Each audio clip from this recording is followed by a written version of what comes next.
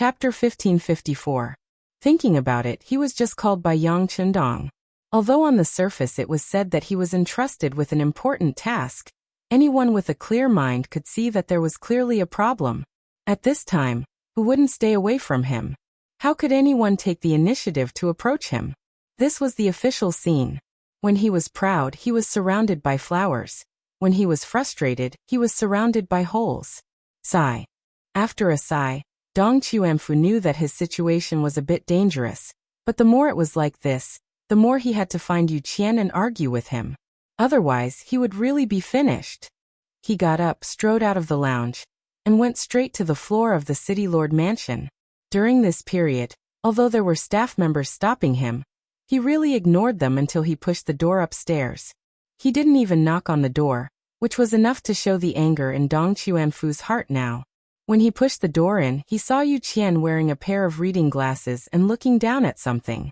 When the two looked at each other, Yu Qian showed a puzzled look. "Inghai, why are you here?" Inghai was Dong Chuanfu's name. Usually, only familiar people would call him like this. When Dong Chuanfu saw Yu Qian's stunned expression, he knew that the people below must not have reported his arrival. Thinking that it was not that Yu Qian didn't want to see him, the anger in his heart also subsided a lot. However, the staff behind him, seeing Dong Chuanfu break into the city lord's office without any etiquette, couldn't help but show a helpless look on his face. He seemed to want to explain something to Yu Qian. These staff members of the city lord mansion had long been convinced by Yu Qian's feelings and work attitude for the country. This time, they also knew that Dong Chuanfu came to ask for help. In order to reduce some pressure on Yu Qian, they acted on their own initiative, and didn't want to arrange a meeting. Who was Yu Qian? His brain was very flexible. No one said anything, just the situation in front of him, he guessed most of it. He also knew that the staff members were doing this for his own good, but since he was here, he couldn't just kick him out. He had to see him anyway, so he waved his hand and said to the staff members, "You can leave, I will have a good chat with Inghai." The staff had no choice but to withdraw, but there were still some discerning people who went to the office of the deputy city lord, Luan Shaochen, on the lower floor. After the office door was closed, Yu Qian stood up and personally poured a cup of tea for Dong Chuanfu. Then he sat down on the sofa in the reception area. "Inghai, you already know?" In public, Dong Chuanfu raised his head and wanted to say something. However, Yu Qian waved his hand and said, "Inghai, you were too reckless this time. You don't know what happened at all. You just listened and believed some things that you shouldn't have said. Now that the king is angry, the consequences are very serious." Since Yu Qian had spoken such serious words, Dong Chuanfu's face immediately fell. He just wanted to make his presence known and increase his fame and influence. One had to know that he had often used this method in the Great Ming and Southern Ming dynasty. Usually you would only be promoted if you had enough influence. Then you would have a smooth career path. However, he never expected that the same method would lead to such a disaster in Yangxia. It would be a lie to say that Dong Chuanfu didn't regret it. Therefore, he opened his mouth and said, "In public, I know my mistake. Please save me." Sigh. Yu Qian, who had always taken good care of his colleagues, shook his head helplessly. This time, when such a thing happened, Yang Chendong didn't send a telegram to the city lord's residence to deal with it. Instead, he directly explained the way to deal with it. Moreover, he also informed Yang Wu and Luan Shaochen. This made it impossible for him, the city lord, to say anything. Who was Yang Wu? He was one of the 5 generals of the Yang family. The entire Bugnam of Gojoseon Palace's security was in his hands. It wasn't an exaggeration to say that when Yang Chendong wasn't in Qiqian City, all the people who were loyal to Yangxia had to listen to him. Sometimes, his words were even more effective than the city lord's residence. Who was Luan Shaochen? He wasn't just Yang Chendong's brother-in-law. He was also a 2-time provincial governor, and had more than 10 years of experience in governing a place. His ability wasn't inferior to Yu Qian's. If it wasn't for the fact that he was still young and didn't have enough experience, he might even be able to replace Yu Qian's position as the city lord. Even so, Luan Shaochen was seen as the most popular candidate to succeed Yu Qian. Once Yu Qian was old and had to retire, it would be time for this person to take over. It was to the point that some of the young staff in the city lord's residence looked to him as their leader. With the help of these two people, Yu Qian didn't have much room to maneuver. In addition, he was also leaning towards Yang Chendong's decision. What happened at the front? Most people at the back only had a rough idea. However, for someone with a high position like him, he naturally knew a lot more details. Someone killed King Abdul of Bangla and framed the 5-star army for it. In the following battle, the entire country retaliated, which caused Yang Chendong to be angry. He also didn't want his soldiers to be hurt by hidden arrows, which was why he carried out such a cruel massacre. In the end, this was a military strategy. Everyone wanted to obtain the most benefits with the least losses. It wasn't clear who was right or wrong. But now, someone actually went to command the 5-star army and blamed Yang Chendong. And the person who blamed was Yang Xie's subordinate. It would be strange if Bugnam of Gojoseon wasn't angry. Since he knew the cause and effect of this matter, whether it was for public or private reasons, Yu Qian wouldn't stop this matter. If the person involved wasn't Dong Chuanfu, who he had worked hard to win over from the Southern Ming Empire, he wouldn't even care about this. Even if he did care, with Yu Qian's personality, he would just tell the truth and do the work of the other party. As for personal reasons, he didn't even want to think about it. Yu Qian wasn't that kind of person. In history, if he was willing to go along with other people, his family wouldn't be unable to even afford a coffin after his death. He even needed to take care of the embroidered uniform guards in the future. In Hai, no one can help you with this matter. You have to think of a way to save yourself and complete the mission the king gave you. Yu Qian thought about it and felt that this was the only way. When he heard that he had to complete the mission and meet the king of the 3 provinces, Zhu Huitong, he was afraid that it would be disastrous. Immediately, Dong Chuanfu said with a sad face, "In public, this is a 90% chance of death." Even if it's a 90% chance of death, so what? You still have to go. Yu Qian's face suddenly became serious as he spoke with a firm voice. In history, this person didn't take personal life and death seriously. When the Great Ming's wooden fortress was defeated and Yes Hen of Walla led his troops, everyone was in a panic. Some people even thought about moving the capital to Nanjing. Only he stood up without hesitation. In the end, he was the one who turned the tide. How could such a person be afraid of death? As long as he thought that something was worth doing, even if he was in the vortex of death, he wouldn't frown. After being refuted by Yu Qian, Dong Chuanfu knew that he had no other choice. He couldn't not go. If he didn't go, he would be removed from his position. Not only that, his descendants wouldn't be allowed to become officials for 3 generations. In that case, the entire Dong family would be harmed by him. He didn't want to be the sinner of the family. Then I'll go. Dong Chuanfu sighed in his heart and finally made a decision. Go. At worst, he would die. If that was the case, he believed that with this merit, his descendants would also be touched by the glory. He could be considered to have done his last bit for the family. Yu Gong, it's hard to predict whether this trip will be good or bad.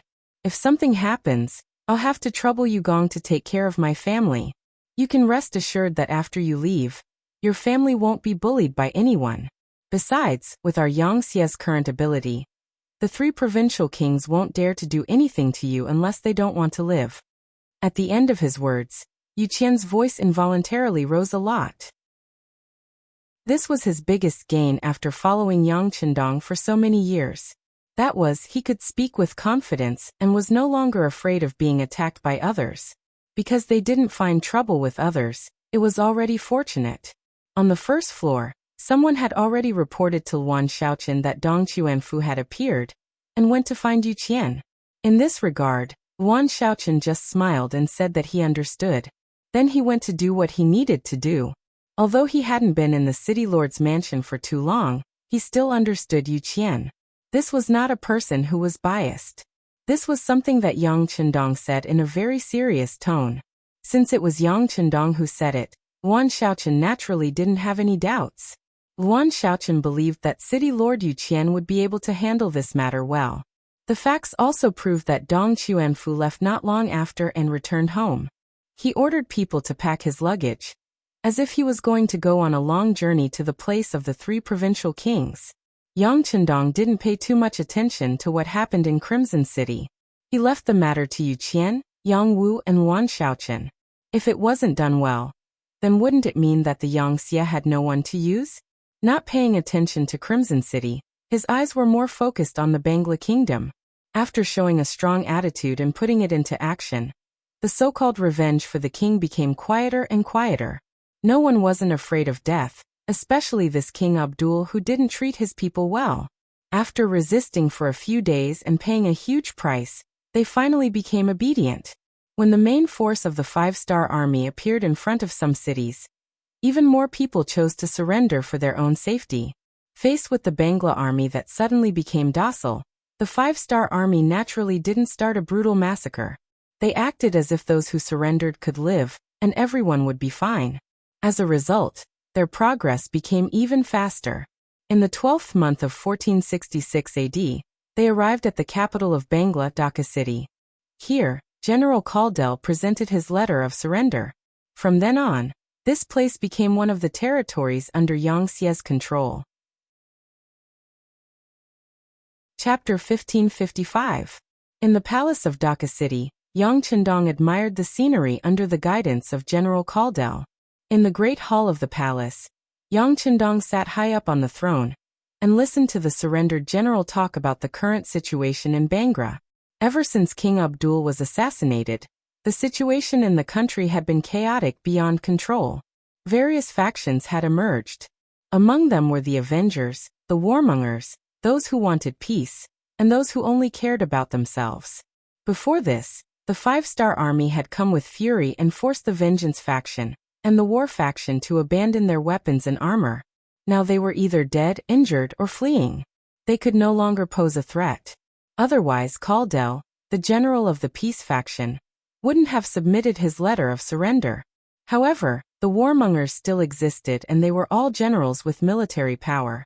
For example, Rajiv, who was still causing trouble in Burma, was a representative of this group. According to Caldell, other than Rajiv, Azad and General Hark each led 10,000 soldiers into Burma from Bangra. They would probably cause some damage. Yang Chendong looked at Caldell's lowered head in self-reproach. He didn't intend to scold him. This had nothing to do with him. It was already a great deed for him to represent Dhaka in surrendering to the five-star army and averting the disaster of war. Very good, General Caldell. You still have some military power in your hands, don't you? Yang Chendong thought about how he would have to face the Bangra army and the three provinces' royal armies, who were provoking him. There would probably be a lot of killing. The security behind him would become even more important. Reporting to King Wunan of Damyang, the guilty general still has 20,000 soldiers. However, they are all foot soldiers and no cavalry. Their combat ability is average. Caldell spoke the truth without any exaggeration. Seeing Caldell's sincerity, Yang Chendong smiled and nodded. 20,000 people, not a small number. This way, you can continue to retain your position as a general. This prince will also leave you with an army to cooperate with you in defending Bangla from the flames of war. Sai, this place shouldn't be called Bangla. Aren't there a lot of Bengalis here? Let's change the name to Bengal in the future. Are you willing? Originally, he thought that since he was a surrendered general, he would be lucky to be able to keep his life and a small portion of his wealth. Who would have thought that Yang Chendong would trust him so much that he would not deprive him of his military power, and even let him guard this place? He was so moved that he immediately knelt on the ground and said, "Thank you, Bugnam of Gojosian, for your kindness. Thank you, Bugnam of Gojosian, for your kindness. There's no need to thank me. Just do your job well. Also, you won't be able to stay here permanently in the future. According to Yangxia's rules, everyone here will have to move out. During this time, you will have to do the statistics, pacify the people, and do the related propaganda work. Where is the commander of the Mabe division, Na Ri Song? Your subordinate is here." Senior Colonel Na Ri Song, who had been standing in the hall, stepped out of the formation. Na Ri Song had originally been the deputy commander of the Mabe division. However, after leaving the Mabe region and fighting with the army, he was finally promoted to commander. But in reality, he should be the commander of the 2nd division of the Mabe division because the real commander, Xian Honghai, was still in the Mabe region. Commander Nari, I now officially appoint you as the commander of the 2nd Division of the Mabe Division. I will leave the matters here to you. General Caldell will cooperate with you. What this prince needs is for the public security here to be restored in the shortest time possible. Are there any problems? Yang Chendong smiled as he looked at the old man who had followed him for many years. Your subordinate will not disappoint the 6th young master, Na Risong said in a clear voice. This was truly his first time leading an army alone. Before he had been following the main forces of the 5-star army. Even though he had military merits, it was not as satisfying as leading an army by himself. Now that he had the chance, he would definitely perform well. At the beginning of 1467 AD, when the new year began, Yang Chendong led the main forces of the 5-star army out of Bengal and headed straight for the neighboring Burma province. At this time in Burma, the so-called invading Gera army had already retreated from the territory of the 3 provincial kings of the southern Ming when they heard that the main forces were coming. They didn't even have the courage to face them and retreated thousands of miles away. In February, Yang Chendong's main forces met up with the Burmese, Laotian, and Vietnamese local armies that had been guarding this place for a long time. Yang Chendong saw Bu Hai, the commander of the 7th Division of the Lung Fong Division. Although the other side only had 2,000 people, the 2,000 Lung Fong Firearms Division soldiers had become the main force. If it wasn't for their existence, the Burmese provincial capital would be in even more danger. Yang Chendong praised these people for their tit-for-tat with the Gera army. He said in public that no matter who it was, if they dared to have ideas about Yangtze, then they would fight back. Not only that, they would also occupy their homeland. At the same time, he announced that the former Gera, now Bangladesh, had become another province of Yangtze. The generals were naturally encouraged by Yang Chendong's fearless personality. With the arrival of Yang Chendong's main forces, the Burma War also came to an end. However, the overall war was not over. On the contrary, it was just another beginning. For example, the escaped Gera generals Rajiv, Azad, and Hak had already escaped to the territory of the 3 provincial kings. These people were going to be punished. There was also the matter of the 3 provincial king, Zhu Huixin, who had previously sent soldiers to Yunnan province. It was time for an explanation. Several years ago, Yang Chendong had entered the Far East through the first city. Then he had killed his way into Eastern Europe, Central Asia, and now he had returned to Southeast Asia. In this period of time he had occupied more than twice the territory of Yangtze, subduing and conquering dozens of small and large countries. From the current map, other than the Yusang region, which was still in battle, the other regions had all fallen into Yangtze's hands. Whether it was Baiming or Nanming, they were all like meat stuffing in a steamed bun. Dealing with the problem of Nanming and Baiming was also on the agenda. Once they were dealt with, all of Asia would belong to Yangtze. He was getting closer and closer to conquering the entire world, and allowing the Han people to stand at the peak. It's time. With a light sigh, Yang Chendong led his army from Myanmar to Yunnan province. That would be the entrance to the territory of the 3 provincial kings. The 3 provincial king, Zhu Huixin, did not look well recently. Originally, Yang Chendong was caught up in the battle with the Khaganate, and did not have the energy to deal with him. This should be the time for him to rise. For example, once he conquered Myanmar and Yunnan province, the 5-star army would be in a state of chaos. If Yang Chendong divided his forces, there would be a higher chance of him being defeated by the Khaganate alliance. At that time, the massive Yangtze would instantly fall apart. That would be the time for him to rise as the 3 provincial king. Putting everything else aside, just taking over the territories of Yangtze would be a huge fortune. Just thinking about this made Zhu Huixin extremely excited. This was also the main reason why he dared to send troops to deal with Yang Chendong. However, his wishful thinking was quickly disrupted. When the 5-star army destroyed the Khaganate alliance, India, and subdued the Suhi kingdom of Delhi, even the Bangra kingdom was crushed. Finally, it was time for him to face the 5-star army head-on. When he heard that Yang Chendong had already arrived at the Beijiang prefecture of Yunnan province with the main force of the 5-star army, Zhu Huixin was terrified. He immediately looked for Mo Gui, who had provided him with 5 million taels of silver, and asked him for a plan. Mo Gue had appeared when Yang Chendong was confronting the Khaganate alliance. He had also appeared with 5 million taels of silver, saying that it was a gift from his master. He also said that Bugnam of Gojoseon was now trapped in the war in the west, and it was time for them to strike back. After seeing the silver taels and analyzing the situation, especially after seeing that the Gurk army had already started to attack Myanmar, Zhu Huiyu thought that the opportunity had come. He ordered his subordinate General Wang Zhanjiang to lead 150,000 troops from Liangshan into Yunnan province. He wanted to take advantage of this opportunity to obtain some benefits. The original plan was very smooth. The sudden attack of the 3 provincial armies had indeed caught the 5-star army off guard. They had taken over Liangshan, Qidai, Langzhuang, and other places. However, they had encountered some difficulties when attacking Beijiang Prefecture. Relying on his advantage in numbers, Zhu Huixin did not take it seriously. Until the sudden appearance of the Lung Feng division, the battle had fallen into a stalemate. However, it was just a stalemate.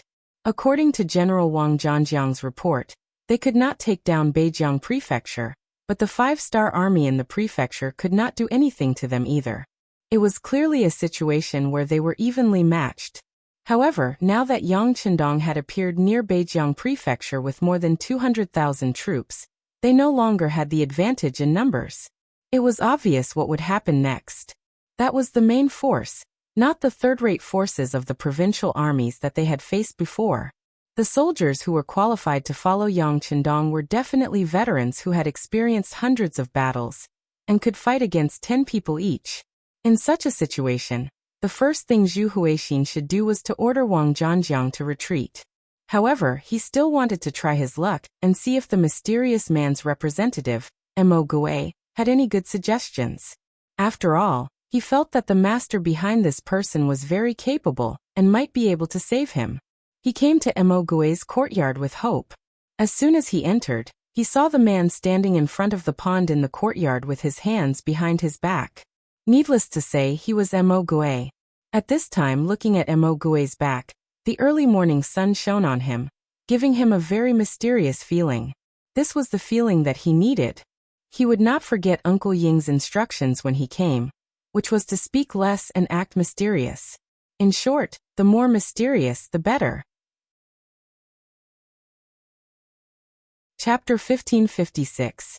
In order to achieve this goal, Mo Gue had indeed spoken very little ever since he came to the territory of the 3 provincial kings. In order to keep a low profile, he would reveal some crucial information from time to time. Moreover, they were all extremely confidential information about Yangxia, some of which couldn't be bought with money. Hence, he was extremely mysterious. Mr. Mo, as soon as he saw Mo Gue's figure, Zhu Huihua somehow felt a lot more confident. And he also became much more confident when he spoke. "Yes, Your Highness." Upon hearing the voice, Mo Gue turned around. He was a very ordinary-looking young man who would be forgotten very quickly if he was thrown onto the streets. Seeing that Mo Gue was bowing, Zhu Huihua hurriedly stepped forward and made a gesture of greeting. "Mr. Mo, please don't stand on ceremony. Actually, I have something to ask you this time." "Oh, Your Highness, you mean that Bugnam of Gojoseon has led the main army to Beijiang Prefecture, right?" As usual, Mo Gue said as if he had already guessed the outcome as soon as Zhu Huihua spoke. Zhu Huihua was already used to Mo Gue's foresight. He immediately chuckled and said, "That's right, but what do you think, Mr. Mo?" "Let's talk," Mo Gue said after hesitating for a moment. Then, afraid that the other party wouldn't understand, he said with a smile, "We can't defeat them. The combat power of the 5-star army's main force is not something an ordinary army can match. However, if we can negotiate, there will be a chance." Zhu Huihua also agreed with Mo Gue's words. He knew very well what kind of soldiers he had in his hands. They were formed by some young men for the sake of earning money. Many of them had never even seen blood before. It would be impossible for such an army to defeat veterans on the battlefield. Not to mention that the 5-star army also had the most powerful firearms in the world. On the battlefield, the death rate of recruits was the highest. If the battle was more difficult, the death rate could reach 60% or even higher. This meant that after a battle, 10 recruits might die or be unable to continue fighting due to injuries, leaving only about 4 people left. In the second battle, this ratio would be even lower, and they might lose 1 or 2 people. After 3 to 5 battles, it would be considered good if 1 or 2 of the initial 10 people were left. Only the soldiers who stayed behind could be considered veterans of 100 battles and be called elites. Such a ratio could be found everywhere in the 5-star army, especially in the world's first cavalry army and the new army, where more than 90% of the soldiers were elites. What kind of terrifying battle prowess would they possess? One could even imagine it with one's toes. It was normal to lose, but when he heard that there was a chance to negotiate, Zhu Huichun was a little confused. There was a negotiator sent by Yang Xie in Yunnan Manor, but he didn't have the intention to do so before, so he just threw him into the courtyard and didn't bother with him. Why do they want to negotiate now? Mo Gui shook his head when he saw Zhu Huiyun's confused expression. He walked up and whispered something into Zhu Huiyun's ear. When Mo Gui's whisper fell into Zhu Huihua's ears, he could see a clear change in the listener's expression. At that moment, his face was full of shock, as if he had seen a magnitude 10 earthquake. His shock was mixed with fear. Are you scared? This is your only chance. If you succeed, the benefits will be unimaginable. Mo Gui knew that Zhu Huihua would be shocked and hesitate. When he first heard about the plan from Uncle Ing, he didn't seem any better than Zhu Huihua. But now that he thought about it, it was a good chance to turn the tables. If they succeeded, the impact and significance would be huge. Many people would be happy to see it happen. After a long while, Zhu Huihua still couldn't finish his sentence. In the end, Mo Gui said, "Don't say this and that. Other than this, do you think His Highness has a better idea?" This time, His Highness sent troops to Yunnan province first, so he must have angered Bugnam of Gojoseon. Do you think you will have a good time? But this is what you want. I believe you. Zhu Huihua wanted to explain. Mo Gui didn't give him a chance to continue, or he didn't think it was necessary. Your Highness, do you think Bugnam of Gojoseon will listen to you if you explain this to him? You are the king of 3 provinces. If you don't want to do something, no one can force you to do it, right? In the face of such a rhetorical question, Zhu Huili was speechless. Yes, he was the one who gave the order to send troops to Yunnan province. That was an undeniable fact. Based on that fact alone, he wouldn't have a good ending. Sigh. After a long sigh, Zhu Huichun asked, "But I don't know how many chances there will be if we do this." Hearing Zhu Huihua's question, Mo Gui finally smiled. It was enough to prove that he had thought it through, and was thinking about how to execute it. Mo Gui said confidently, 100%. As long as we follow the plan, he will die. Hearing such confidence, Zhu Huitu finally gritted his teeth and said, "Since that's the case, let's take a gamble. However, if anything goes wrong, I hope that Mr. Mo will lend a hand." No problem. Seeing that Zhu Huichun had agreed, Mo Gui's face revealed a relieved expression. Perhaps his mission was about to be completed. In a small courtyard in a straight alley of Yunnan East Main Street, 18 men in Chinese tunic suits were sighing as they sat in the courtyard. They all had the same expression, full of worry and worry. They were none other than the group of civil officials who had previously questioned the 5-star army's massacre in the Delhi Sultanate. When Yang Qindong heard about this, they became ambassadors and were responsible for negotiating with the kings of the 3 provinces. They also changed into Yang Xie's formal attire, Chinese tunic suits. The leader of the group was Dong Chuanfu, the vice minister of the Ministry of Ethnic Affairs. With his rank, he could be considered a senior official. He could sit in a bright and spacious office in Rezin City and give out orders. There would naturally be people working for him. Then he could drink hot tea, take a hot bath that was prepared 24 hours a day, and talk about life. He could enjoy a decent salary and live a happy life with his family. He didn't have to care about the fights outside. But because he didn't keep his mouth shut, he ended up like this. They came to Yunnan Manor. Apart from the pleasant weather, it couldn't compare to Rezin City in any way. When they first came here, they were disgusted by the fact that they had to go to the toilet. Thinking back to when they were in Crimson City, Whether it was the office building or the building they lived in, there were toilets, and drains that could be used. But now in this small courtyard, they had to go to the toilet in the same place. The weather was getting hotter and hotter. Just the smell was unbearable, not to mention the flies flying around. Although it was the same in the past, after enjoying the modern treatment in Resin City, the feeling of going back to the old life was worse than death. However, they had no choice because it was Yang Qindong's orders in the first place. Besides, he even named them. Hence, none of them could escape. Even though he knew that it would be difficult to complete the task, he still had to come. He was no longer doing it for himself, but for the sake of his entire family. Along the way, they first arrived in Yunnan province, after which they headed north. During this period, they set off from Beijiang Prefecture, which allowed them to see the true appearance of the battlefield.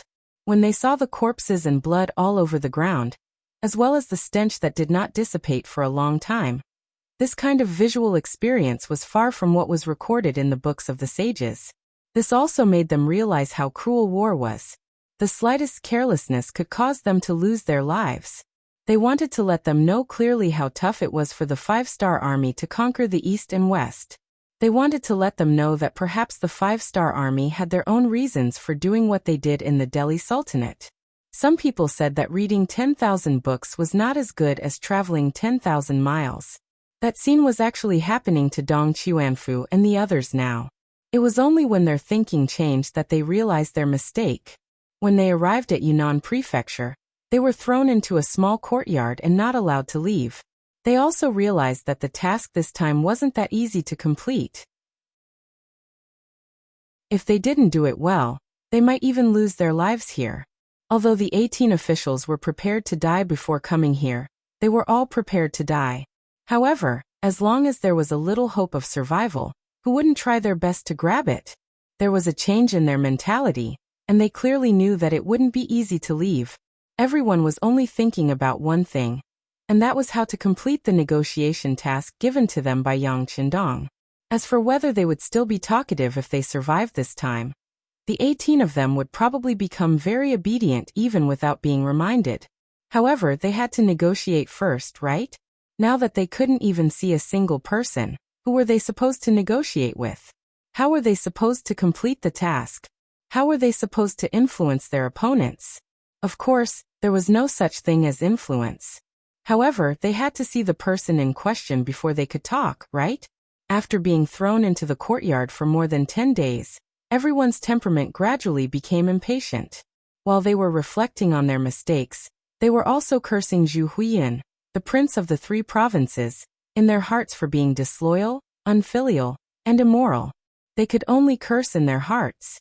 After coming to Yunnan Prefecture from Qiqian City, they finally understood what it meant to live under someone else's roof, and what it meant to act according to other people's wishes. Especially after seeing the soldiers of the 3 provinces waiting outside the courtyard. They were here to protect their safety, but in fact, weren't they monitoring their every move?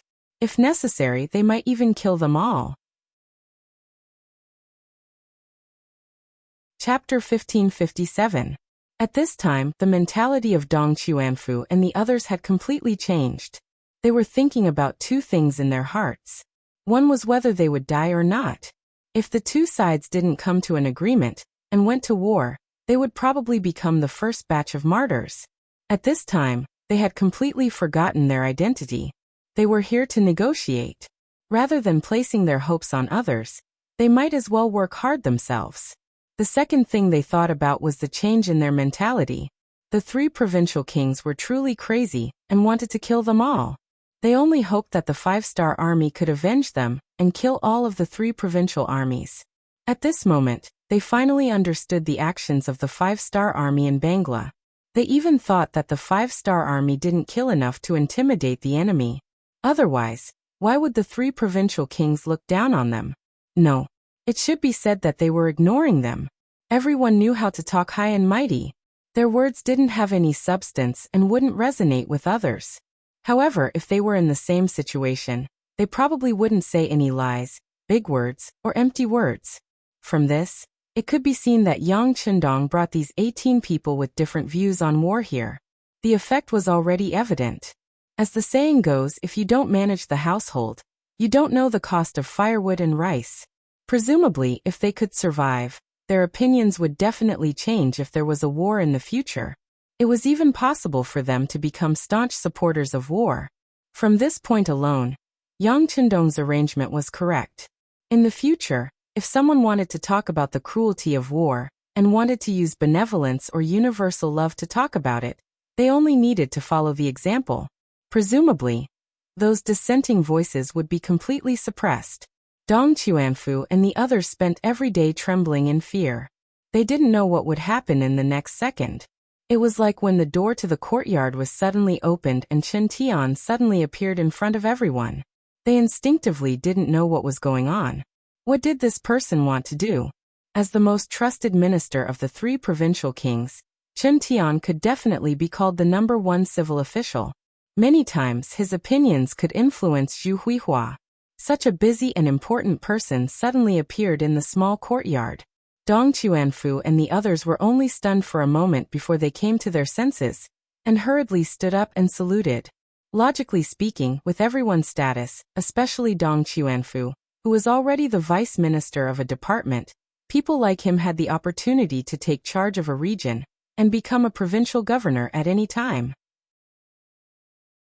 His status had already far surpassed Zhu Huihua's subordinate Chen Tian, who only had a territory of 3 provinces. However, under the eaves of others, he had no choice but to lower his head. In order to survive and complete the mission, Dong Chuanfu had to learn how to humble himself. So it's Lord Chen. Excuse me for not going out to meet you. Dong Chuanfu stood up to greet Chen Tian. Although he was happy to be able to talk to Chen Tian, on the surface, Dong Chuanfu still had an unhurried appearance. He probably knew that at this time, he was not only representing himself, but also the powerful Yang faction. Haha, Minister Dong is too polite. Hello everyone. Chen Tian smiled and greeted everyone. His face was brimming with sincerity. If they were just a group of negotiators, based on Zhu Huihua's trust, Chen Tian really did not put them in his eyes. However, at this moment he had no choice but to put on an act. This was closely related to the mission he had accepted. Zhu Huihua had just given him a very important mission. If he wanted to complete this mission, he needed the cooperation of Dong Chuanfu and the others in front of him. Although he did not think that this mission had a chance of success, in order to gain the most trust, he decided to take a gamble and give it a try. Being able to speak eloquently was one of Chen Tian's greatest abilities. With his intention, everyone sat together and began to talk.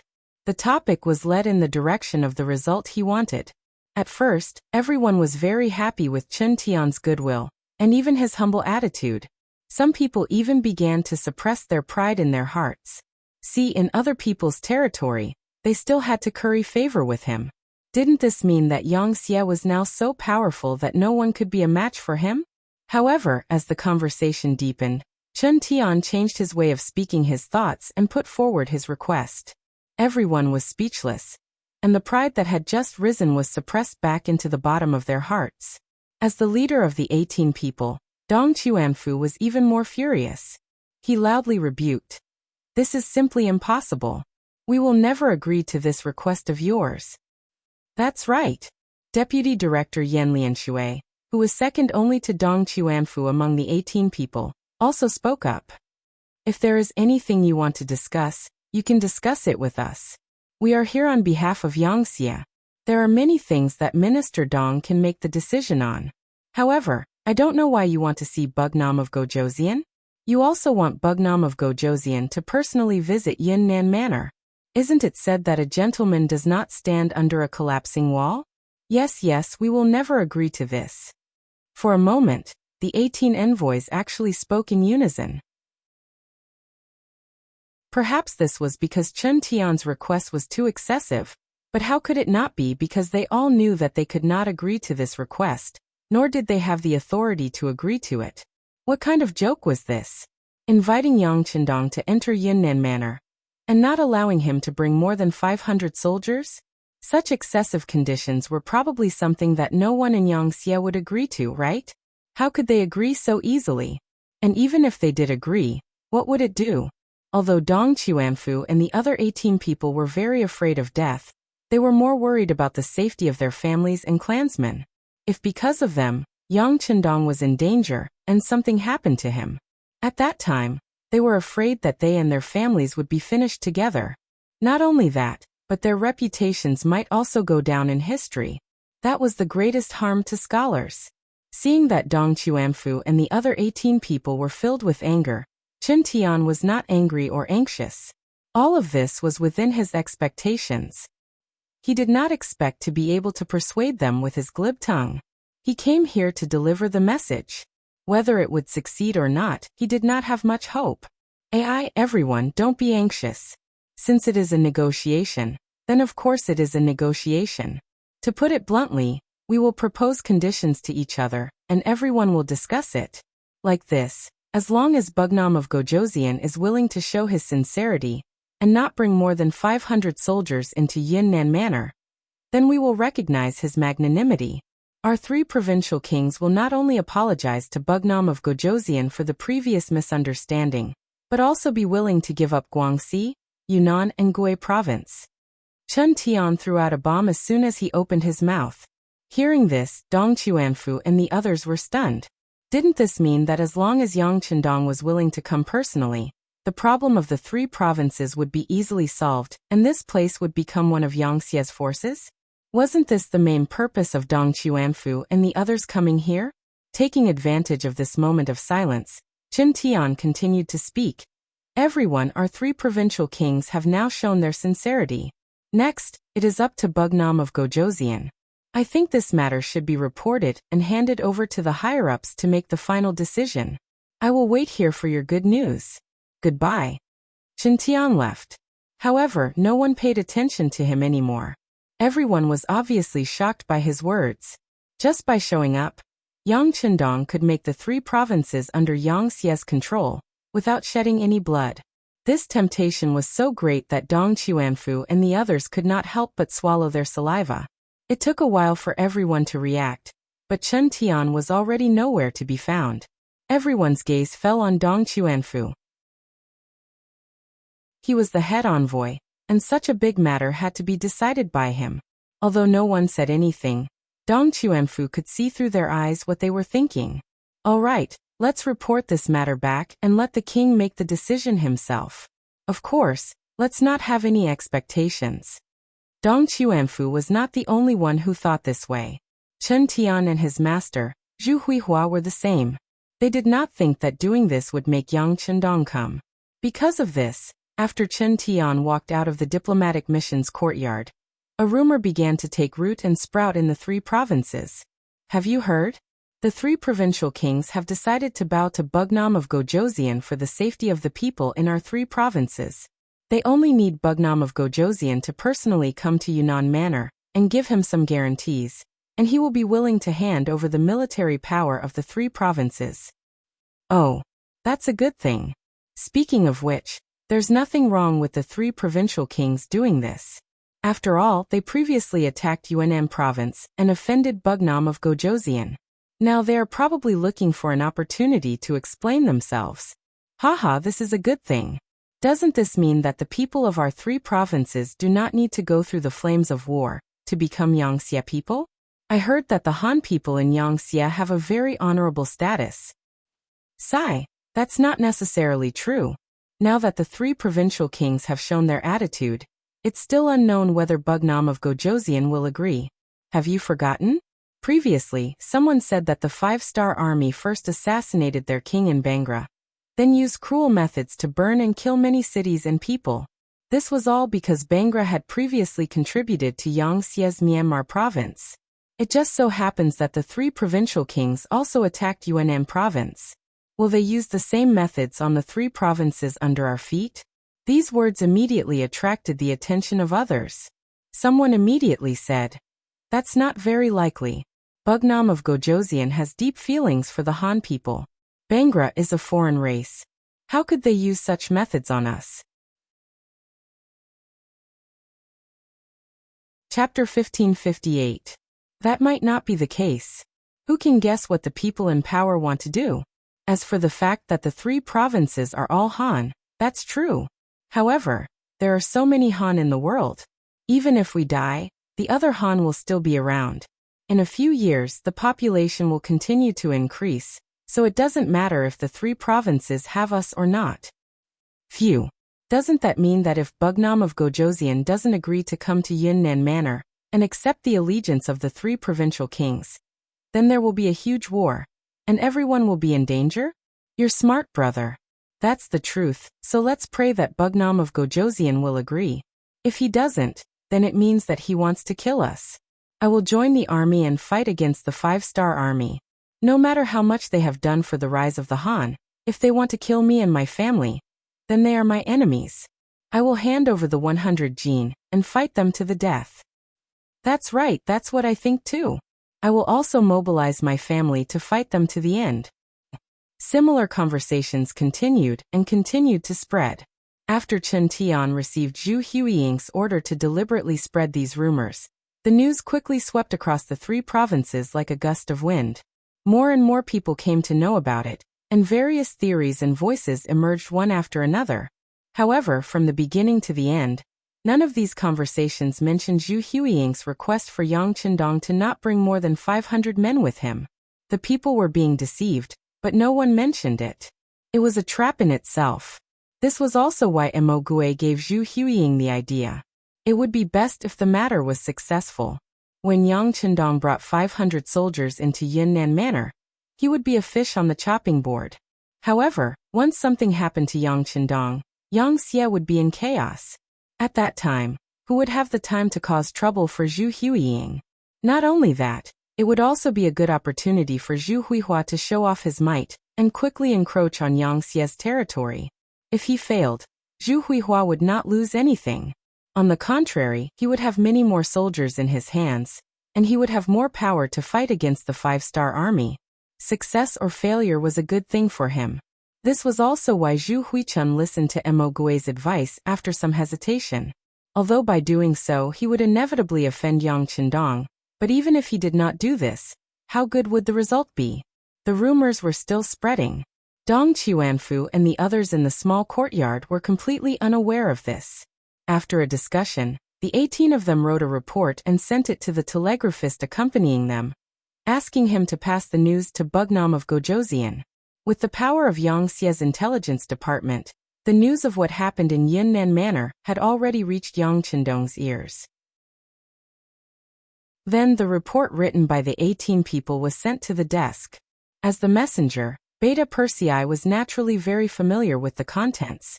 So the moment he put down the telegram, he said tentatively, "Young master, this is clearly Zhu Huiying's evil intentions. Don't be fooled by him." Beta Persei's words were well-founded.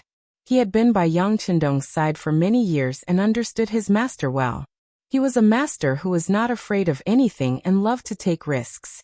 If this happened to other masters, Beta Persei would not be worried at all, because no one would take such a risk. However, it was completely different when it came to Yang Qindong. He really had the courage to do something unimaginable. If it was the Yang Xie of the past, with a weak foundation, small territory and small population, it would be worth taking a risk. However, Yang Xie had already grown into a towering tree. He was even stronger than the Northern Ming Empire and the Southern Ming Empire. Hence, such a risk had completely lost its meaning. Yes, I know. Yang Qindong smiled and looked at Beta Persei, knowing that this person was saying this for his own good. However, how could he not know that Zhu Huiying was taking a risk? If he went, he might stay there forever, and even face the risk of being killed. If he did not go, the Han people of the 3 provinces would inevitably fail, and become enemies with him. In this way, regardless of the outcome, the Han people would die. In this way, no matter what, it would not be worth it, and he would only be the loser in the end. This was indeed a difficult choice. If he wanted to break out of this situation and obtain the ruling power of the 3 provinces at the lowest price, it seemed that the only feasible way was to take the risk. However, Chen Tian's words alone were not enough.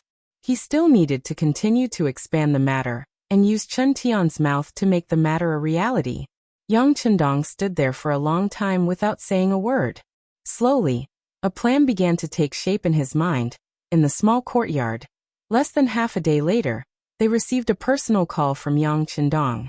After reading the contents of the report, Dong Chuanfu and the other 18 people, in addition to sighing in admiration of their king's boldness, also learned about what had happened outside and the rumors that Chen Tian had spread. Chen Tian is a despicable person, Yin Lianshui said angrily. That's right, he is a despicable person. However, in the face of a gentleman like our king, he can only give in. Men, tell the soldiers guarding us that we want to see Chen Tian. We have something important to tell him. At this moment, Dong Chuanfu was full of energy. After receiving Yang Qindong's personal telegram, he had more confidence when he spoke. After the soldiers guarding the courtyard heard Dong Chuanfu's request, they did not dare to delay, and immediately reported it to Chen Tian. Chen Tian was also very curious about the 5-star army's decision so quickly. He led a group of soldiers back to the small courtyard and saw Dong Chuanfu and the others who had been waiting there for a long time. Duke Chen, our king has already replied. He welcomes and is gratified that the 3 provincial kings are willing to submit to our Yangxia. As for the 3 provincial kings' request to meet my great king in the city, I have also agreed. Dong Chuanfu's voice was not soft. He looked completely different from when they met in the morning. He looked much more energetic. He actually agreed? Chen Tian, who was originally a little absent-minded, was stunned. He originally thought that Bugnam of Gojoseon would definitely point out that this was a conspiracy and reprimand them. As such, they only needed to prepare for the upcoming battle.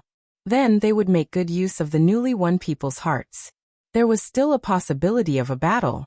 However, when Dong Chuanfu said that Yang Qindong had agreed, Chen Tian felt that his brain was not enough to process it. Could he really agree to this? Could it be that he did not know that this was a conspiracy? Could it be that he did not know that once Bugnam of Gojoseon came to Yunnan Manor, it would be equivalent to an eagle being locked in a cage, and would not have the chance to spread its wings and soar? Could it be that he did not know that this was a dangerous journey?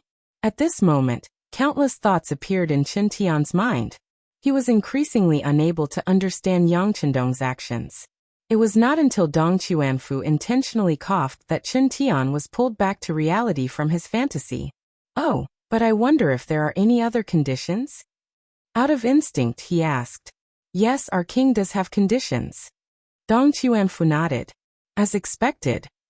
Chen Tian's heart skipped a beat. He did not believe that Yang Qindong would jump in despite knowing the truth of the matter.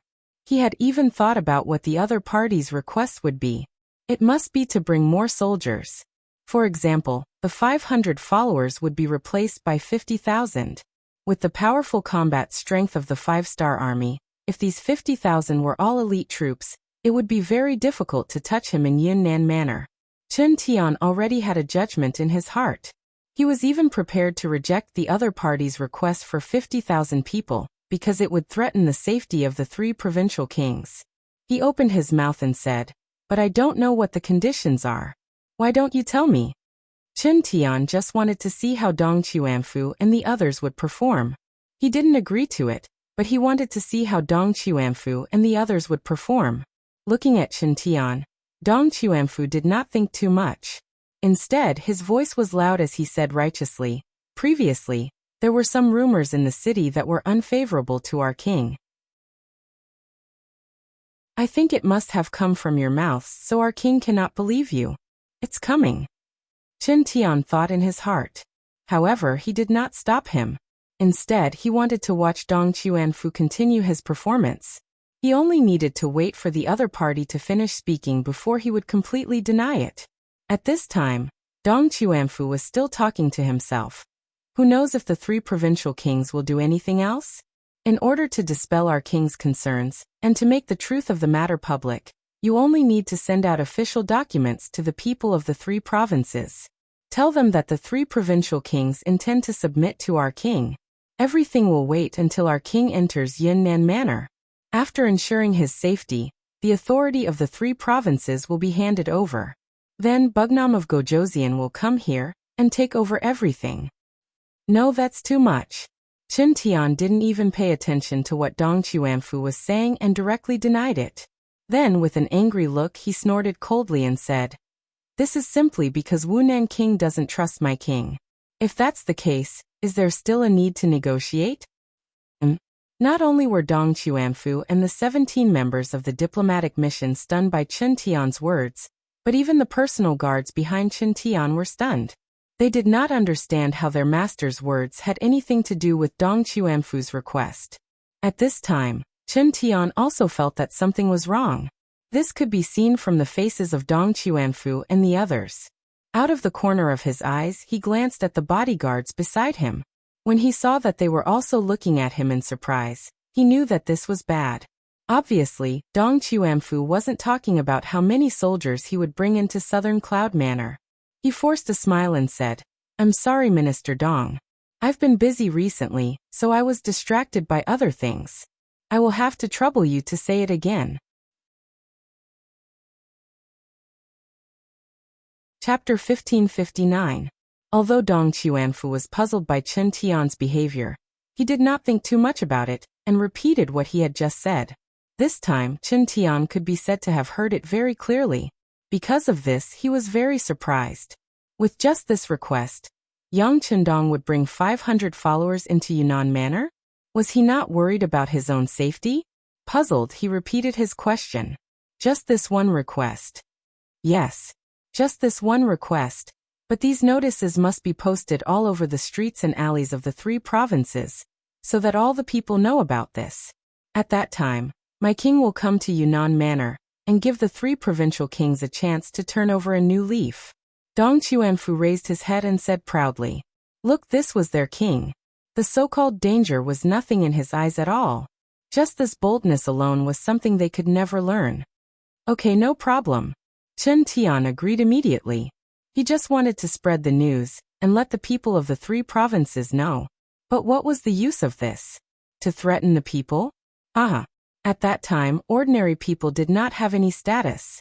Often, when the noblemen and officials said that the country was prosperous and the people were at peace, they were referring to the scholars and the noble families because they were often with the noblemen.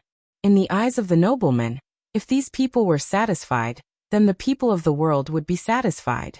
Because of this, Chen Tian really did not know the use of Yang Chendong's request. So what if the people of the 3 provinces were at his beck and call? Could these people turn the world upside down? The result of this meeting was a happy ending.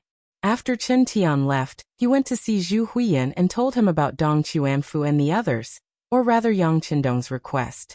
The 3 provincial kings were very happy to hear it. Great news, great news. As long as Yang Chendong enters Yunnan Manor, he will be the prey in our eyes. He will not be able to turn the world upside down. At that time, we will be able to use the emperor to order his vassals. No matter how big the territory and how much wealth, it will be ours. Chen Gong, let's go and settle this matter immediately. In order to prevent any undue delay, this matter has to be done quickly. Also, send someone to keep an eye on Yunnan Manor to prevent this Bugnam of Gojoseon from secretly sending people into the city. Yang Chendong's strength, although Zhu Huiyan didn't experience it too much, but looking at the opponents he dealt with, he knew that this person was very powerful. In order to prevent the other party from playing any tricks in the dark, he had to strengthen his control over Southern Cloud Manor, especially in terms of military force. As for public opinion, Zhu Huiyan really didn't care. As long as he had money, food, and soldiers, ordinary people would have to look up to him. After getting a positive answer, Chen Tian went to work with a face full of joy. Once Zhu Huiyan really became a great emperor, he would have the power to meddle with Yangxia. His status would inevitably rise, and some of his ambitions would be realized. It was very likely that he would be remembered in history. No one cared about public opinion, but only Yang Chendong was very clear about the importance of public opinion. Yang Chendong had some headaches about Yunnan, Guizhou, and Guangxi.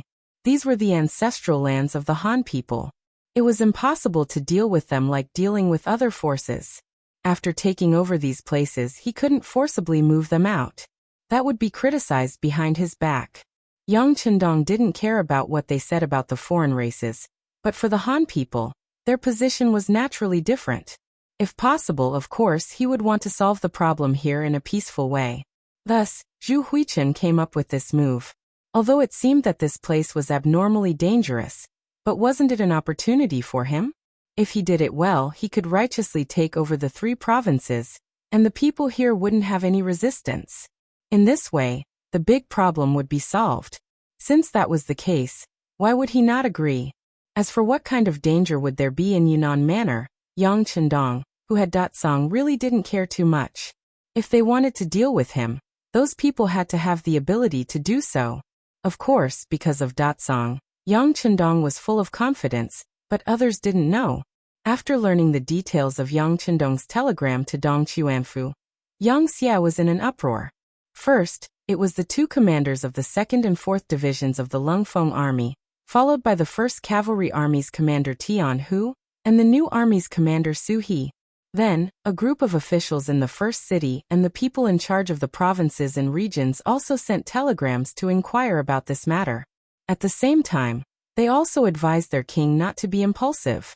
In this regard, Yang Chendong just smiled and accepted the concern of these people. Then he did something that made everyone exclaim. A personally written telegram was sent to Qiqian City, establishing his eldest son, Yang Bo, as the prince and establishing his identity as the legitimate heir. On the issue of establishing the successor, there were already many people who had spoken up. After all, Yang Chendong was different from other monarchs. He was a master who always liked to rush to the front line, and danger could be discovered at any time. It was true that Yang Bo was the eldest son, and he was also the son of Queen Huyen. No matter how one looked at it, he was the best choice to be the successor. However, without any instructions, anything could happen.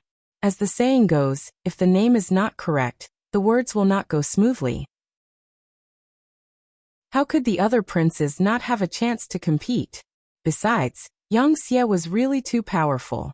With such a huge monster, when Yang Chendong was around, the people in charge would be loyal and wouldn't have any other thoughts. But what if something happened? In the face of such a huge temptation, coupled with the fact that Crimson City was quite far away from many provinces, in a place where the heavens were high and the emperor was far away, it was inevitable that the ambitions in the depths of some people's hearts would be exposed. If that was the case, it was not impossible for the Yang faction to be torn apart. However, if the successor was confirmed, then it would be completely different. At that time, when Yang Chendong wasn't around, everyone would consciously follow the new young master. Regardless of whether they agreed in their hearts, they would have to do so on the surface. If some of them had other ideas and made other moves, Yang Bo would be able to give the order to send out troops to suppress them. Just like before, it would be justifiable. This was the importance of having a legitimate successor. It was because Yang Chendong was still very young, only in his 30s, and his health had always been very good. In addition, he had the protection of the world's most elite forces, the Black Cavalry. That's right, after some people's requests for a successor were not answered, they weren't particularly anxious. And now, Yang Chendong had taken the initiative to write down the document for Yang Bo's succession, and it did indeed let some people put down the worries in their hearts. However, when they thought about Yang Chendong's actions, they couldn't help but worry for the old master. Whether it was Yang Xia or the 5-star army, it was all because of Yang Chendong that they had everything they had now. If something were to happen to this founder, the huge Yang Xia was likely to be torn apart in an instant, just like the death of Genghis Khan in Mongolia. Even if Yang Bo could achieve temporary stability, if he wanted to continue expanding his territory, it would be impossible. For some of the officials who still wanted to see how far the Han people could go, of course, this was not what they wanted. Thus, even though the succession document was sent out everywhere, there were still many officials who sent telegrams to Yang Chendong, asking him not to take the risk and enter Yunnan Manor. Among them, City Lord Yu Qian was the leader. Yu Qian's feelings for the great Ming dynasty were unquestionable, but not many people knew that his loyalty wasn't to any dynasty, but to the Han people. Since Yang Chendong did better than the great Ming dynasty in this aspect, why wouldn't he fully support him? This could be seen from the fact that he called Yang Chendong king, and had his son become an official. He also did his best to assist him. Yu Qian thought that even if he couldn't see the day when the Han people unified the world, His son and grandson had to see it and participate in it. But now, just as the hope was getting bigger and bigger, Yang Qindong wanted to take the initiative to take the risk, so how could he let it go? If Yang Qindong hadn't sent a telegram to Yang Wu and Deputy City Lord Luan Shaochen in Crimson City to keep an eye on Yu Qian, he probably would have already boarded a ship and rushed over. Even so, Yu Qian still sent 3 telegrams a day to express his determination, and also warned Yang Qindong not to take the risk. The public opinion could be fought for in the future, but he couldn't take the risk and regret it for the rest of his life. Imperial Palace of Crimson City. Young Bo, who was already 10 years old, had already grown into a handsome young man. Ever since his father left Crimson City 6 years ago, he had not returned. In other words, Young Bo, who was already 10 years old, had not seen his father for more than 6 years. However, this did not affect the glorious image of Yang Qindong in his heart. Putting aside everything else, in the past 6 years, Yang Qindong had restored the Far Eastern province and taken down Eastern Europe and Central Asia. He had destroyed countless countries and increased the wealth, territory, and population of the Yangtze. It wouldn't be long before news of a great victory came from the front.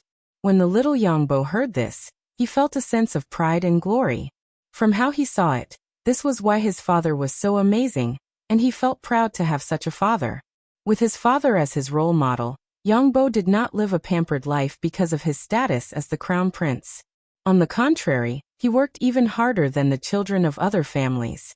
He studied and learned how to wield his saber, and he had done some research on firearms. As the Empress Mother, Hu Yan naturally gave her full support. Whatever Yang Bo wanted to learn, the top talents in the entire Crimson City could be his teachers, allowing him to ask any questions he wanted. With great support, Yang Bo was more opinionated than his peers, and he was also more mature. He had always thought that he had to work hard, so that when his father returned to Crimson City, he would be praised by his father. He wanted to enjoy the fatherly love and praise that only children could enjoy. Chapter 1560. But now, a document had spread to every province in Yangtze. He had become a prince and the first in line to inherit the throne. After knowing what this meant from his teacher, Yang Qindong was not only unhappy, but he personally wrote a telegram and sent it to Yang Qindong. The meaning was not complicated. As a son, he missed his father. He wanted to see his father and enjoy the joy that Yang Qindong brought him when he touched his little head. As a son, he didn't want his father to take risks because his father was his everything. As the son of a king, and a possible king in the future, he understood his father's approach. He wished his father a triumphant return, and would wait for his safe return. But if things did not work out, he would take the initiative to start everything and fulfill Yang Qindong's wish to let the Han people stand at the top of the world. This telegram was respectfully sent to Yang Qindong by Beta Persei. After reading the contents of the telegram, Yang Qindong had mixed feelings. He sighed in his heart. His son had finally grown up. She couldn't help but murmur in her heart, "Boer, don't worry. Your father won't be in trouble so easily. I will lead you to a higher peak. I will watch you get married and have children. I will watch the day you rule this world." Order. Prepare to set off for Yin Nan Manor. At this moment, Yang Qindong's face was full of high spirits. He wanted to set an example for his son. He wanted to make everything impossible possible. According to the news, the kings of the 3 provinces had already posted notices, stating that as long as King Wu Nan, Yang Qindong, was willing to condescend to the southern Cloud Manor, the king of the 3 provinces, Zhu Huixian, would be moved by his sincerity. The 3 provinces might surrender without a fight and become part of Yang Qindong's territory. When the notice was posted, the local people were overjoyed. They had long heard about the treatment of the Han people in Yangtze's territory. Not only did everyone have a grain field, but they were also given houses to live in. Those with skills could also work in factories to earn money. It was said that many people who went there first not only did not have enough food at home, but also had meat on the table during the new year. All of this was undoubtedly a fairy-like life for the ordinary people. If it was not because they were too far away or because the village officials and officials at all levels were too strict, they would have fled and sought refuge. Now they could become a member of Wuxia without moving and enjoy all kinds of good policies. All of the people were naturally overjoyed and looked forward to Bugnam of Gojoseon's appearance in Yunnan Manor. Of course, most of the people did not think that Yang Chendong would be a threat once he entered the territory of the three provinces. From their point of view, Bugnam of Gojoseon, who could destroy the Mongolians and the surrounding foreign tribes, moved into Yunnan Manor. It was the same as returning to his own home. How could there be any danger? On the contrary, if Bugnam of Gojoseon did not come, it would mean that he did not want them and their lives would be in danger.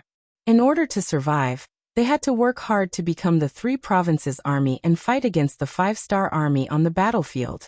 It had to be said that Zhu Huiyu had the upper hand in public opinion this time. He was now using public opinion to threaten Yang Chendong and force him to take the risk to come to Yunnan Manor. Yang Chendong, who knew everything, could not think of a way to solve the problem, so he decided to take the risk this time. Naturally, this risk was very dangerous in the eyes of others, but in Yang Chendong's eyes, it was not a big deal. If he was forced into a corner, he could use the big warehouse. But before he was at the end of his rope, it was better not to expose his bottom line. He would not forget that from all kinds of clues, there was a pair of eyes staring at him in the dark. And before he found the traitor, it was best not to use his trump card. This was equivalent to an additional insurance. If he did not want to use the big warehouse, the 500 people who came this time must be carefully selected. Of course, Yang Heir volunteered himself and insisted on following him. Next was the 2,000 Black Cavalry, the Lung brothers, and the self-proclaimed elite warriors of the world's first cavalry army. However, there were only 500 people to follow. Even if the Black Cavalry had 2,000 people, how could there be anyone else's turn? Out of 2,000 people, only 500 could be brought. With a ratio of 4-1, all the Black Cavalry wanted to join. In their hearts, it was all thanks to Yang Chendong that they could have a good life and social status now. Now that their master needed them, of course, they would not shirk their responsibility. Yang Chendong handed this difficult matter to Beta Persei to handle. He believed that this young family servant would do his best to protect his safety. If that was the case, who would he bring along? He must be more nervous than himself. Beta Persei also lived up to Yang Chendong's expectations. After getting the power to choose the soldiers, he called for 2,000 Black Cavalry and held an internal martial arts competition in a small area. The first 500 people could follow. As for the others, if they did not seize the opportunity, then sorry, they could only stay here quietly. In the afternoon, 500 of the most elite Black Cavalry were selected. Beta Persei immediately transferred a batch of firearms to them. Then, under the worried eyes of the 5-star army generals, they went straight from Beijiang Prefecture to Yunnan Prefecture under the banner of Bugnam of Gojoseon. After Yang Chendong arrived at Beijiang Prefecture, Wang Zhanjiang, one of the 3 provincial generals outside the city, retreated with his army. He came on this trip full of confidence. The army of 150,000 looked like they were bound to invade the entire Vietnamese province. In Wang Zhanjiang's mind, he suddenly appeared in Vietnamese province and had the advantage of military strength. Even if he could not conquer the entire Vietnamese province, he could at least occupy half of it. However, he did not expect that Beijiang Prefecture alone would be able to stop him here. With the cooperation of the 1st Division of the Cold Front Division, he did not gain the slightest advantage no matter how hard he tried. He also did not see any hope of attacking the city. Therefore, when Yang Chendong appeared with the main army, he turned around and fled. Wang Zhanjiang's luck was very bad. When he led his troops back to Lang Sun, he was heavily injured by Chung Hu of the 1st Division of the Cold Front Division, causing him to flee like a stray dog. On the way back, in order to make himself look less miserable, he even ordered his Kiliarchs to capture many able-bodied men from nearby villages to supplement the army. However, what he did not know was that among the able-bodied men he captured, 2,000 of them were from the 1st Division of the Cold Front Division. One by one, they disguised themselves as ordinary people and were scattered all over the place. Then, they were caught and found by the 3 provinces' army and brought back to the Southern Cloud Mansion in a grand manner. Although these 2,000 men were scattered among the various armies, they were already prepared. As long as Cheng Hu, as the commander, gave the order, they would immediately gather and do more things. The existence of these people was also one of the trump cards that Yang Qindong dared to enter Yunnan Prefecture. Since both sides had reached a temporary truce agreement, Yang Qindong had already set off for Yunnan Prefecture with 500 black cavalry. Naturally, they did not encounter any obstacles along the way. Moreover, the armies and officials of the three provincial kings would come out to greet them as a sign of friendship. This allowed Yang Qindong and his troops to get closer and closer to Yunnan Prefecture. In Yunnan Prefecture, at this moment, Zhu Huichuan's face was flushed and he was extremely excited. Previously, when he heard Mo Gui's suggestion, he did not think it was feasible. At least, if he was Yang Qindong, he would never take the risk to come to Yunnan Prefecture. Since he had a good chance of winning, why would he take the risk? However, Yang Qindong actually agreed and even appointed his eldest son, Yang Bo, as the prince. This meant that he was ready to break the hatchet and sink the boat. When Zhu Huiqiu thought about how long it would take for Yang Qindong to appear in front of him, and even be controlled by him, then he might indirectly control the entire Yang family. His heart began to beat faster and faster, and it didn't slow down. In his excitement, he secretly mobilized the elite forces in his hands to get closer to Yunnan Prefecture. What he needed to do was to wait for Yang Qindong to enter the city and find the right opportunity to control him for his own use. In order to successfully complete this mission, he continuously mobilized the elite forces under him from the provinces and gathered outside Yunnan Prefecture.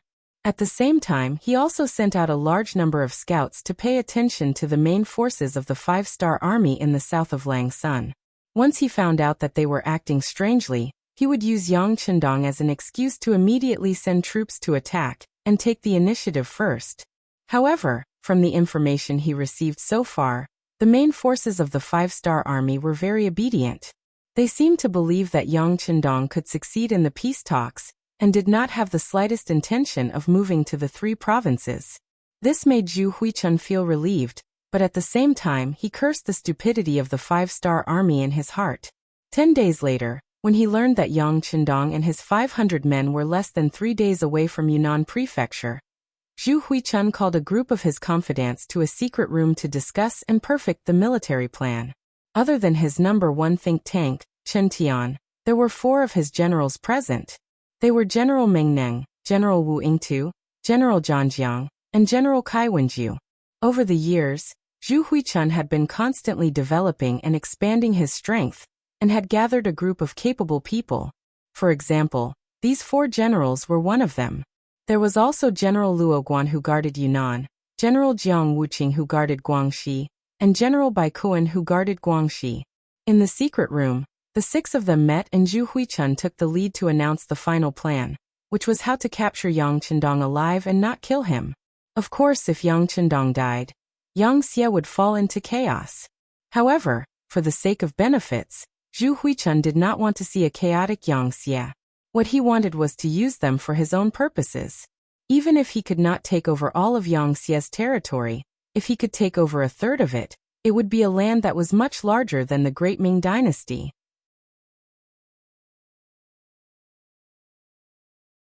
Chapter 1561. Unless absolutely necessary, don't kill him. In the secret chamber, Zhu Huihua made the final decision. The other 5 people nodded one after another. After each of them described the situation on their side, Chen Tian finally said, "Your Majesty, there are 2 more things to report to you." "Speak." Seeing that Chen Tian was so formal, Zhu Huihua's attitude was also extremely serious. "Your Majesty, our people have noticed that the Shiping King's Mu family has been very active recently. I'm afraid that they will become one of the uncertain factors." Chen Tian reported the discovery of the Mu family as a big matter. The other party had been operating in Yunnan for many years. Their influence were spread far and wide. It was not something that could be wiped out in a few years. If they jumped out to cause trouble at the crucial time, it would cause problems. Zhu Huihua frowned first, then quickly relaxed and said, "It's fine. They will not cooperate with Yang Qindong. They would rather this person die here." We just need to keep an eye on them. This was not wrong at all. Yang Chendong was Zhu Huihua's enemy, so how could he not be the enemy of the southern Ming Empire? The Mu family had been indebted to the great Ming Empire for generations. If there was a chance to eliminate Yang Chendong, the biggest threat to the great Ming Empire, they would not let it go easily. Therefore, most of the people from the Mu family came to kill Yang Chendong, and it was impossible for them to save people. Since Zhu Huihua said that he knew about this matter, Chen Tian did not say anything more. Both sides made the final arrangements regarding Yang Chendong's arrival. If they could not capture Yang Chendong alive, then they could only kill him. No matter what, this time, they would not allow Yang Chendong to leave Yunnan Manor alive. The news that Yang Chendong was coming to Yunnan Manor to negotiate with Zhu Huihua and peacefully take over Yun, Guang, and Gui provinces had long been spread among the people. In order to witness this great moment, all the Han people in Yunnan Manor were looking forward to it. Even the people in the surrounding towns were waiting for good news. To them, there was no better news than being able to survive a calamity without going through a war. After all, the people who would suffer the most in the chaos of war would be the people. 3 days later, outside the southern city gate of Yunnan Manor, Chen Tianzheng led a group of people to welcome the arrival of Yang Chendong's team. Zhu Huichen did not appear. Instead, he used the excuse that he was not feeling well to hide. This was what he had to be careful about. Mo Gui also reminded him that Yang Chendong was a very powerful person. He didn't act according to common sense. Don't get kidnapped as soon as you see him. If that happened, you would suffer a double loss. Regarding this, Zhu Huilu deeply agreed. In order to prevent Yang Chendong from having the opportunity to deal with or capture him alive, before the situation was under control, he would not meet with Yang Chendong. This time, he only sent Chen Tian as his representative. Yang Chendong's team came from afar. They were all dressed in black armor and black horses. Every one of the black cavalry had a saber at their waist and a firearm on their back. When the 500 people lined up neatly, they gave off the feeling of a magnificent army. He had long heard of the legends of the black cavalry's ability to fight, but he had never seen it before. He thought that the world had exaggerated their abilities. But when they faced each other, Chen Tian felt a strong murderous aura rushing towards him. At this moment, his expression changed greatly.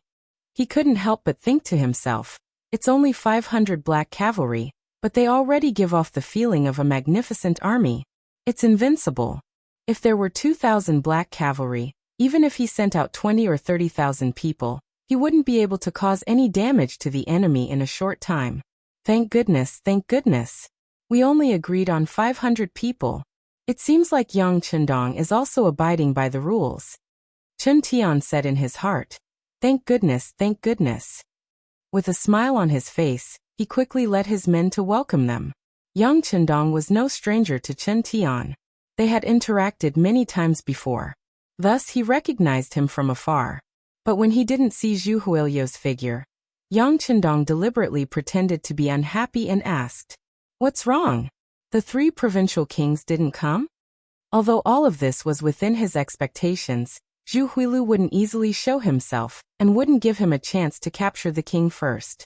However, he still had to show his anger. Seeing Yang Chendong's sullen face, Chen Tian didn't know why, but his heart couldn't help but beat faster. He hurriedly bowed and said, "I'm really sorry. My king has been having a stomachache since last night. He hasn't recovered yet, so I can only come to welcome him. But please don't worry, Bugnam of Gojoseon. Once my king recovers, he will immediately come to see you." With an apologetic look, when Yang Chendong looked at him, Chen Tian couldn't help but avoid his eyes. After all, he was lying, so he was somewhat lacking in confidence. How could Yang Chendong not know that Chen Tian wasn't telling the truth? However, if he turned around and left because of this, it would be making a mountain out of a molehill. Moreover, he originally planned to enter Yunnan Manor. Otherwise, he wouldn't be able to carry out his plans one by one. All right, then please send my regards to the health of the 3 provincial kings. This king hopes to see him as soon as possible, so that we can discuss the matters of the 3 provinces as soon as possible. Yes, Bugnam of Gojoseon's intentions. This official will definitely pass on your message to my king. Then can we enter the city now? There are many people in the city waiting to see Bugnam of Gojoseon. Seeing that the matter was over, Chen Tian hurriedly changed the topic. Oh. Hearing that the people were lining the streets to welcome him, Yang Chendong's face lit up with joy. That's right, this king is really happy that the people are so fond of him. I'll have to trouble Lord Chen to lead the way. You're too kind. This is what I should do. Bugnam of Gojoseon, please. Chen Tian chuckled. After bowing and making an inviting gesture, he immediately turned around and walked in front. When he turned around, he intentionally looked at the armored general who was following beside him. This person was Wang Zhanjiang. On the surface, he was in charge of the safety of Yang Chendong's group. However, in reality, he was observing if there was a suitable opportunity to make a move. When Chen Tian was welcoming Yang Chendong, he was observing from the side. However, the result disappointed him. From the performance of the 500 black cavalry, Yang Chendong was tightly protected in the middle. If he had to make a move forcefully, not only would he not be able to gain any advantage, he might even let the other party escape in the chaos. This would greatly disappoint the king's expectations. Without even a 20% chance of success, Wang Zhanjiang naturally wouldn't make a move so easily. He decided to wait for Yang Chendong to enter the city before making a move. No matter what, it was easier to enter the city than to leave. At that time, the initiative would be in his hands. He inconspicuously shook his head, telling Chen Tian that the opportunity wasn't ripe yet. Chen Tian nodded his head discreetly, indicating that he understood. Then he strode into the southern cloud manor. The two sides of the streets in the city were already filled with Han commoners who came to watch the show. In the past, they had only heard of how powerful Bugnam of Gojoseon was. There were even rumors that he had 3 heads and 6 arms. However, no one had actually seen what he looked like. Now that there was a chance to see his true appearance, who would be willing to let go of such an opportunity? Regarding the commoners in the city who were surrounding the two sides of the street, Zhu Huiyin and his subordinates discussed and didn't disperse them. After all, the commoners were the most insignificant existence to them. They didn't care about the so-called true public opinion. If they wanted to watch, then they could come and watch. This way, Yang Chendong would lower his guard. After all, with so many commoners watching, the other party would definitely think that they were sincere in negotiating. This would be beneficial to them. However, Zhu Huiyin didn't even think about it. He didn't even dare to go out of the city to welcome them. This already proved that he lacked confidence. How could Yang Chendong easily believe him? However, he was happy to see the commoners of the 3 provinces because he had already prepared gifts for these commoners. Yang Chendong entered the city. In front of him was Chen Tian and his men. They were responsible for opening the way and ensuring the safety along the way. Every 2 steps, there was a soldier from the 3 provinces guarding the place. They looked as if they were facing a great enemy. However, they weren't targeting the 5-star army, but the people from Shiping King's Mu family. They were afraid that their appearance would disrupt their king's plan. Yang Chendong entering the city was equivalent to entering Zhu Huiyin's pot. How he wanted to see it all depended on his mood. However, if Yang Chendong died here at this time, it wouldn't meet the conditions for him to maximize his benefits. Therefore, they could only guard against the Mu family's army. It was reasonable for the soldiers on the street to be so nervous. Although Chen Tian was walking in front, his attention was always on the people behind him. When he saw Yang Chendong entering the city under the protection of 500 black cavalry, he breathed a long sigh of relief. He was worried that the other party would leave without even entering the city gate. In that case, all the plans would be child's play. But now, the other party had entered the city, and everything that followed was no longer up to the other party. The black cavalry entered the city. Yang Chendong, who was riding on the only white horse, the white dragon, was greeted by the curious gazes of the commoners. At that moment, he also put a smile on his face, showing a refreshing appearance. But his lips moved slightly. Beta Persei, you can move now. Come on, it's time to distribute the flyers. In the future, everyone will be a family. After joining the Yangxia, All Han people must first apply for an identity certificate. Then, with the identity certificate, each person can receive 20 mu of fertile land. Not only that, with the proof of Han nationality, whether it's farming, business, or other things, you can be exempted from 30% of the tax. If you are willing to go to other provinces under the Yangtze, you can get more fertile land, ranging from 50 mu to 100 mu.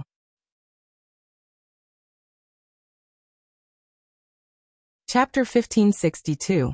Come everyone, take a look. With your identity as a Han citizen, you can buy rice, grain, and oil at a 20% discount in Yangtze's territory in the future. Shouts and cries rang out one after another.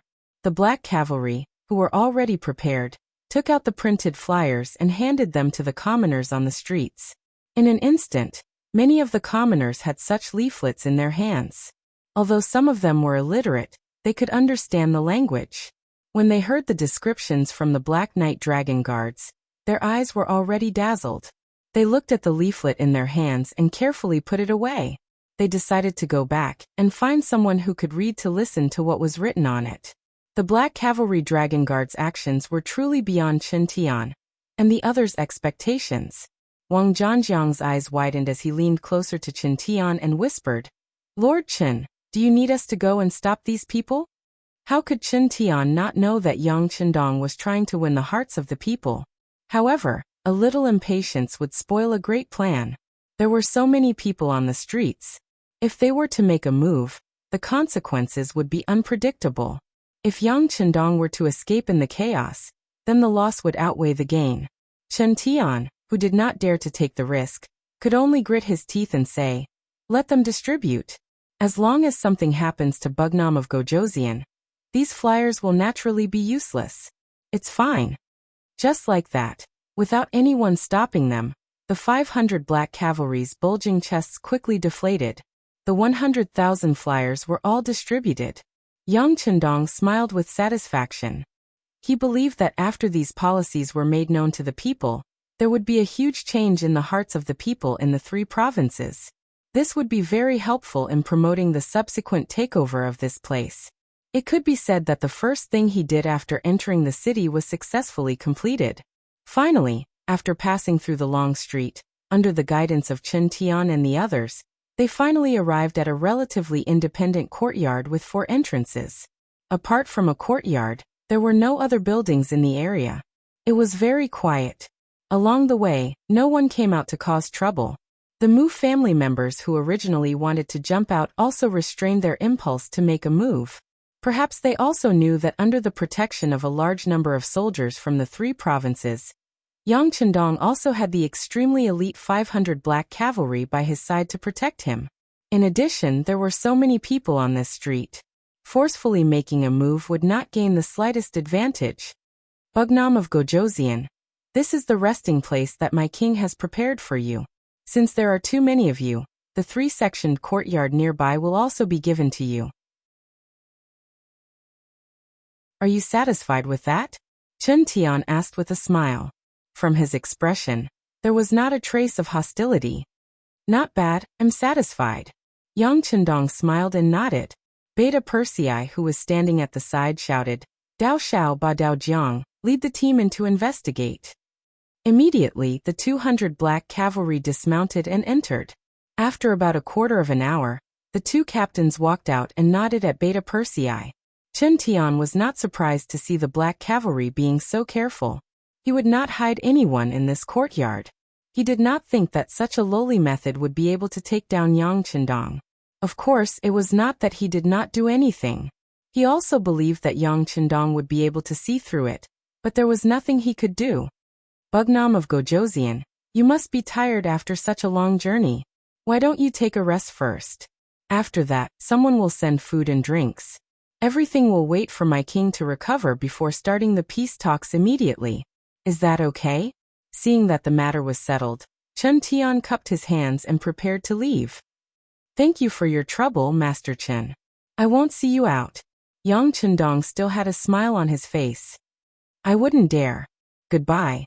After Chen Tian said this, he turned to General Wang Zhanjiang and said, Leave 1,000 soldiers outside the courtyard. They must ensure the safety of Bugnam of Gojosian. Without orders, no one is allowed to approach this place. Otherwise, they will be killed without mercy.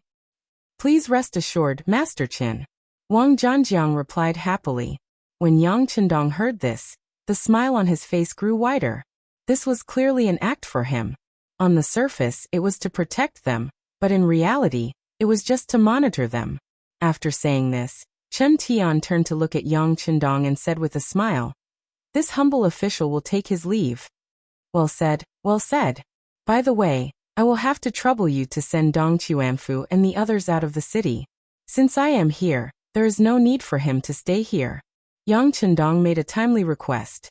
Compared to Yang Qindong's importance, Dong Chuanfu was not even worth a fart.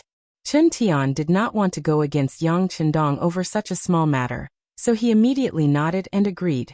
After Chen Tian left, Yang Qindong also entered the courtyard. Then he saw Beta Persei saying with an indignant expression, "Young master, this humble one just took a look. There are 2 courtyards and a total of 6 doors. 2 of them are front doors, 2 back doors and 2 side doors. This is really not easy to defend. Why didn't the other party find us a large courtyard with 5 courtyards? Why did they have to put together 2 courtyards? This is clearly to create a loophole in our defense." Looking at Beta Persei's angry expression, Yang Qindong waved his hand and said, "Just take care of the main courtyard. As for the rest, we will wait and see." How could Yang Qindong not see through the other party's tricks? If Yang Qindong was 99% sure that Zhu Huitong had ulterior motives towards him before, he was 100% sure now. Since that was the case, there was no point in saying more. Everything depended on their own means. It seems that the other party doesn't want me dead, but wants me alive. Interesting, his appetite is really big. Yang Qindong muttered to himself as Beta Persei left to make arrangements. He was very curious about how the other party would target him. He also wanted to see how long the other party could endure. After Chen Tian left the courtyard, he arranged for someone to let Dong Chuanfu and the others leave. Then he strode towards the king's mansion of the 3 provinces. Zhu Huitong could no longer calm down, and was pacing back and forth in the hall. When he saw Chen Tian, he asked nervously, "How is it?" "Congratulations, Your Majesty.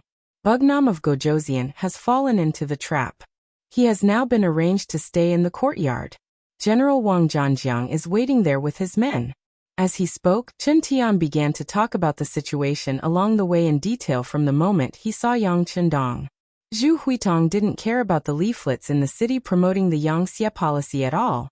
Yang Qindong couldn't even protect himself, so how could the policy be implemented? It was just a pie in the sky. There was nothing to be afraid of. What he cared about was that Yang Qindong had entered the city and lived in a courtyard with 6 doors. This would also determine whether the initiative was completely in his hands. Good, very good. After hearing that Yang Qindong had entered the courtyard, Zhu Huitong was so excited that his face flushed red. Then he paced back and forth in the hall and said, "Chen Gonggong, if we take action tonight, what are the chances of success?" "This. If we capture a dead Yang Qindong, there wouldn't be any problem. After all, there are only 500 of them. However, if we want to capture him alive, it will be difficult." Chen Tian didn't answer immediately. Instead, he thought for a while before saying this. "No, this is such a good opportunity. Of course, we have to capture Yang Qindong alive." Zhu Huitong shook his head. With such a good opportunity, if they only let Yang Qindong die, they wouldn't be able to maximize the benefits. This was obviously not what he wanted. "Chen Gonggong, do you think we can think of something with the food?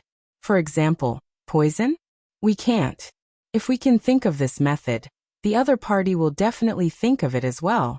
They must have prepared many methods to check the food we send. Once they find out, they will definitely fight to the death. Unless it's absolutely necessary, it's best not to do this." Chen Tian hurriedly shook his head. The Black Knight Dragon Guards were elites. How could something as simple as poisoning really make things difficult for the other party? Yes.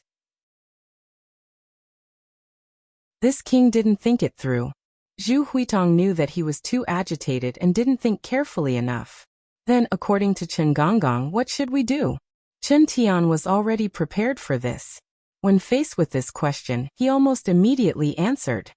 Your Majesty, Yang Chendong has just arrived, so he will definitely be on high alert.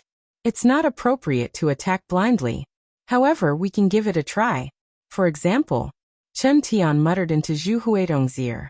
Zhu Huitong nodded continuously as he listened, his face glowing with excitement. In the courtyard, Yang Chendong sat in the main hall, reading a biography in his hand. This was the only copy that one of his subordinates found. It recorded some of the experiences and descriptions of the mountains and rivers written by a person named Wang Pu after his travels. There were many records about the 3 provinces. In the future, this place would become one of his territories. Of course, Yang Chendong had to know more about it.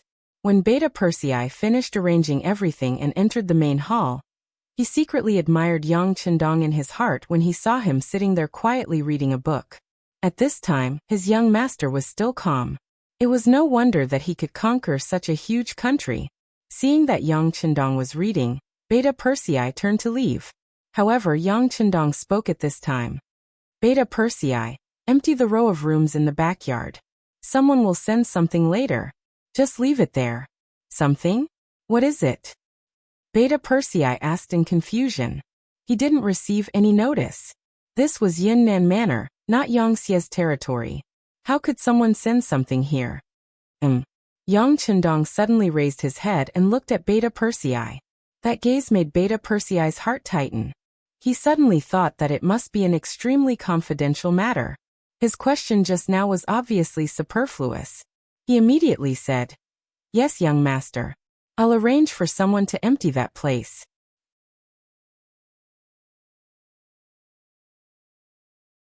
Chapter 1563. After he finished speaking, Beta Persei turned around and left after seeing that Yang Chendong had no intention of saying anything else. Leaving Yang Chendong alone in the main hall, he let out a sigh of relief. Of course, he would not let anyone else know about the secret of Datsang, not even Beta Persei. Yang Chendong was very clear about the principle that if the emperor did not keep the secret, he would lose his minister. And if the minister did not keep the secret, he would lose his chastity. Ever since the king of Bangla was assassinated, he always had a feeling that an invisible net was covering his head, and he always felt that someone was watching him in the dark. Although he had wanted to trace the origin of this feeling, unfortunately, there was nothing, because this was just a feeling he had. However, Yang Chendong believed this feeling without any evidence. And before he found the traitor, he would not easily trust anyone. Of course, he believed in people like Beta Persei who followed him all the time, but he could not guarantee that the people around Beta Persei were reliable.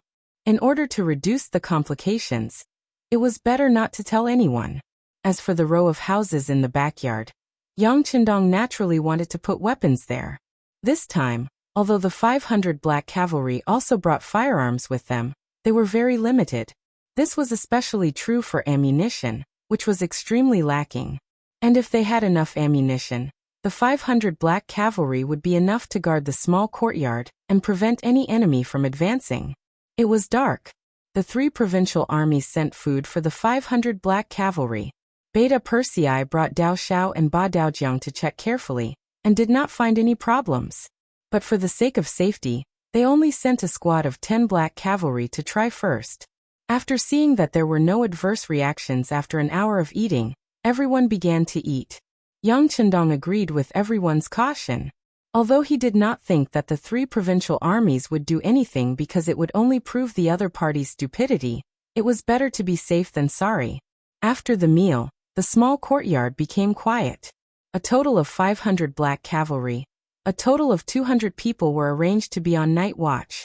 They were hidden in every corner of the 2 courtyards, showing the caution of the black cavalry. The black cavalry was not only strong in individual combat, but also had a good sense of obedience and loyalty. What was more, they were cautious. When they should be bold, they would charge forward. When they should be careful, they would be extremely cautious like an embroidered woman. It was late at night. The figure of the night watchman walked past the street outside the door, and sounded the 3rd night watch. Not long after the night watchman walked past the street, Hundreds of black shadows suddenly appeared from everywhere and began to gather outside the street. These black-clothed people were extremely familiar with the terrain of this street. They avoided the sentries of the 3 provincial armies one after another and arrived outside the small courtyard. Then they gathered into a flood. From afar, there were about 150 people. Their footsteps were light, their movements nimble, their landing silent, and there was no wind when they moved.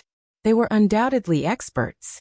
As soon as they appeared outside the small courtyard, their footsteps did not stop for too long. Instead, they jumped over the wall and stood guard. They appeared to be in good order.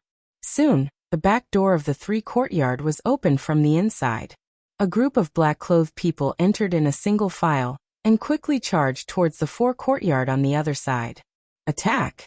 Just as these black shadows did not encounter any obstacles along the way and arrived at the side door of the 4 courtyard, a loud roar suddenly sounded. Then there was the sound of flames spewing out. Bullets flew out and covered the bodies of those black-clothed people. The black-clothed people were completely unprepared for this sudden attack. Just this attack alone caused at least 100 corpses to fall. Less than a third of the black-clothed people retreated in panic. However, since they were already here, how could they possibly let them retreat? Unknowingly, a row of black knights and dragon guards had appeared behind them. They had 2 light machine guns, and the rest were Type 95. Just like that, they swept across the area. When the bullets landed among the shadows, there were screams after screams. Kill them all. Leave no one alive. Yang Chendong's voice sounded in the dark night. Unknowingly, he was already standing in the small courtyard. Beta Persei and Dao Xiao were standing on either side of him. The gunshots did not seem to have any intention of stopping. In less than a minute, the last 50 black-clothed people had all fallen into a pool of blood. From the beginning to the end, they did not even have a chance to draw their swords. They did not even see the shadows of their opponents before they were all turned into corpses. Young master is amazing. Beta Persei and Dao Xiao looked at each other and sighed. Just an hour ago, Yang Chendong suddenly called them, including Ba Daojiang, and asked them to be prepared to face the enemy at any time. Sure enough, the enemy appeared. They were caught off guard and did not cause any losses to themselves. This was how Beta Persei and the others admired Yang Chendong. Yang Chendong was a human, not a god. Of course, he did not know if the enemy would appear or when they would appear. He only had an instinctive feeling that Zhu Huituan would not be idle on the first night. If things went wrong, he would launch a probing attack. That was why he called Beta Persei and the others to prepare. However, he took this opportunity to go to the empty house in the backyard. With his strength as a grandmaster, he did not attract anyone's attention. Then, the place was filled with all kinds of weapons and ammunition taken out from the warehouse. After everything was done, Yang Chendong could finally breathe a sigh of relief. With the existence of these firearms, anyone who wanted to cause trouble for him would only be courting death. The gunshots in the courtyard quickly attracted the attention of General Wang Zhangjiang, who was in charge of security outside the courtyard. He rushed into the courtyard with a large number of soldiers from the 3 provinces.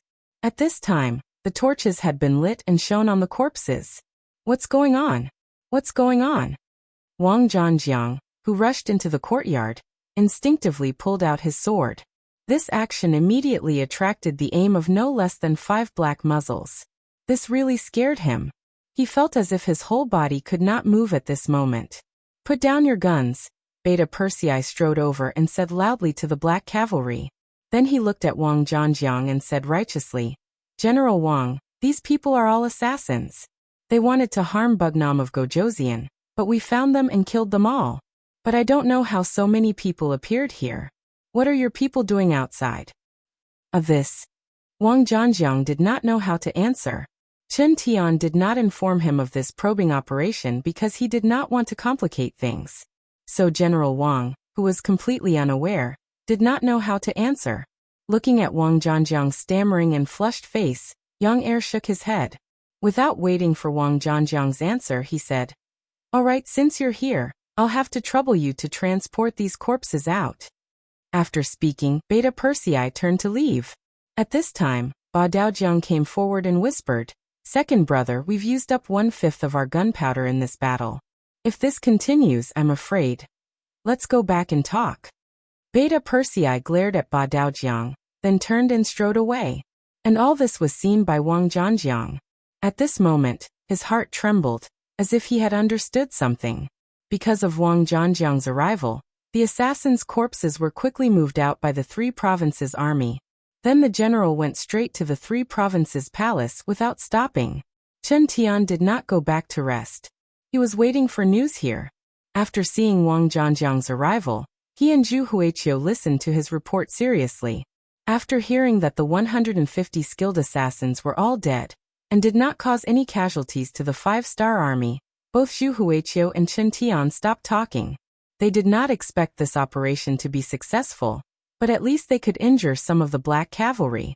But now, it seemed that they had underestimated their opponent's strength. "My king, Lord Chen," this general also heard some news. Wang Zhanjiang thought for a while, and decided to tell them what he heard. "Oh, what news?" Zhu Huiqiu asked. Wang Zhanjiang wiped the cold sweat off his forehead. He was obviously shocked by the black cavalry's killing methods. He quickly calmed himself down and said, "This general heard that the black cavalry used up 1/5 of their gunpowder." "What?" Hearing this, Chen Tian exclaimed. He took a step forward and asked Wang Zhanjiang with his face almost touching, "General Wang, what did you just say? Please repeat it." Wang Zhanjiang was shocked by Chen Tian's action, but he still repeated what he said just now. "Ha ha ha ha." After confirming that he heard it clearly this time, Chen Tian laughed and turned to Zhu Huiqiu. He clasped his hands and said, "Congratulations, my king. This time we are 100% sure that we can take down Yang Qindong. Even if he is not alive, he is definitely dead." "Ha ha ha, not bad, not bad." Zhu Huiqiu seemed to have thought of something and nodded excitedly. The black cavalry was powerful, but they only relied on their powerful firearms. Without the support of gunpowder, what was the difference between these firearms and firewood? Understood, continue to probe. At the crucial moment, we can put on a show. As for Yang Qindong, we can just push all the blame to the Shiping Palace. Through this test, Zhu Huichun had more confidence in his heart, and he immediately spoke of the next step of the plan. This also caused Chen Tian, who was standing at the side, to nod his head repeatedly. Then he said, "Your Majesty is wise." That was an earth-shattering flattery. It was as if at this moment, they could already see Yang Qindong being heavily surrounded, and at the end of his rope.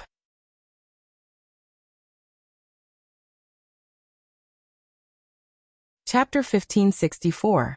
In the courtyard, Beta Persei reported to Yang Qindong, especially what Ba Daojiang said just now. Then he said with a puzzled look, "Young master, why do we have to inform the enemy that we don't have enough ammunition?"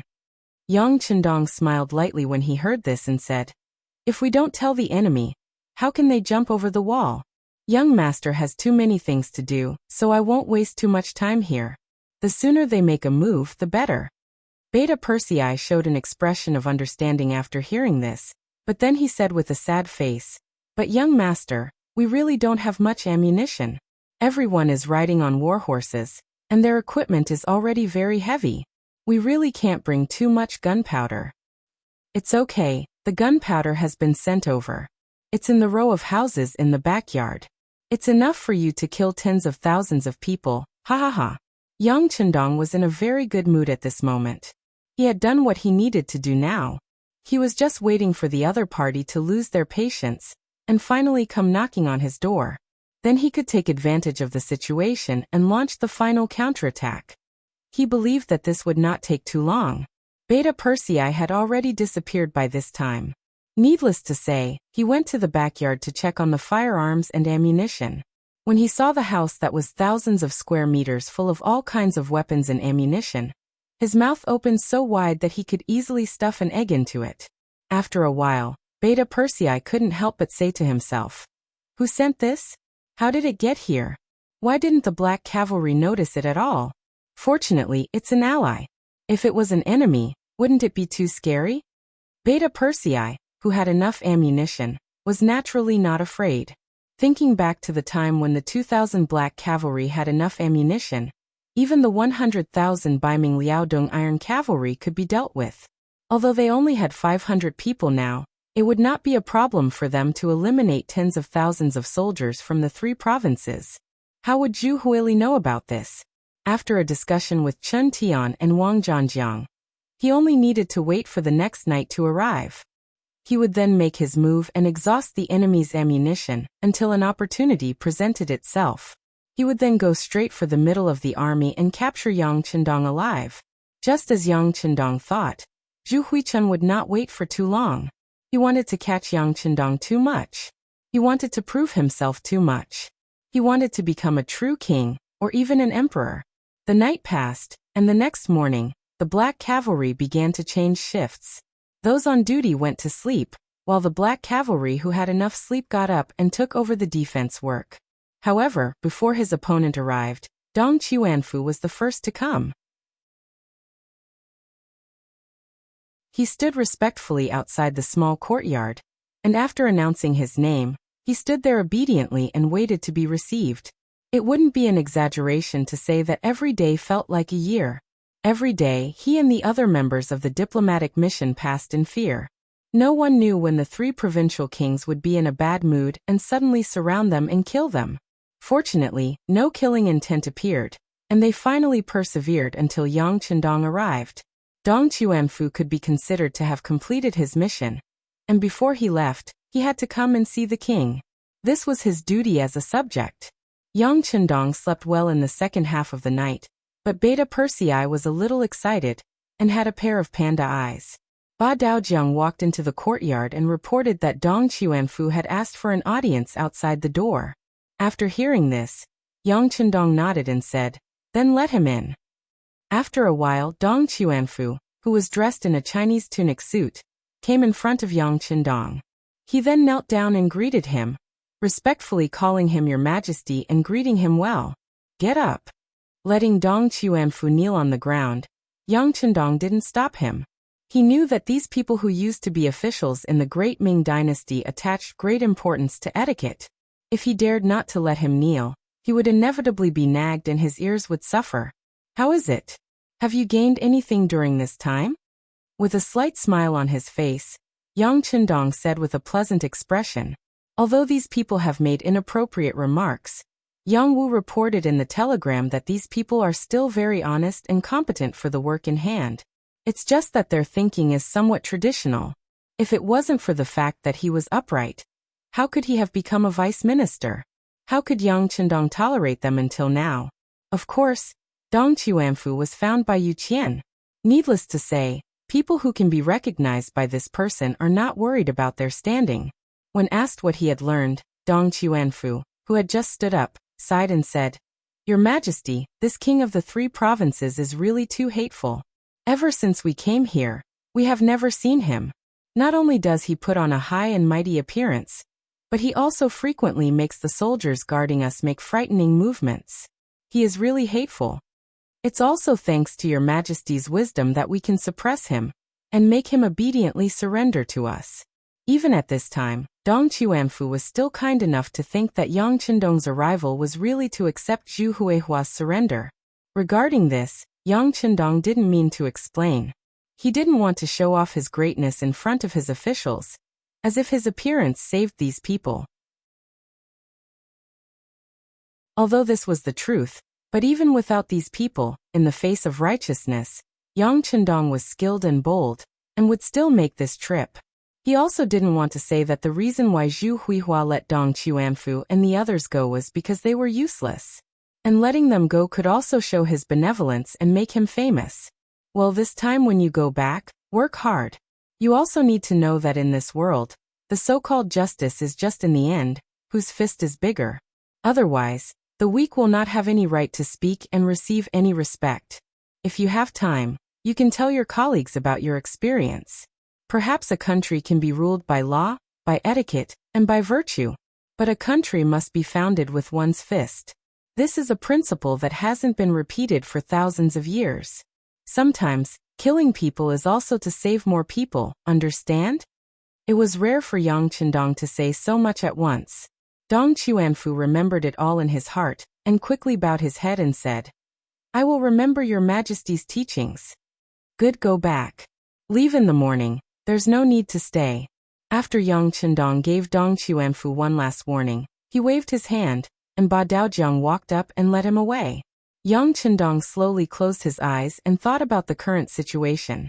There were only 3 reasons why Zhu Huihua didn't kill Dong Chuanfu and the others.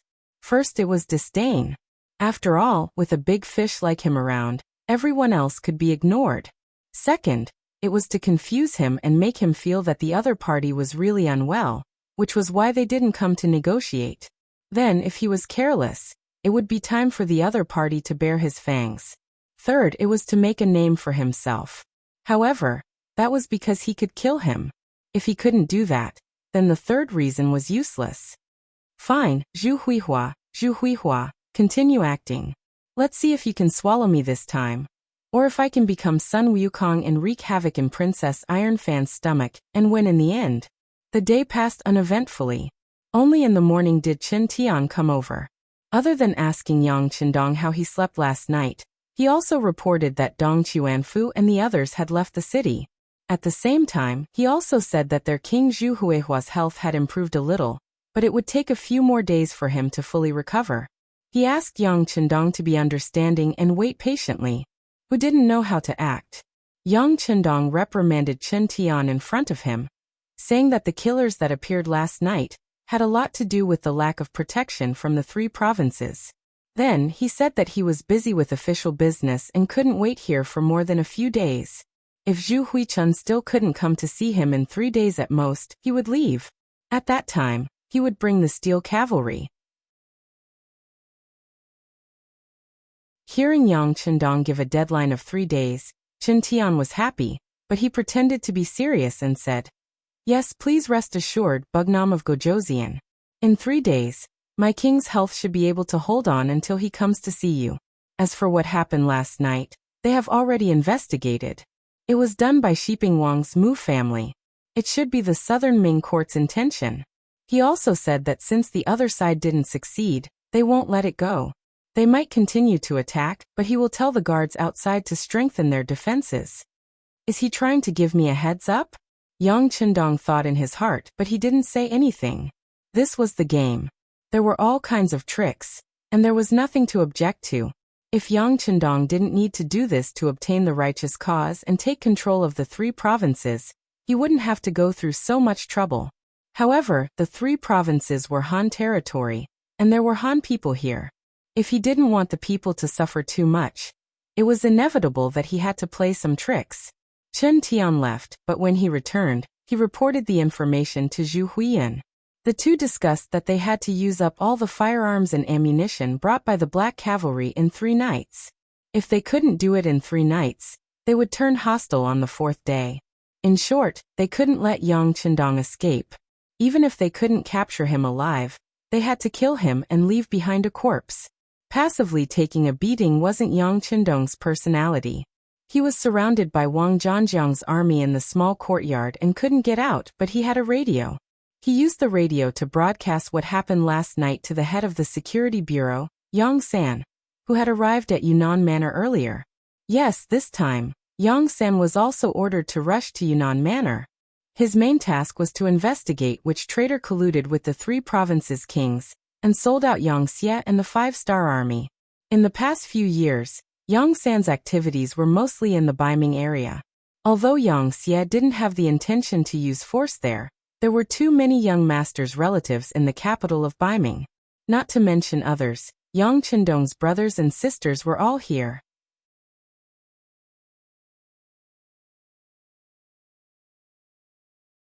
Chapter 1565. Ever since Yang Chendong had left Baiming's capital and headed south, his relatives in the capital had been treated like an otherworldly existence. Even though the Baiming emperor and a few important officials loathed them, they didn't dare to do anything. This situation was very strange and complicated. Yang Chendong wouldn't be at ease if he sent someone else. Therefore, he handed the matter of the southern Ming to Yang Lu and the matter of the northern Ming to Yang San.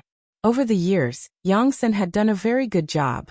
Under the watchful eyes of others, The Yang clan's relatives hadn't been attacked by any external forces. But at the beginning of this year, Yang Chendong's eldest sister, Yang Fei, had passed away due to illness at the age of 59. In that era, living to 60 was already considered a long life. This was something that no one could resist. But because Yang Chendong was busy and couldn't personally go due to special circumstances, he left everything to Yang San. He took care of it. As soon as the funeral was over, Yang San received a new order. Without stopping, he rushed to the 3 provinces and secretly entered the southern Cloud Manor. With the capabilities of the Security Bureau, he naturally had a special way to enter the city without being discovered by Zhu Huichuan's spies. This order was passed down by Yang Chendong to Yang San, asking him to spread the news in the city. Last night, someone wanted to harm him and spread Qin Tian's words. Furthermore, he emphasized that he had to spread the news to the commoners and let them know that if anything happened to him here, the 5-star army would definitely be enraged and would flatten this place. At that time, the first ones to suffer would definitely be the commoners at the lowest level. This was why Yang Chendong was willing to be bait. How to guide the public opinion, how to make the public opinion work for him, how to use the public opinion to achieve his goals, and so on. As a person of the future, he was very clear about this. Don't underestimate the public opinion. If things were done well, it could hold up against hundreds of thousands of soldiers. After sending out the telegram, Yang San didn't disappoint. Not long after, rumors began to appear in Yunnan Manor, spreading to the restaurants and markets where people gathered. Some of the citizens had also heard about the gunshots that were heard in the city last night. At first, they didn't know what this meant, but after hearing those rumors, they suddenly realized that someone was trying to harm Bugnam of Gojoseon. As the rumors spread more and more, all kinds of unfavorable news began to spread among the people. After 4 hours of fermenting, the public opinion was boiling in the afternoon, and the news had spread to the extent that everyone in the streets and alleys knew about it. Have you heard? Last night, there were assassins who rushed into the courtyard where Bugnam of Gojoseon lived. Just the sound of gunfire alone has been ringing for a long time. Why haven't I heard about it? Everyone knows about it now. Hey, who do you think is so daring? Guns are so powerful. Aren't we just going to die? Come on, what do you care about?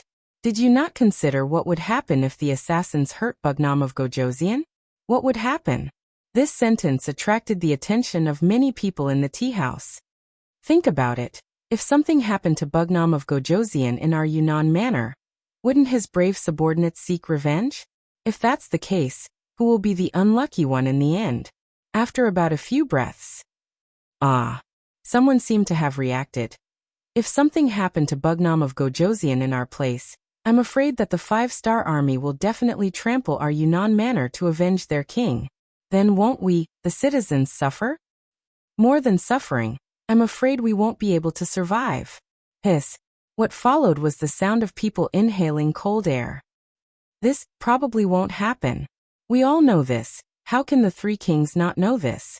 He will definitely send people to protect Bugnam of Gojoseon. There were still people in the crowd who were hoping for a fluke and said, "Protect Bugnam of Gojoseon? I'm afraid you still don't know. Ever since Bugnam of Gojoseon came to our Yunnan Manor yesterday, the 3 kings claimed to be sick and didn't come to see him. Who knows what he's thinking? Maybe those assassins were sent by the 3 kings." Silence, silence. How can you talk about these things? Maybe the 3 kings are really sick? Some people didn't agree with this point of view and took the initiative to explain for Zhu Huichun. Really sick. If that's the case, then it's good. I'm afraid that they have ulterior motives. Sigh, if that's the case, then what should we do? Then, why don't we go and protect Bugnam of Gojoseon, or persuade him to leave? Anyway, he can't be hurt here. Who said no? I thought that the 3 kings were clear. After Bugnam of Gojoseon came, we the citizens would be at peace. Who would have thought that things would turn out like this? Sigh, isn't this going back on their word? Under the guidance of a few Yangtze's intelligence personnel, the public opinion began to develop in a direction that was favorable to Yang Chendong and unfavorable to Zhu Huichun. As more and more people discussed, the citizens in the tea house gathered around. Later, it was unknown who suggested it, But in the end, this was the result. First, everyone split up and went to the three kings' mansions to petition them. They asked the three kings to meet with Bugnam of Gojoseon to discuss the peace talks. Second, the rest of the people went to the courtyard where Bugnam of Gojoseon lived. Everyone was to protect him on their own. In short, before the matter was clarified, nothing could happen to Yang Chendong. Otherwise, they would be the ones in trouble. After the discussion came to a conclusion, the citizens in the tea house quickly dispersed. Everyone began to contact people. For matters that concerned the life and death of their own family, no one would ignore it, and no one would be indifferent. The streets of Southern Cloud Manor became lively after this discussion was spread out. Many commoners began to gather. A portion of them headed straight for the three provincial princes' residences. A portion of them headed straight for the small courtyard where Yang Chendong lived with sticks and iron weapons. The appearance of one citizen naturally did not attract the attention of the three provinces' army. It was the same even if there were 10 or 100 of them. However, when the number of people increased to the point that there were thousands of them, even the army felt afraid. Is this a mass uprising? When he learned that there were more than 5,000 citizens with all kinds of weapons coming in the direction of the courtyard, General Wang Zhanjiang, who was guarding there, was puzzled. He did not know why such a thing happened. Could it be that the citizens wanted to take Bugnam of Gojoseon's life? When this idea appeared, Wang Zhanjiang felt that it was an opportunity. If Yang Chendong died in the hands of the citizens, then it had nothing to do with him. He could also complete the task given by the king. Wouldn't it be the best of both worlds? At that moment, Wang Zhanjiang ordered the soldiers guarding outside not to put up much resistance. They only needed to put up a symbolic resistance to the commoners. If they really wanted to rush into the small courtyard, then they could do as they wished. Anyway, these citizens were spontaneous and not organized by him. If something really happened, it would have nothing to do with him. Without anyone stopping them, the citizens easily arrived outside the courtyard. Then, under Wang Zhanjiang's stupefied gaze, these people surrounded the 6 doors of the small courtyard and sat down on the ground.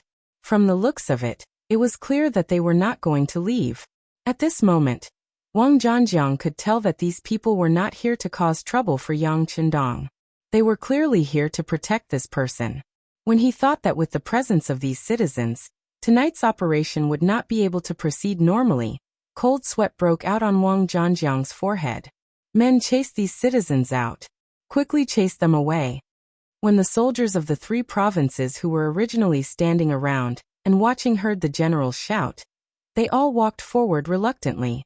However, how could it be so easy for 1,000 soldiers to chase away 5,000 citizens? The outside of the courtyard was very lively. The commotion quickly attracted the attention of the black cavalry in the courtyard. Commander Dao Xiao, who was in charge of the day shift, immediately sent people out to understand the situation. After knowing the general cause of the matter, he reported it to Yang Chendong in the main courtyard, not knowing whether to laugh or cry. The citizens want to help us guard the courtyard? This is a good thing. This proves that the young master has the support of the citizens. The straightforward Beta Persei was elated when he heard this and bared his teeth. Yang Chendong, who had closed the book in his hand, also had a warm smile on his face. He could not help but sigh in his heart. This was the power of the citizens. Although they usually did not show their strength, when it came to their interests or even life and death, they would erupt with a powerful force. Wasn't the reason why the great Ming dynasty was destroyed in history because of the various uprisings of the citizens? First, the country was in chaos, and this gave the slaves an opportunity to take advantage of it. At this moment, he showed some interest. He wanted to see what these citizens would do. Outside the courtyard, the soldiers and the citizens were confronting each other. Because of the difference in numbers, the soldiers of the 3 provinces did not have any advantage. Although they all had standard swords in their hands, they did not dare to casually kill the citizens. What if they angered the citizens and caused a mutiny? What's more, the soldiers were originally made up of commoners, and some of them were originally from the Southern Cloud Manor. His friends and relatives were among these 5,000 people, so how could they bear to kill them? In the chaos, The situation was already out of control. Wang Zhangjiang had no choice but to retreat and go straight to the 3 provincial palaces to ask for reinforcements. At this time, the 3 provincial palaces were also not peaceful. Thousands of citizens were gathered outside, shouting loudly. They wanted the 3 provincial kings to see Bugnam of Gojoseon and discuss the peace talks together. Bugnam of Gojoseon is already here. Now is the time for us to show our sincerity. We can't go back on our words. That's right. A person must be honest. He came to our territory without worry. We can't treat Bugnam of Gojoseon like this. Willing to invite the 3 provincial kings to go to the peace talks. Willing to invite the 3 provincial kings to go to the peace talks.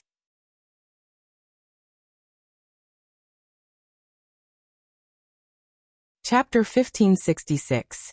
More and more voices rang out, and finally, they converged into one sentence. Outside the mansion, the shouts grew louder and louder. Inside the mansion, Zhu Huiqiu's expression was very ugly. He couldn't understand why the situation had suddenly changed. What had happened? Chen Tian had been urgently summoned from the backyard of the mansion. When he heard the shouts outside, he said nervously, "Your Majesty, this matter must be suppressed. We can't agree to the people's demands." Zhu Huiqiu rolled his eyes at Chen Tian. Isn't this nonsense? It wasn't easy to trick Yang Qindong into coming here. How could he be satisfied if he didn't teach him a lesson? That's enough, Chen Gonggong. Let's talk about what we should do now. Okay. Chen Tian fell into deep thought. But as expected of Zhu Huiqiu's think tank, he quickly raised his head again.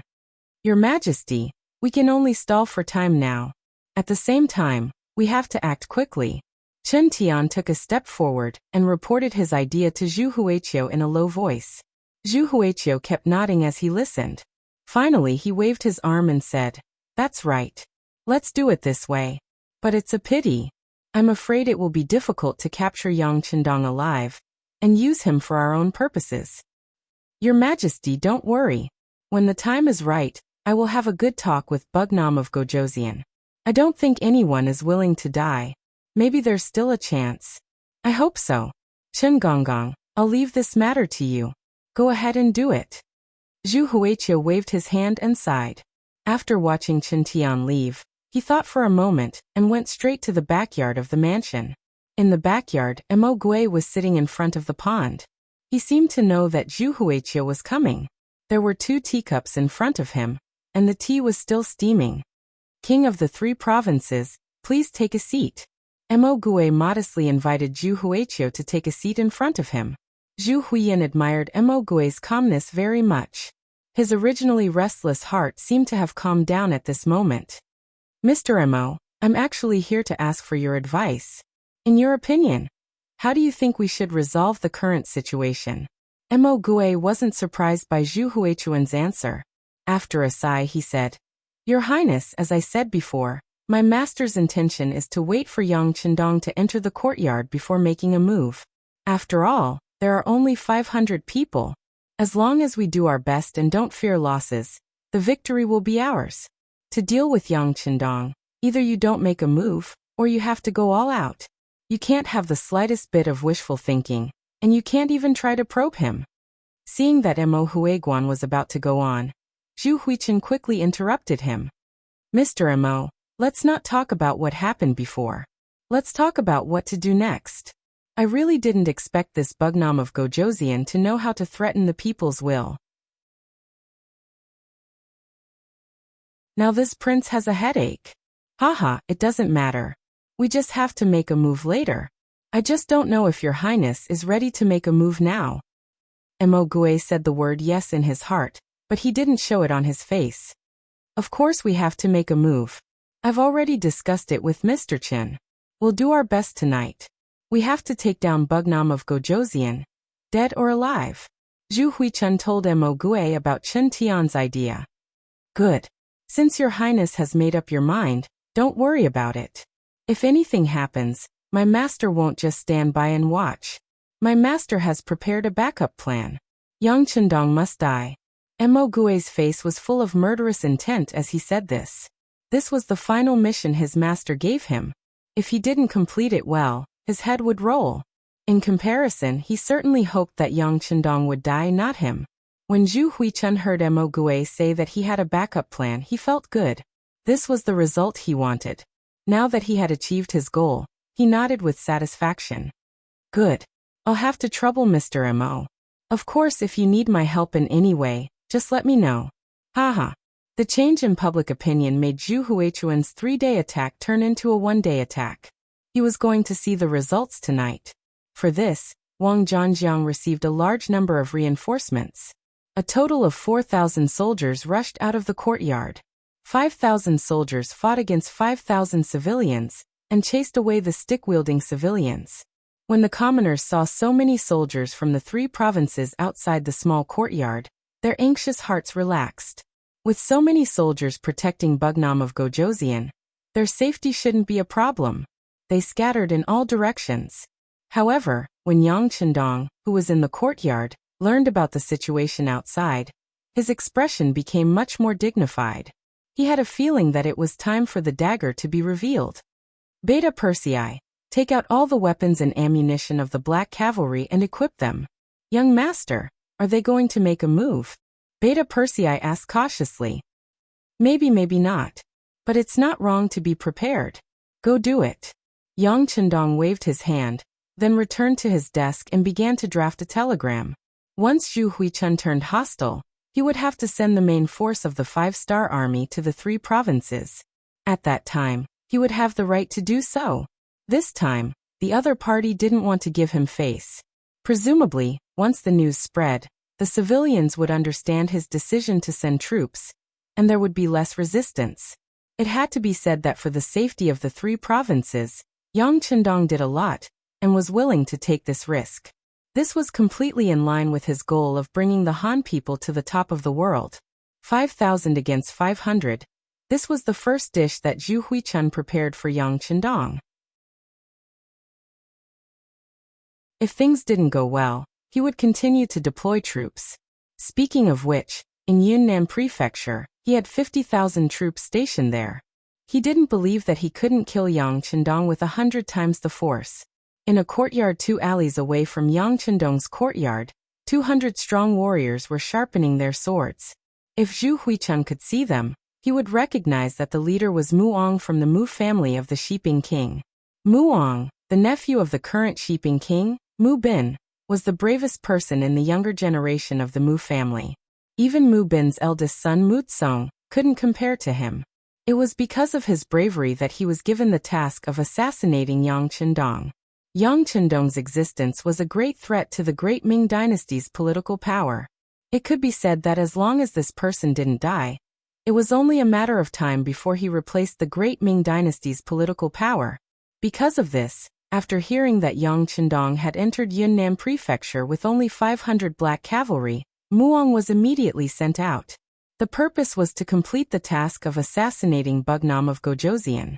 This was a risky move, but when Mu Bin, the king of Shiping, found Muong, he brought his 200 men of sacrifice to Yunnan Prefecture without saying a word and successfully went into hiding. As a member of the Mu family, they were very familiar with Yunnan Prefecture. These 200 men of sacrifice were deeply indebted to the Mu family, so they came with the intention of returning the favor. To put it bluntly, they didn't plan to return alive. The small courtyard was silent, showing the excellent quality of the men of sacrifice. In the corner, Mu Bin was talking in a low voice with the leader of the men of sacrifice. The general idea was that there was a new movement on Zhu Huiyun's side. It seemed that he was going to make a move on Bugnam of Gojoseon and Yang Chendong tonight. Well, keep an eye on them. It's fine if they succeed. If they don't succeed, it'll be our turn to attack. In short, Yang Chendong must die. Mu Eng's face was unusually firm, holding the idea of success or death. The Mu family was indebted to the Zhu family and guarded Nanjiang for the Great Ming Dynasty. Everything changed because of the appearance of Yang Chendong. Now, not only did they lose their foundation in Yunnan, but they were also hiding in a small place like Kelisai, not daring to show their faces. Gradually, the name of the Mu family was forgotten by the world. This was something that Muong didn't want to face. Just when the Mu family was feeling helpless, they learned that Yang Chendong had entered Yunnan Prefecture to negotiate with Zhu Huiyun. the king of 3 provinces. They were like people who were groping in the dark suddenly seeing the sun, suddenly giving birth to new hope. In other words, if Yang Chendong died, the Mu family had to live. Otherwise, they would die without a doubt. Once the king of 3 provinces was defeated by Yang Chendong, the Mu family would have no soil to live on. Even if they died, they would have no face to see their ancestors. For the sake of the entire Mu family, it was just sacrificing these 200 men of sacrifice and Muong. What was the big deal? Muong made up his mind at this moment. However, what he didn't know was that in a small courtyard in the southern Cloud Manor, there was a group of men in black who were also preparing to fight to the death. They were relatively short, but their murderous aura didn't diminish. They were faintly discernible in the darkness. Yang Chendong didn't know that there was more than one enemy, but he was definitely not afraid. In his goal of achieving the great Han people's revival, he was destined to walk on an unusual path, and was destined to be full of danger.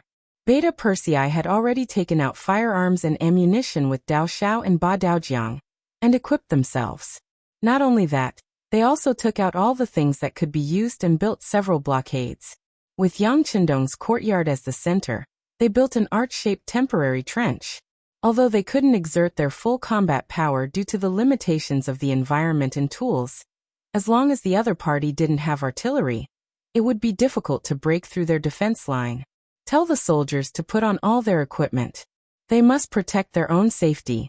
Young Master said that it's fine if the army of 3 provinces doesn't attack, but if they do, they will use all their strength. Our opponents are 10 times, 100 times, or even more enemies.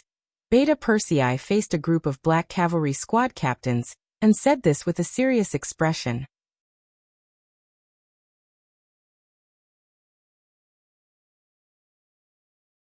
Chapter 1567. Beta Persei couldn't understand why the young master didn't allow them to take the initiative to attack.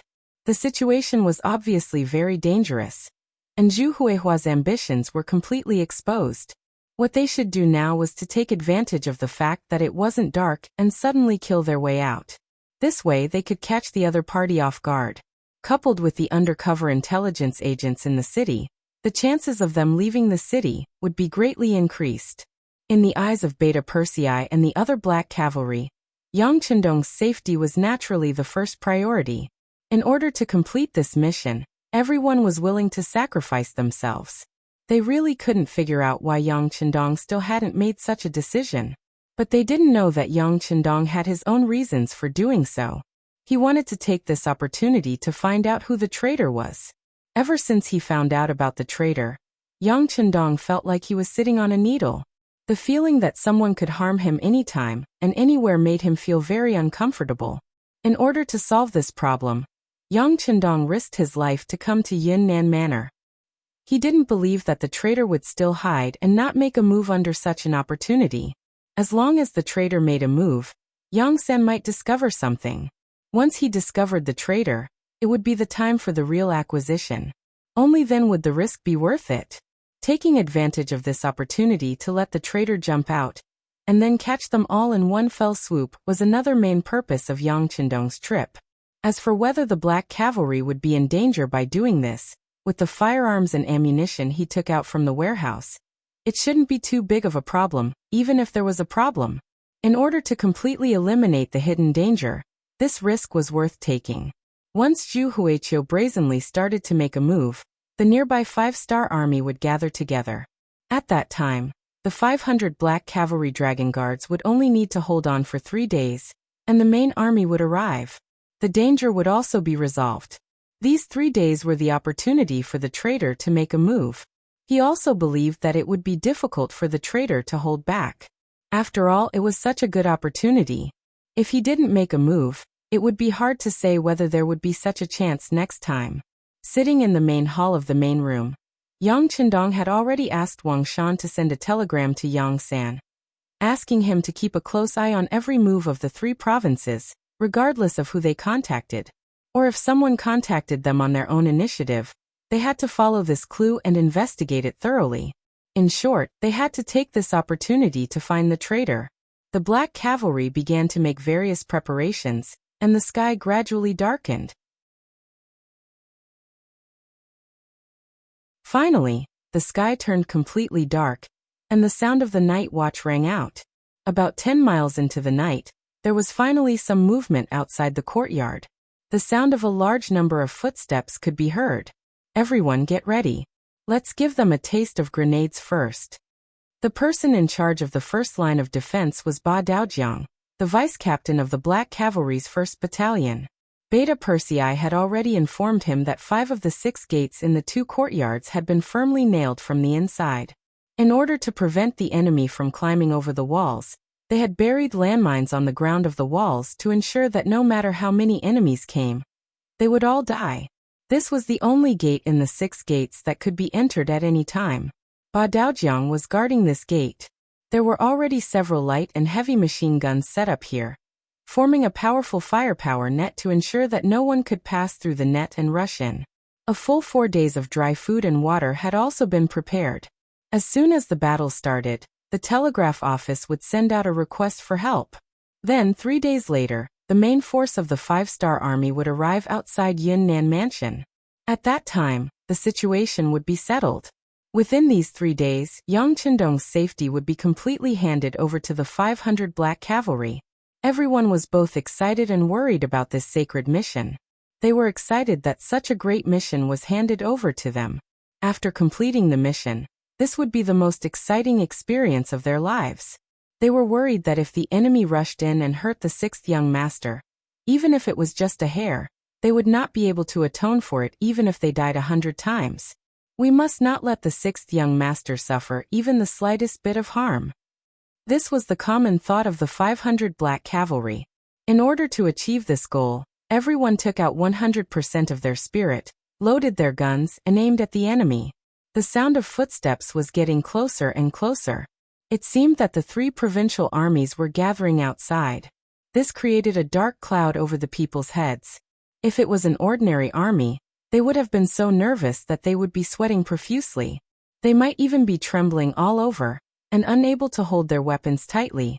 After all, they only had 500 people. The 3 provincial armies alone had more than 50,000 soldiers in Yunnan Mansion. This ratio of 1 to 100 sounded really scary. Even if they were holding firearms that were more advanced than this era, the enemy's advantage in numbers was still like a dark cloud. It was so oppressive that it made it hard for them to breathe. However, with 500 Black Cavalry, they were much calmer.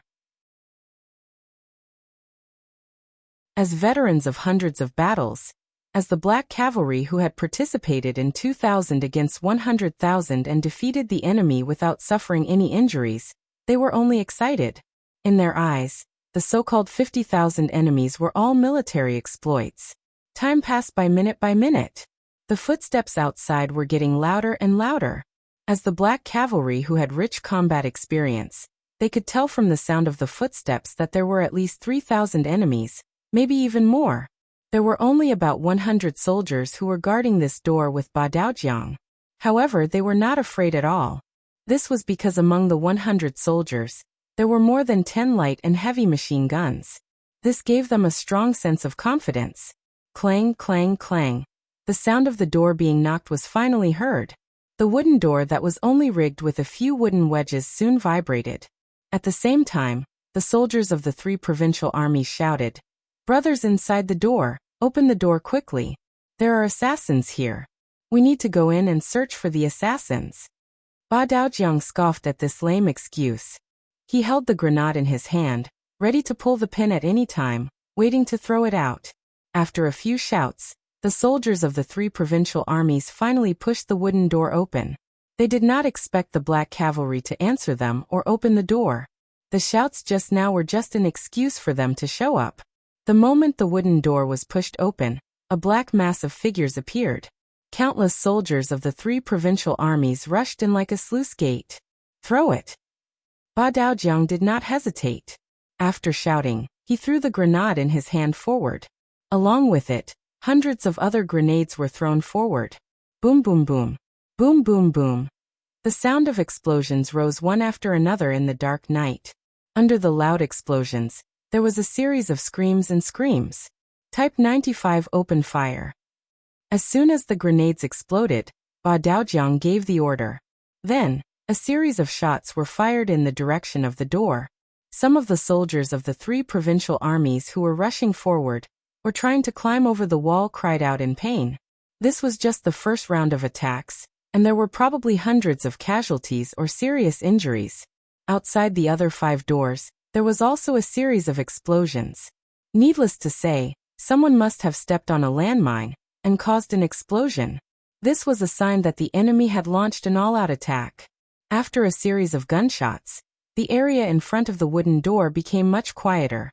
The soldiers of the 3 provincial armies quickly retreated after leaving a trail of corpses on the ground. It was obvious that they were just testing the waters. The black cavalry was the best of the best.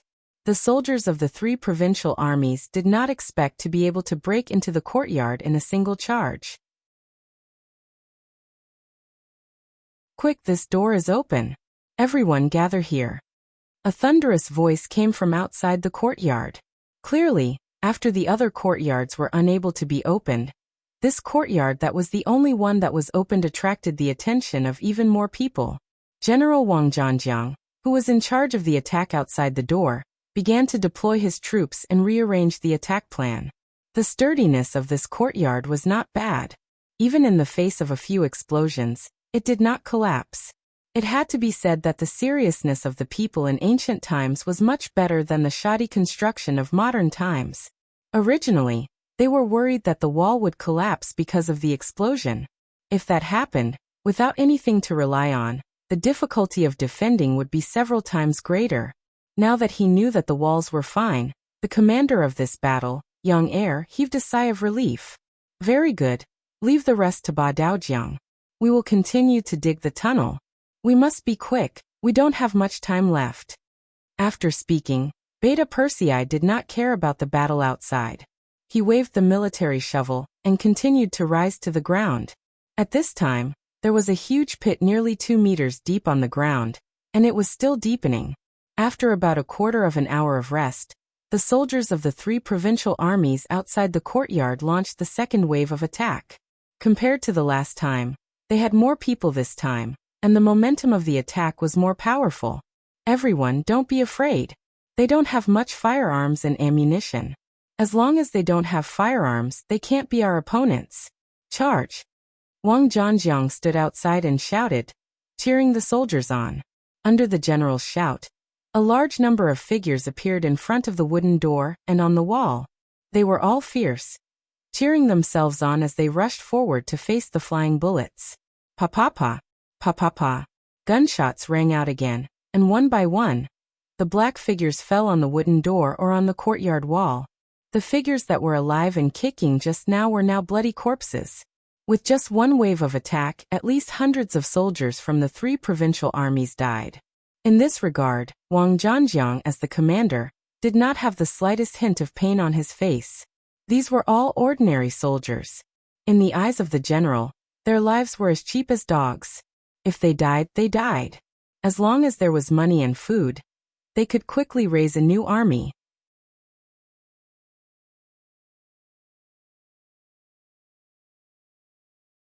Chapter 1568. Charge. Continue to charge. The enemy's firearms can't possibly have unlimited gunpowder. Charge. Charge. Wang Zhanjiang yelled at the top of his lungs as he commanded the soldiers to charge into the courtyard one after another. It was as if they would not stop until they reached their goal. The charging troops came one after another. Even though the number of corpses on the ground was increasing, it still could not stop them from charging forward. As the charging momentum became more and more ferocious, they finally relied on their advantage in numbers to charge into the courtyard. They were less than 80 feet away from the black cavalry. Machine gun team, get ready. Fire in one shot. Other than occasionally shooting with the 95 style, Ba Daojiang had been observing the changes in the battle situation. Seeing that the enemy's attacks were getting more and more ferocious, he could no longer control the situation by relying on the 95 style. Hence, he gave the order to the machine gun team. The so-called fire in one shot referred to the fact that they could only fire a clip of bullets. This way, they could stabilize the situation and not waste bullets. The machine gun team members who were already itching for a fight could only watch helplessly when they saw their comrades killing the enemy to their heart's content. Now that they had finally received the order to open fire, how could they be courteous? All the light and heavy machine guns rang out, and the bullets rained down like rain. The soldiers of the 3 provinces who had barely escaped death fell to the ground one by one. Da-da-da, da-da-da-da. Under the sound of the machine guns, not a single living enemy could be seen in the courtyard in less than 20 seconds. The advantage that the 3 provincial armies had gained with great difficulty was wiped out in an instant. The dense sound of machine guns also caused the 3 provincial troops who were preparing to continue their charge to slow down. Then Wang Zhanjiang yelled, "Stop charging! Stop charging!" They had no choice but to stop. Under such dense gunfire and the terrain that was less than 50 feet wide, the number of people sent out would be the same as the number of people who died. Calculate the casualties. Wang Zhanjiang yelled loudly. Then he wiped the cold sweat off his forehead. Just a moment ago, he was prepared to lead the charge in order to encourage the soldiers. After all, there were already people who had charged in. In his mind, as long as he could charge in front of the black cavalry, he would be able to utilize the advantage of cold weapons. At that time, with the advantage of superior numbers, he would be able to exhaust his opponents to death even if he had to exhaust them. However, a burst of concentrated gunfire made him think that it was a close call. At the same time, he also completely withdrew the idea of taking the lead to attack. That was a flintlock, and when it hit a person's body, a hole would appear, and a person would die. Even if a civet turned around and had 9 lives, it would still die miserably in such a situation. Even so, if he had nothing better to do, why would he lead the charge? That was not a charge, but a fight to the death. At the same time, Wang Zhanjiang couldn't figure it out. When the black cavalry entered the city, he didn't see them carrying any heavy firearms. So what was going on? Also, didn't the black cavalry have limited ammunition?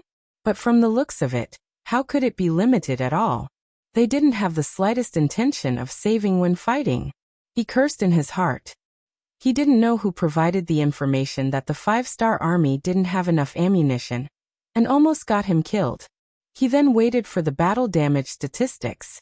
The Kiliarchs and Centurions below played their roles and quickly reported the battle situation to him, the commander of the army. When the final statistics came out, even though Wang Zhanjiang was already prepared, he still couldn't help but suck in a breath of cold air. 3,200 people. From the beginning to the end, not even half an hour had passed, and 3,200 soldiers had died. Among them, there were 400 soldiers who died outside the other 5 courtyards. The number of soldiers who died at the courtyard gate in front of him reached 2,700. Looking at this shocking number, Wang Zhanjiang looked back in disbelief. Only then did he realize that the originally densely packed army had been reduced by a lot. Only a little more than a third of the original 5,000 people were left. Don't charge for now, wait for orders. Wang Zhanjiang quickly made the decision to stop the charge and report the battle results. After all, if he continued to charge, he was afraid that his less than 2,000 subordinates would only be feeding bullets to the enemy. If he didn't handle it well, the black cavalry would see through him. If they counterattacked, he was afraid that he wouldn't be able to stop them even if he wanted to. He left a few confidants and ordered them to keep an eye on the 5-star army in the courtyard. No matter what, he couldn't let them suddenly go out. He then rode on his warhorse and went straight to the king's mansion. The sound of gunfire could be heard throughout the city. Zhu Huiqiu, who was in the king's mansion, was naturally no exception. At this moment, he was pacing back and forth in the main hall of the 5 prefectures. Although he hadn't received the relevant battle report yet, from the dense gunfire, he had a feeling that the situation wasn't very favorable.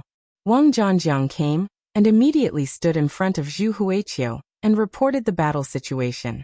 Hearing this, the expression of the 3 provincial kings changed again and again. After a while, his face darkened. You're saying that the black cavalry has enough ammunition and they don't have any intention of stopping shooting? Yes. Wang Zhanjiang lowered his head. After sensing the king's anger, he didn't even dare to raise his head. How is this possible? Zhu Huiqiu said in disbelief. After anxiously pacing back and forth a few steps, he asked loudly, "When they entered the city, didn't you all see it? Did they bring any carriages?" "No." Wang Zhanjiang lowered his head and answered honestly. Since they didn't bring any carriages with them, how much ammunition could they bring with them? How is it possible that they can't finish shooting? Could it be that the soldiers below are too afraid of death and can't charge properly? Zhu Huiqiu couldn't understand and wanted to put all the blame on the soldiers' morale. "No, Your Majesty, the soldiers are already putting their lives on the line. Out of the 5,000 soldiers, I have prepared a team of 500 soldiers. Once they are found to be cowardly and not daring to charge, they will be punished according to military law." Wang Zhanjiang naturally tried his best to explain. He didn't want to be punished because of this and be punished by the king. Zhu Huiqiu still trusted Wang Zhanjiang. Otherwise, he wouldn't have entrusted him with such an important task. However, it was because of this that he couldn't figure out the reason. Now that Wang Zhanjiang was standing in front of him, he suppressed the dissatisfaction in his heart and asked, "General Wang, why are you here?" "Your Majesty, I'm here to ask for reinforcements. I only have less than 2,000 soldiers. The 500 black cavalry should be unharmed. Under such circumstances, we don't have the ability to launch an attack, so, approved.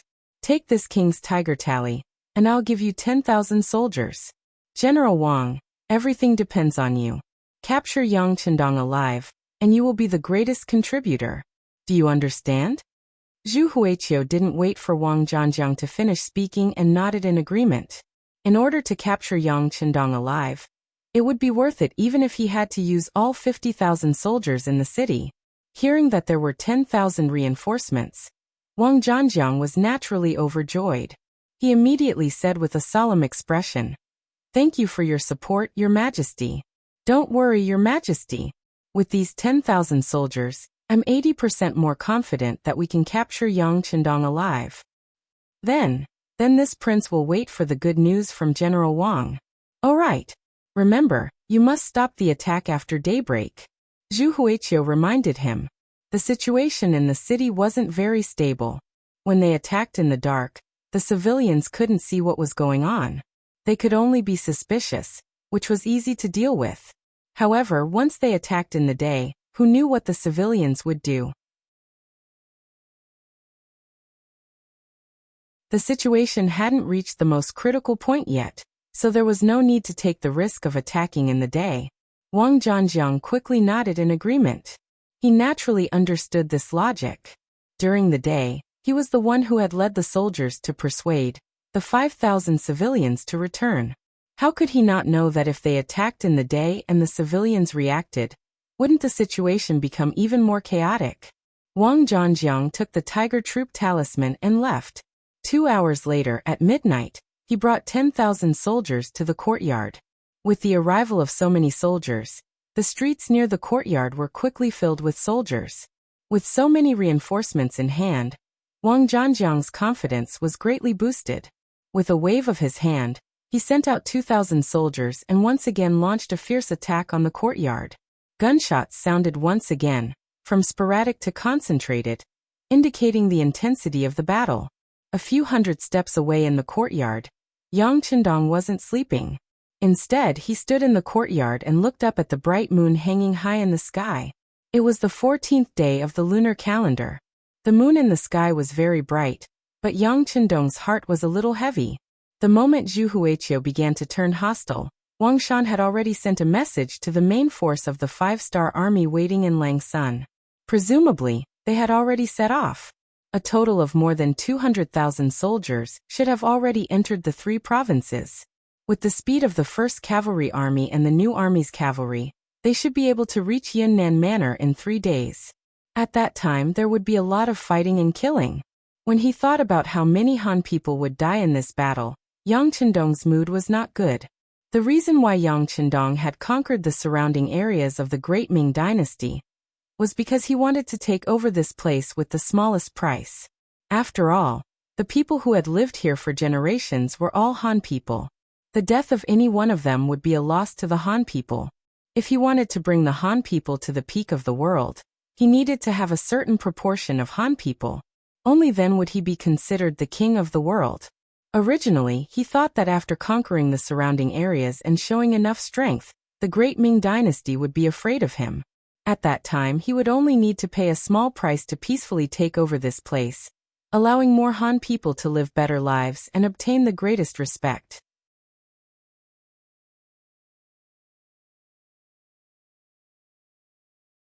Chapter 1569. However, he did not expect the great Ming dynasty to be so courageous. It could also be said that the two emperors of the great Ming dynasty were people who would not shed tears until they saw the coffin. They were not frightened by the strength of the five-star army, and even wanted to struggle. Since that was the case, Yang Chendong would not go easy on them. Taking care of the three provincial kings first was to make an example out of them. No matter what, Zhu Huiqiu was still a descendant of the Zhu family. Although he killed his brother, it did not change the fact that he was a member of the Zhu family. Yang Chendong only hoped that after taking care of Zhu Huiqiu with an iron fist, Zhu Qizhen and Zhu Qiyu could see the difference between them and finally surrender peacefully. Looking at the bright moon, Yang Chendong stood with his hands behind his back. His whole person was enveloped by the moon. The three provincial armies' attack was still ongoing. They had the idea of using manpower to consume firearms and ammunition. Wave after wave of attacks did not stop. Ba Daojiang's team had already been replaced. After repelling 4 waves of enemy attacks, the soldiers were very tired. Firing guns for a long time was also a physical activity.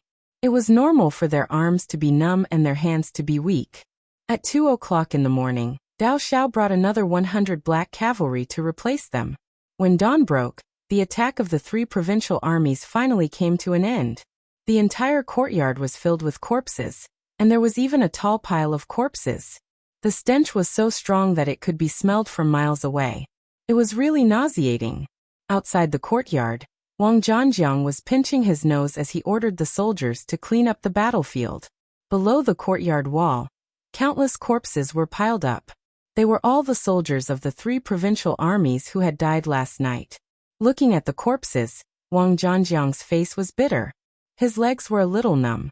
In just one night, out of the 15,000 soldiers from the 3 provinces, more than 12,000 of them had died. This was because he had intentionally slowed down his attack speed in the later stages of the battle. Otherwise, he was afraid that not a single one of the remaining 2,000 or so people would have survived. 15,000 against 500. With a ratio of 30 to 1, Wang Zhanjiang's side actually lost 5/6 of their soldiers. Not to mention that Wang Zhanjiang had never fought such a war before. He had never even heard of it. He did not know how to face Zhu Huiqian and explain to the king. Clean up the battlefield. Make sure to clean up the corpses. At the same time, stay far away from the courtyard. Give the enemy enough time to clean up the battlefield. After giving this order to the soldiers below, Wang Zhanjiang urged his horse to head towards the 3 provinces. Not long after Wang Zhanjiang left, a raging fire also ignited in the small courtyard. The number of soldiers in the black cavalry was limited. Naturally, they could not bury all the enemy corpses that had charged into their ranks. Considering that the weather was starting to heat up, they were afraid that the corpses would attract a plague. After reporting to Yang Chendong, the soldiers used a large fire to solve the problem. They burned all the enemy corpses with cremation. The smell of the burning corpses was quite unpleasant. When a breeze blew, the air in the entire southern cloud manor changed. Therefore, no matter whether it was near or far from the small courtyard, the people in the city all knew that someone had attacked the small courtyard where Bugnam of Gojoseon lived last night. Immediately, for their own safety, many people walked onto the streets and asked for help from the 3 provinces. Zhu Huiqian had expected the people's actions. In the morning, he sent another general, Kai Wenju, to lead 5,000 soldiers to tightly seal off the main streets near the 3 provinces to prevent anyone from disturbing him. As for himself, he summoned Chen Tian, Meng Neng, Wu Yingtu Mo Gui, and General Wang Zhanjiang who had just arrived to report. His right-hand men all arrived. The servants of the manor served tea and snacks. Everyone sat together to discuss the next step. Just as everyone's attention was on Wang Zhanjiang's report, the The servants left one by one. One of the stewards first went to the servants' room to say goodbye, saying that he was going out to buy some things. Then he walked out of the manor openly. This steward's name was Zhu Changjiu. He had been with Zhu Huichen for more than 10 years. He was definitely an old man. This could be seen from the fact that he was given the surname Zhu. He also enjoyed a certain amount of power in the manor. For someone like this, his every move would not be suspected. However, this Zhu Changjiu had actually been bribed by Yang San. Yes, bribed. In order to get in touch with this person, the intelligence department spent a lot of effort. Yang San specially appointed a group of 7 people to get in touch with this person and related matters. For the sake of confidentiality, this group of 7 people was directly led by Yang San. In the entire Yangxia, other than Yang San, only Yang Chendong knew about this matter. However, he only knew about the existence of this group. As for who the specific members were and who they were in contact with, Yang Chendong did not know. This operation could be said to have reached the highest level of security in order to prevent information from leaking out. In the situation of knowing that there was a traitor, but not knowing who it was, Yang Chendong could not completely trust anyone. It was such a small group that did a lot of work for Zhu Changjiu. They investigated everything related to this person's life. It was not easy to find out that before this person came to Zhu Huichen, he had a sister who was 3 years younger than him. At that time, because the family was hit by a flood, the two were separated during the escape. There was no news for a long time. When this news was seen by Bureau Chief Yang San, he felt that there was a lot to be done. At that moment, he put in a lot of effort and mobilized a lot of manpower and material resources to investigate this matter. His hard work paid off, and he really did manage to find out. Coincidentally, this woman was still alive, and she even came to Crimson City by accident. Now she was already married, and she was a middle-level leader in the textile factory. After hearing this news, Yang San was overjoyed. He brought all the information and paintings about this woman, which was Wang Ling, to Yunnan Manor. Under the arrangement of the 7 small secret group, he met with Zhu Changjiu, this person whose original name should be Wang Chang. When Zhu Changjiu was blocked by Yang San in an alley, he instinctively wanted to shout. Based on his familiarity with the surrounding environment, he knew that there was a street 30 steps behind him. There must be soldiers patrolling on the street. His shout was likely to attract their attention. Just when Zhu Changjiu wanted to shout, Yang San handed over the paintings in his hand. There were a total of 4 paintings. One of them was Wang Ling's current appearance.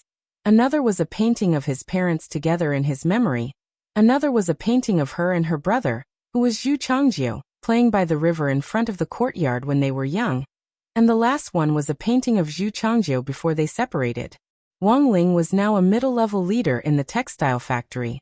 Her husband's family was an ordinary leader in the city lord's residence.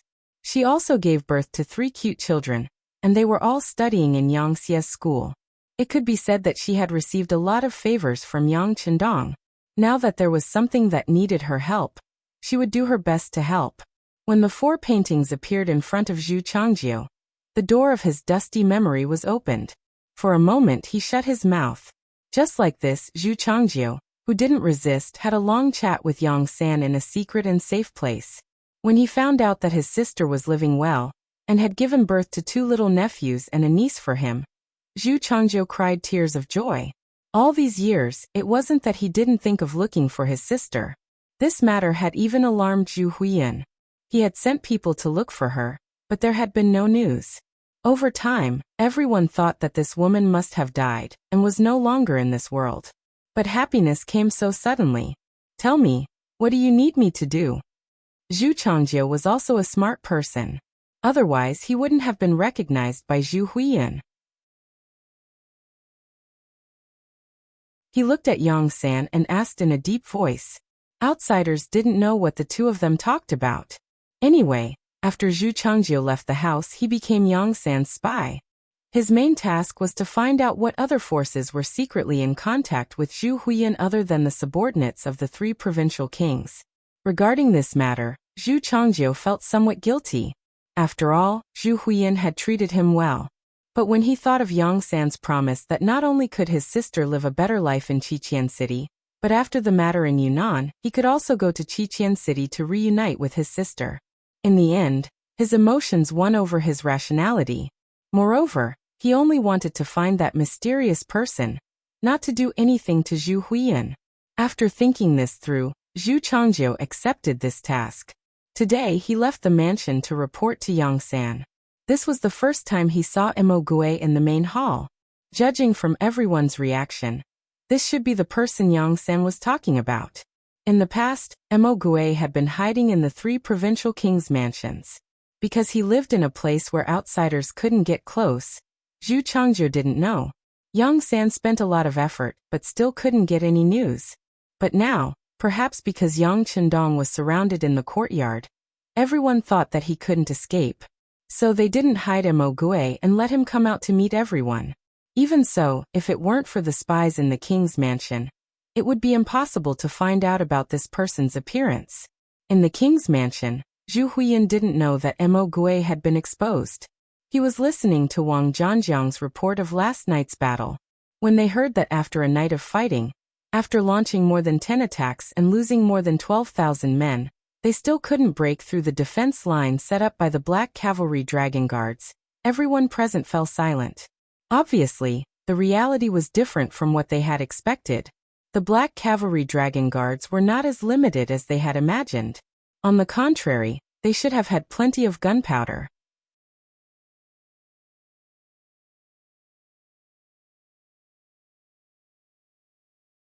Chapter 1570.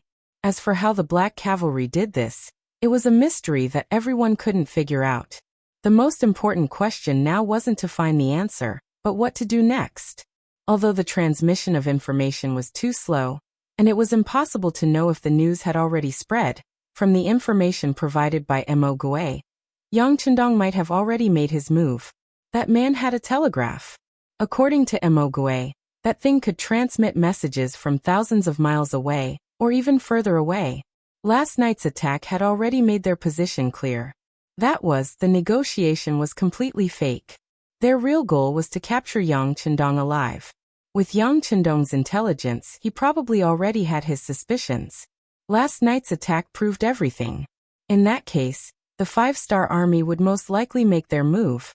There wasn't much time left for the 3 provincial armies. Everyone at the meeting knew that if they fought head-on, they definitely wouldn't be a match for the 5-star army. This had been proven by countless countries and factions that had been destroyed. In that case, other than capturing Yang Chendong, they had no other choice. We must capture Yang Chendong. Zhu Huichen suddenly stood up with a ferocious expression. Then, as if he had made a decision, he spat out 4 words, regardless of life or death. Finally, Zhu Huichen didn't dare to wait any longer. If he couldn't capture Yang Chendong within the time limit, once the main force of the 5-star army arrived outside Yunnan Manor, he wouldn't have a chance to make his move. On the other hand, as long as Yang Chendong died, even if he didn't capture him alive, as long as he could leave Yunnan Manor before the main force of the 5-star army arrived, he would effectively avoid the first attack. Then there would be internal strife in Yangxia. When they split apart, it would be time for him to make his move. Zhu Huichen finally made his final decision. This made Mo Gui, who was sitting on the side like a guest, feel joy in his heart. The task given to him by his master was to kill Yang Chendong, not to capture him alive. Unfortunately, Zhu Huichen didn't listen to him on this matter, so he could only watch from the side. Now that both sides had the same goal, he could do whatever he wanted. It should be time to do something. Mo Gui had just made up his mind when Zhu Huihua looked at him. Mr. Mo, I've decided to kill Yang Chendong. Shouldn't you do something? Of course. Mo Gui nodded with a smile. Congratulations, Your Highness. You've made the right decision. If you want to capture Yang Chendong alive, it is indeed somewhat difficult, but if you want to kill Wu Nanwang who is hiding in the small courtyard, it is not very difficult. What do you mean, Mr. Mo? Zhu Huichen asked expectantly. He already knew that Mo Gui's master wanted Yang Chendong dead, but he wanted to gain more benefits, so he didn't make up his mind. Now that they had the same idea, He believed that Mo Gue would do something to help him. Your Highness, my master has just sent a batch of cannons. They are in a workshop in the east of Yunnan Prefecture. I'll have to trouble General Wang to make a trip there. Mo Gue was still smiling as he told Zhu Huichun the answer he wanted. What did he mean by just sent a batch of cannons? Only an idiot would believe that. Although the current southern cloud manor wasn't heavily guarded, it would be harder than ascending to the heavens to send something as large as a cannon into the city without anyone's knowledge. This could only mean that the cannons were already in the city, but Mo Gue's master wasn't satisfied with Zhu Huichun's idea, so he didn't reveal his trump card. Zhu Huichun quickly figured out the crux of the matter, but he still pretended to be happy and laughed. Good. Mr. Mo's cannons are just in time. General Wang, go to the east of the city immediately and move the cannons outside the courtyard. Tonight will be the night Yang Chendong dies. Yes, sir. Wang Zhanjiang stood up with excitement on his face. He had been worried about what to do at night. Looking at the black cavalry, as long as they didn't lack ammunition, it would take a lot of soldiers to charge in. But with the cannons, things were different. With the cannons, they could ignore the enemy's firearms. The courtyard wasn't that big, so they could just bombard it. Then he could eliminate the black cavalry without touching a single hair of the enemy. With a face full of joy, Wang Zhanjiang accepted the order and left. Not long after, he arrived at the workshop in the east of the city that Mo Gue mentioned. He found 10 cannons and 300 rounds of ammunition in the courtyard. Whether it was the number of cannons or the number of cannons, Wang Zhanjiang was overjoyed. They had wanted to stockpile cannons before, but the Southern Ming Empire had imposed a blockade on them, and the 5-star army didn't have any intention of selling cannons, so they could only wait. Now that they finally had the cannons, General Wang felt that his body was full of energy. The cannons were found and transported from the east of the city to Yang Chendong's courtyard in the west of the city. The news quickly reached Yang San's ears. The spies he had hidden in the 3 provinces' armies were finally useful. The news was also sent to Yang Chendong through the radio. 6th Young Master, urgent call. Telecommunications Director Wang Shan nervously sent the newly copied telegram to Yang Chendong. Don't panic, the sky won't collapse. Yang Chendong said confidently. He reached out and took the telegram. When he read the contents clearly, his eyebrows couldn't help but raise high. Then he fell into deep thought. There were no cannons in the 3 provinces' armies. The only ones that had been used to attack Beijiang Prefecture had all been blown up. This could be seen from the previous intelligence department and various reports. This was also one of the reasons why Yang Chendong dared to enter the city with only 500 black cavalry soldiers. However, the other party now had 30 cannons and 300 rounds of ammunition, which made the situation serious. This didn't mean that Yang Chendong was afraid of these artillery shells. These days, Beta Persei didn't participate in the battle and command the battle. Instead, he led the 300 black cavalry soldiers to continuously dig tunnels. Wasn't it to prevent such a thing from happening? Yang Chendong was now thinking about the source of these cannons. Yang San had made it very clear in the telegram that these cannons were not the field cannons of the 5-star army, but the red coat cannons created by the Southern Ming dynasty. In recent years, due to the emergence of the 5-star army's firearms, both Baiming and the Southern Ming dynasty had been forced to invest a lot of resources in the research of cannons. Now they both had a large number of cannons, but due to the lack of technology, most of these cannons were solid shells, and the range was very limited. Not to mention the power of the cannons, or whether Yang Chendong had prepared for it. The source of these cannons alone was enough to make one ponder over it carefully.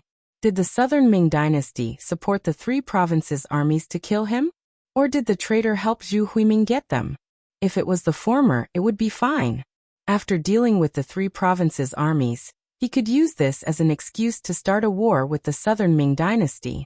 However, if it was the latter, then the identity of the traitor was somewhat interesting. The traitor understood the situation in the Yangxie dynasty very well, could speak with the Southern Ming dynasty, and could even obtain such an important weapon like the cannons. Who could this traitor be? For some reason, with the appearance of these cannons, Yang Chendong had a feeling that he could confirm the identity of the traitor one step closer. He could see who in the Yangxia dynasty had contact with the southern Ming dynasty, and then identify them one by one. The 30 cannons were pushed out of the small courtyard, and Wang Zhanjiang was only waiting for the sky to turn dark. In order to ensure the success of tonight's operation, Zhu Huiming gave another 10,000 soldiers to Wang Zhanjiang, which made him more confident. Zhu Huiming was also very nervous as he waited for the good news to arrive in the palace. While he was waiting, the sky turned dark as promised. When the curfew arrived and there were no civilians on the streets, Wang Zhanjiang impatiently went in front of the cannons and gave the order to fire. There was no prelude, no warning. The moment the cannons came, it was to give the 500 black cavalry in the small courtyard a head-on blow. The attack last night caused Wang Zhanjiang's losses to be too great. With this hatred, he was determined to uproot Bugnam of Gojoseon. Boom boom boom.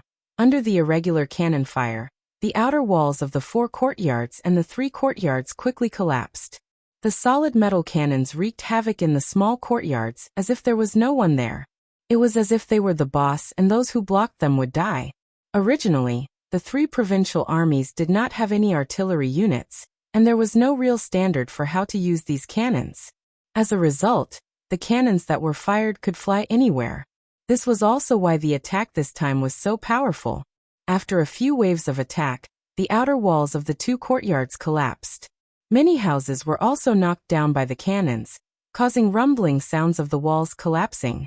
Smoke and dust rose into the sky, even though it was the 15th day of the lunar calendar, and the moonlight was very bright. People's vision was still very limited. Looking at this rather spectacular scene, Wang Zhanjiang's heart was filled with pride. He could not wait to see the scene of the Black Knight Dragon Guards being crushed by him. Without the help of firearms, his 10,000 men would only be able to deal with a few hundred Black Knight Dragon Guards. He was confident that he could achieve victory. Each cannon fired a total of 5 cannons, and half of the solid metal cannons were wasted just like that. It also cleared a wide enough space for attack. Wang Zhanjiang immediately stopped the cannons from firing. Then, with a loud shout, the infantry charged forward.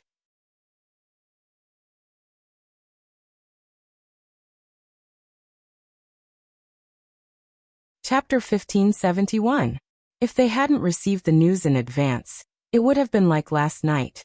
The Black Cavalry Dragon Guards would have set up a firepower net and blockade outside. In the face of this sudden solid bullet attack, they would have suffered heavy losses. It wasn't impossible for them to lose their defensive line tonight. However, after receiving the news a step earlier, everything was a different picture. Long before the sky turned dark, most of the Black Cavalry had already hidden in the tunnel that Beta Persei had dug. This kind of tunnel was similar to the bomb shelters of the future. Even if it was a burst of fire, it could block it, not to mention a solid bullet. It could not hurt the people hiding here at all. Most of the Black Cavalry were hiding. Only less than 50 Black Cavalry were sent outside. They hid in various houses and used the solid walls to observe the movements outside. This was also to prevent the enemy from launching an attack, so that they could be the first to stop them. It was worth mentioning that these Black Cavalry were no longer holding Type 95 in their hands. Instead, each of them had a rocket launcher. The rocket launcher could easily hit more than 100 steps away. It made them look like they were holding a small mobile cannon with great power. When the cannons of the 3 provincial armies began to fire, the 50 Black Knight Dragon Guards were hiding in the small houses. Although more than 100 solid shells were fired and caused some damage, there were no casualties among the 50 Black Knight Dragon Guards as they were covered by the strong walls. Only 2 of the soldiers were choked by the smoke and couldn't stop coughing. Then the assault of the 3 provinces began. The 50 of them immediately fired their rockets, and when the cannons landed in the midst of the enemy camp, the shockwaves from the explosion killed, injured, and scattered the black shadows. When the rocket launcher sounded outside, it was equivalent to giving the Black Cavalry hiding in the bomb shelter the order to charge and counterattack. Everyone came out of the tunnel in a line, each holding a Type 95 or a light machine gun. They found the predetermined position to counterattack, and began to madly fire and counterattack. The sound of cannons and concentrated gunfire was constantly heard, giving the charging soldiers of the 3 provinces a head-on blow. Completely unprepared, they were caught off guard. Just the thousands of soldiers from the 3 provinces who were charging at the front were wiped out in a single exchange. Not a single one of them survived. The Black Cavalry's methods and enhanced firepower really frightened the soldiers of the 3 provinces. They could not help but stop in their tracks. Then, without waiting for orders, they frantically retreated. After a round of bombardment and a round of charge, they had suffered more than 1,000 casualties. When this result was reported to Wang Zhanjiang, it made him even angrier. His face also revealed a crazy expression. Boom, continue to bombard them. Destroy all the houses. I want to see where they can hide. The wave of bombardment just now had already destroyed more than 1/3 of the houses in the 2 courtyards. This allowed the soldiers of the 3 provinces to charge more than 10 steps without any threat. Wang Zhanjiang wanted to use the same method to continue to charge forward, slowly nibbling away the space for the Black Cavalry to survive, and finally gain the initiative of the battle. The cannons were pushed forward again. Each of the 30 cannons fired 2 shells, which meant 60 solid shells rolled in front of the houses. Without the obstruction of the courtyard walls, more than 10 houses were destroyed. This time, the Black Cavalry did not have a record of 0 casualties. 2 soldiers were injured, and 1 soldier's injury was not too light. Fire at the enemy's cannons, blow them up. Looking at the rocket launcher, Beta Persei roared in anger. The Black Cavalry were his good brothers, and Beta Persei knew every one of them by name. Now that his brothers were injured, as the actual commander of the Black Cavalry, how could he not be angry? The Black Knight Dragon Guards, who were also enraged, fired their rocket launchers. They had been waiting for this order. In an instant, several people rushed forward. Under the moonlight, they came within 80 steps of the 30 cannons. Then they angrily fired their rockets and smashed into the cannons, causing a series of loud sounds of metal colliding. The sudden bombardment directly destroyed several cannons, and even some of the soldiers standing in front of the cannons were blasted into the air by the powerful explosion. When they fell to the ground, they were already dead. Good job, continue. Seeing that there was an effect, Beta Persei continued to shout excitedly. Several more rocket launchers were fired, and the cannons were destroyed one after another. Wang Zhanjiang saw all this, and it made his heart ache. He only had a total of 30 cannons. This was all he had, and it was also all the property of the king of the 3 provinces. If all these were wasted here, he was afraid that he would not be able to explain it to the king. Therefore, with a pained expression on his face, he ordered his men to continue to charge forward, looking for the Black Cavalry's gunner, and at the same time distracting the enemy. Then he led his men to move the cannons back, saving the remaining 12 cannons and the 60 shells that were not destroyed. The Black Cavalry's full-scale counterattack was effective. They defeated the arrogance of the 3 provinces and took back some territory. But after all, it was a fact that so many houses were destroyed. After waiting for less than half an hour, the third charge organized by Wang Zhanjiang began. When the soldiers of the 3 provinces came from all directions, the pressure on the Black Cavalry multiplied. When there were enemies on all sides, it was not as easy as before to block the enemy outside the position. The sound of the light and heavy machine guns was much more intense than last night.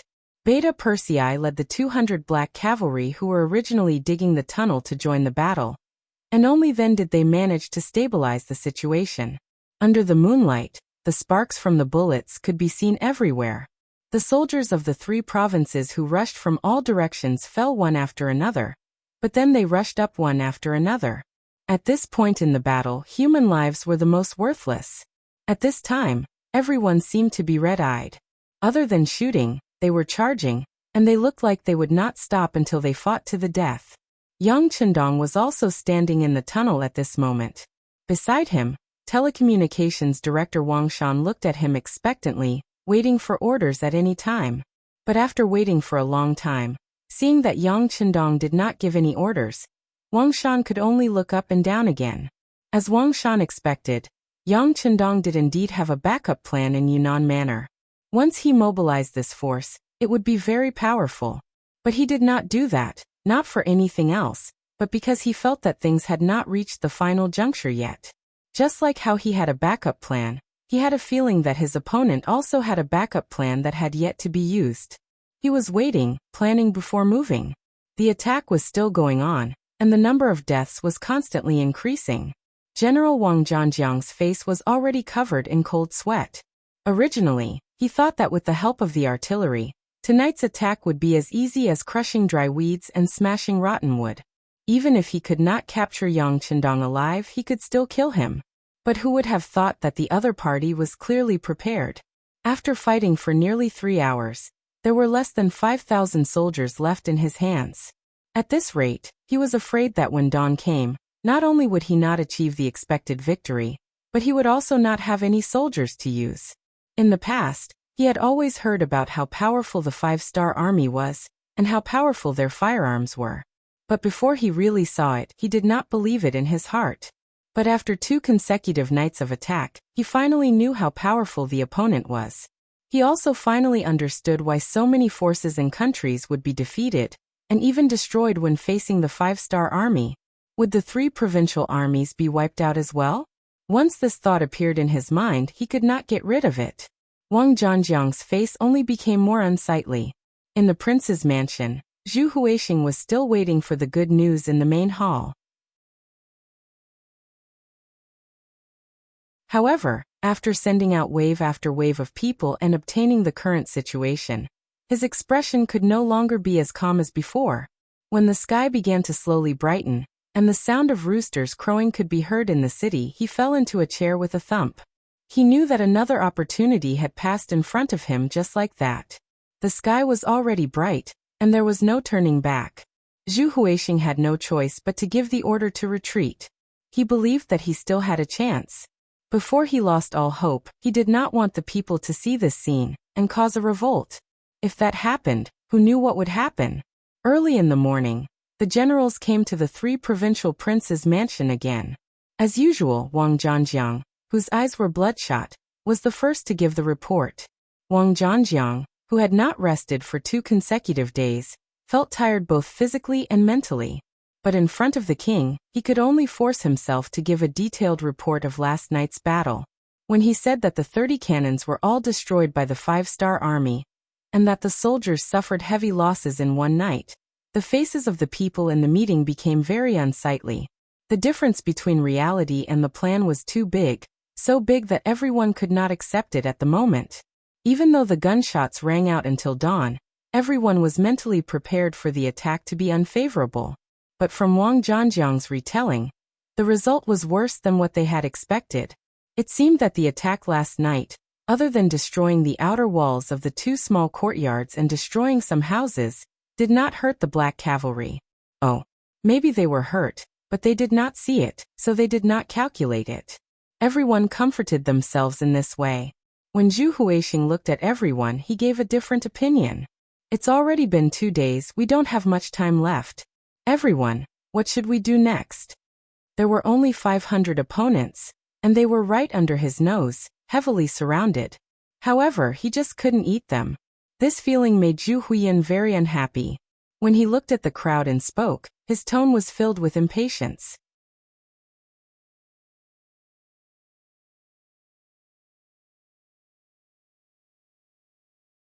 Chapter 1572. That's right, Zhu Huihua was anxious. This was because in the morning, when the sun had just risen, the scouts had entered the city and reported that the main force of the 5-star army had begun to move towards the 3 provinces from Liang Mountain. The distance between Liang Mountain and Yunnan Manor was a few hundred li. But the news that came was that the cavalry of the 5-star army was coming on horseback. Who knew if they would suddenly appear in front of him? If he couldn't get rid of Yang Qindong before these people arrived, then it would really be troublesome. This time, he had invited Yang Qindong to negotiate, but now he had to kill him. In terms of morality, he had already lost. If Yang Qindong didn't die, and the 5-star army arrived outside the city, then the one who would die would be him. Time was of the essence, and Zhu Huihua didn't have the time to think about other things. Right now what he needed to do was to kill Yang Qindong. Only then would Yang Xie be in chaos, and he would be safe. Only then would he be able to obtain everything he wanted. Tonight, mobilize all the forces that can be mobilized.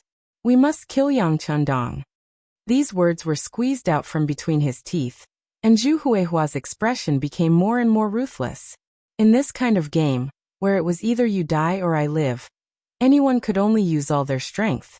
After Zhu Huihua made his final decision, the entire army of the 3 provinces in Yunnan Manor began to move. In order to achieve the goal of exhausting the firearms and ammunition of the Black Cavalry, even the 10,000 new recruits were put to use. However, because they didn't have any combat experience, in order to prevent a large number of people from escaping when the battle started, they weren't placed on the main attack. Instead, they were responsible for the security of the outer perimeter. For 2 consecutive nights, the entire Yunnan Manor's commoners probably knew that Zhu Huihua wanted to kill Yang Chendong. No one knew what these commoners would do. Although these people were often seen as ants, no one could deny that once these commoners took action, they would cause a huge commotion and cause serious consequences. In order to prevent the civilians in the city from doing anything that would be detrimental to their operations, the 10,000 new soldiers that had just been recruited were put to use. Their main purpose was to protect the civilians in the city and prevent them from suddenly causing trouble. Rather than calling them new recruits, it would be more accurate to call them able-bodied men. These people were all captured from various places. They didn't want to join the army at first, but they were unlucky and were captured at the last minute. Among them, there were more than 3,000 able-bodied men captured near Mount Liang. However, everyone knew that more than half of these 3,000 people were cold front warriors. Moreover, they were under the command of Cheng Hu, the elite 1st Regiment of the 1st Regiment of the Cold Front. Back then, Cheng Hu had split up the Cold Front warriors and disguised them as local refugees. Furthermore, they had pretended that they were coincidentally found by the army of the 3 provinces. Just like that, they were captured as able-bodied men. Not only did they successfully enter Yunnan Manor without any checks, they were also stationed in the barracks in the city. Logically speaking, the army of the 3 provinces had a set of methods to manage the army. For example, after entering the barracks, they had to go through household registration and so on. With this set of procedures, it would be difficult for the Cold Front warriors to hide their target. Coincidentally, before the army could do anything, Yang Chendong arrived. This instantly attracted everyone's attention, and no one cared about the new recruits anymore. They also helped Cheng Hu's troops cover for him, and stayed in the army. In the past 2 days, the news of Zhu Huihua wanting to kill Yang Chendong had already spread throughout the army. To the ordinary soldiers, this was simply a fight between gods. They only needed to follow orders. The main goal of the Yangxia had always been to let the Han people live better lives, and let them become the rulers of this world. However, to the soldiers of the 3 provinces who were not Yangxia soldiers, they did not have the opportunity to experience this kind of glory. On the contrary, they had been receiving military pay from Zhu Huihua, the king of the 3 provinces. Naturally, they had been paid to do something. However, as 10,000 new recruits, they had not even received a single cent of military pay. This was naturally because they had only been here for a short period of time. However, this gave Cheng Hu and the others an opportunity to instigate a rebellion. If they were dealing with veteran soldiers, Cheng Hu and the others would have to think twice before doing anything. However, they did not have to be so careful when dealing with a bunch of new recruits who had been captured under the same fate. They could do many things boldly. Over the past 2 days, Cheng Hu and the others had been trying to instigate a rebellion. However, to be on the safe side, they did not reveal their identities. Instead, they used the identity of someone who had suffered a similar fate to build a relationship with the new recruits. For something like a grievance gathering, no other army in the Yangxia had done better than the Lungfeng army. Within the Lungfeng army, the 1st Division had done the best.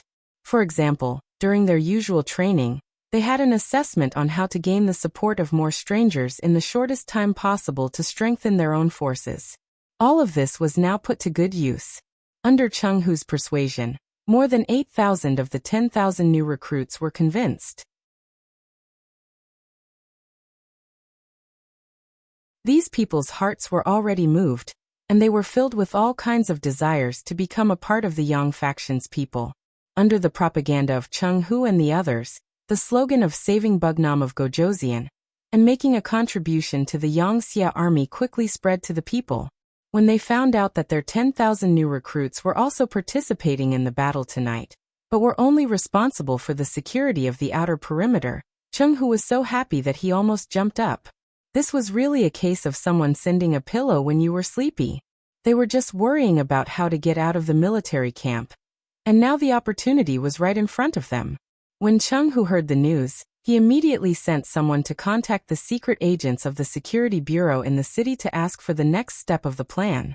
After 2 nights of continuous attacks, especially when the 3 provincial armies even used 30 cannons, the head of the security bureau, Yang San, who was in charge of everything in the city, felt his scalp go numb when he heard this. This method of luring the snake out of its hole and winning the hearts of the people was a good method. However, they should not have let the young master take the risk. For this reason, Yang San had objected to it, but it did not work. Since this was the case, he could only do his best to ensure Yang Chendong's safety. 2 nights had passed, and the 3rd night was about to arrive. Seeing that the 3 provincial armies would launch a new round of attacks in a few hours, Yang San had already made a decision in his heart. He was going to take action, and the only thing he could do was to instigate the people in Southern Cloud Prefecture to launch an attack. Although he did not know how many people would die in this way, as long as he could protect the young master, everything would be worth it. At this time, Cheng Hu sent someone to contact him using a special method. When he found out that the 1st Regiment of the 1st Division of the Lungfeng Division was in the city, and had secretly joined the 3 provincial armies as a new recruit, Yang San's bloodshot eyes could not help but brighten up. He was so happy that he exclaimed, "The heavens are really helping me. The heavens are really helping me, Yang Xia."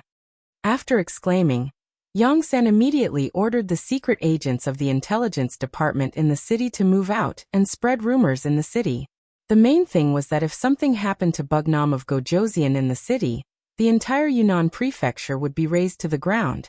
If that really happened, no one in the city would be spared.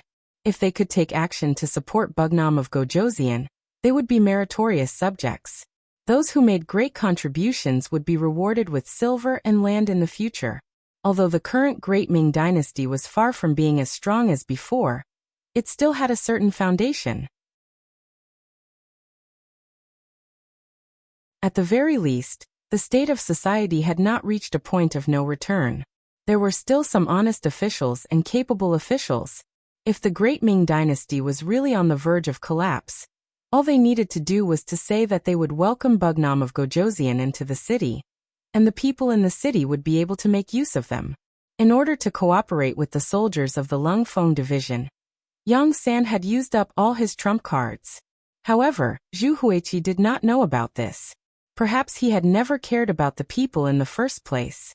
In addition, an even greater danger was pressing down on him. In the great general's residence in Guizhou, Jiang Wuqing was currently meeting with a guest in the study. As the great general of Guizhou appointed by Zhu Huiqi, Jiang Wuqing's strength was not weak. With 100,000 soldiers in his hands, he was confident. Even he himself was tall and strong, with a dignified appearance. Jiang Wuqing was a forthright person. From time to time, one could hear him laughing loudly. As a result, he enjoyed an illustrious reputation in Guizhou. However, today he could no longer laugh. This was because a familiar person had appeared in front of him.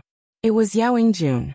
As the Security Bureau's earliest spy and one of the most successful ones, Yao Yingjun was born with good looks. People called him Pan and the reincarnation. Using this advantage, he successfully won the favor of Princess Yongsheng, Zhu Lian.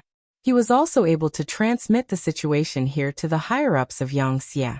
Everything came to an end after Zhu Huiying killed his brother. After Yao Yingjun received the information from the Security Bureau, he immediately took Princess Yongsheng away. He quickly formed a group of people and had been roaming around Guizhou. At that time, Yao Yingjun could have brought Princess Yongsheng back to Yangxia's territory. Based on the important information he had transmitted over the years, the rewards he received would be enough for him to use for the rest of his life. However, he did not do that. Instead, he continued to be with Princess Yongsheng and raised the banner of opposing Zhu Huiqi. Needless to say, Yao Yingjuan's act had become real. He had really fallen in love with this princess. Because of this, Yang Chendong also made a promise. No matter when, as long as he didn't want to work anymore and wanted to leave with Princess Yongsheng, he would personally give them permission to find a safe place to live the life of a rich man.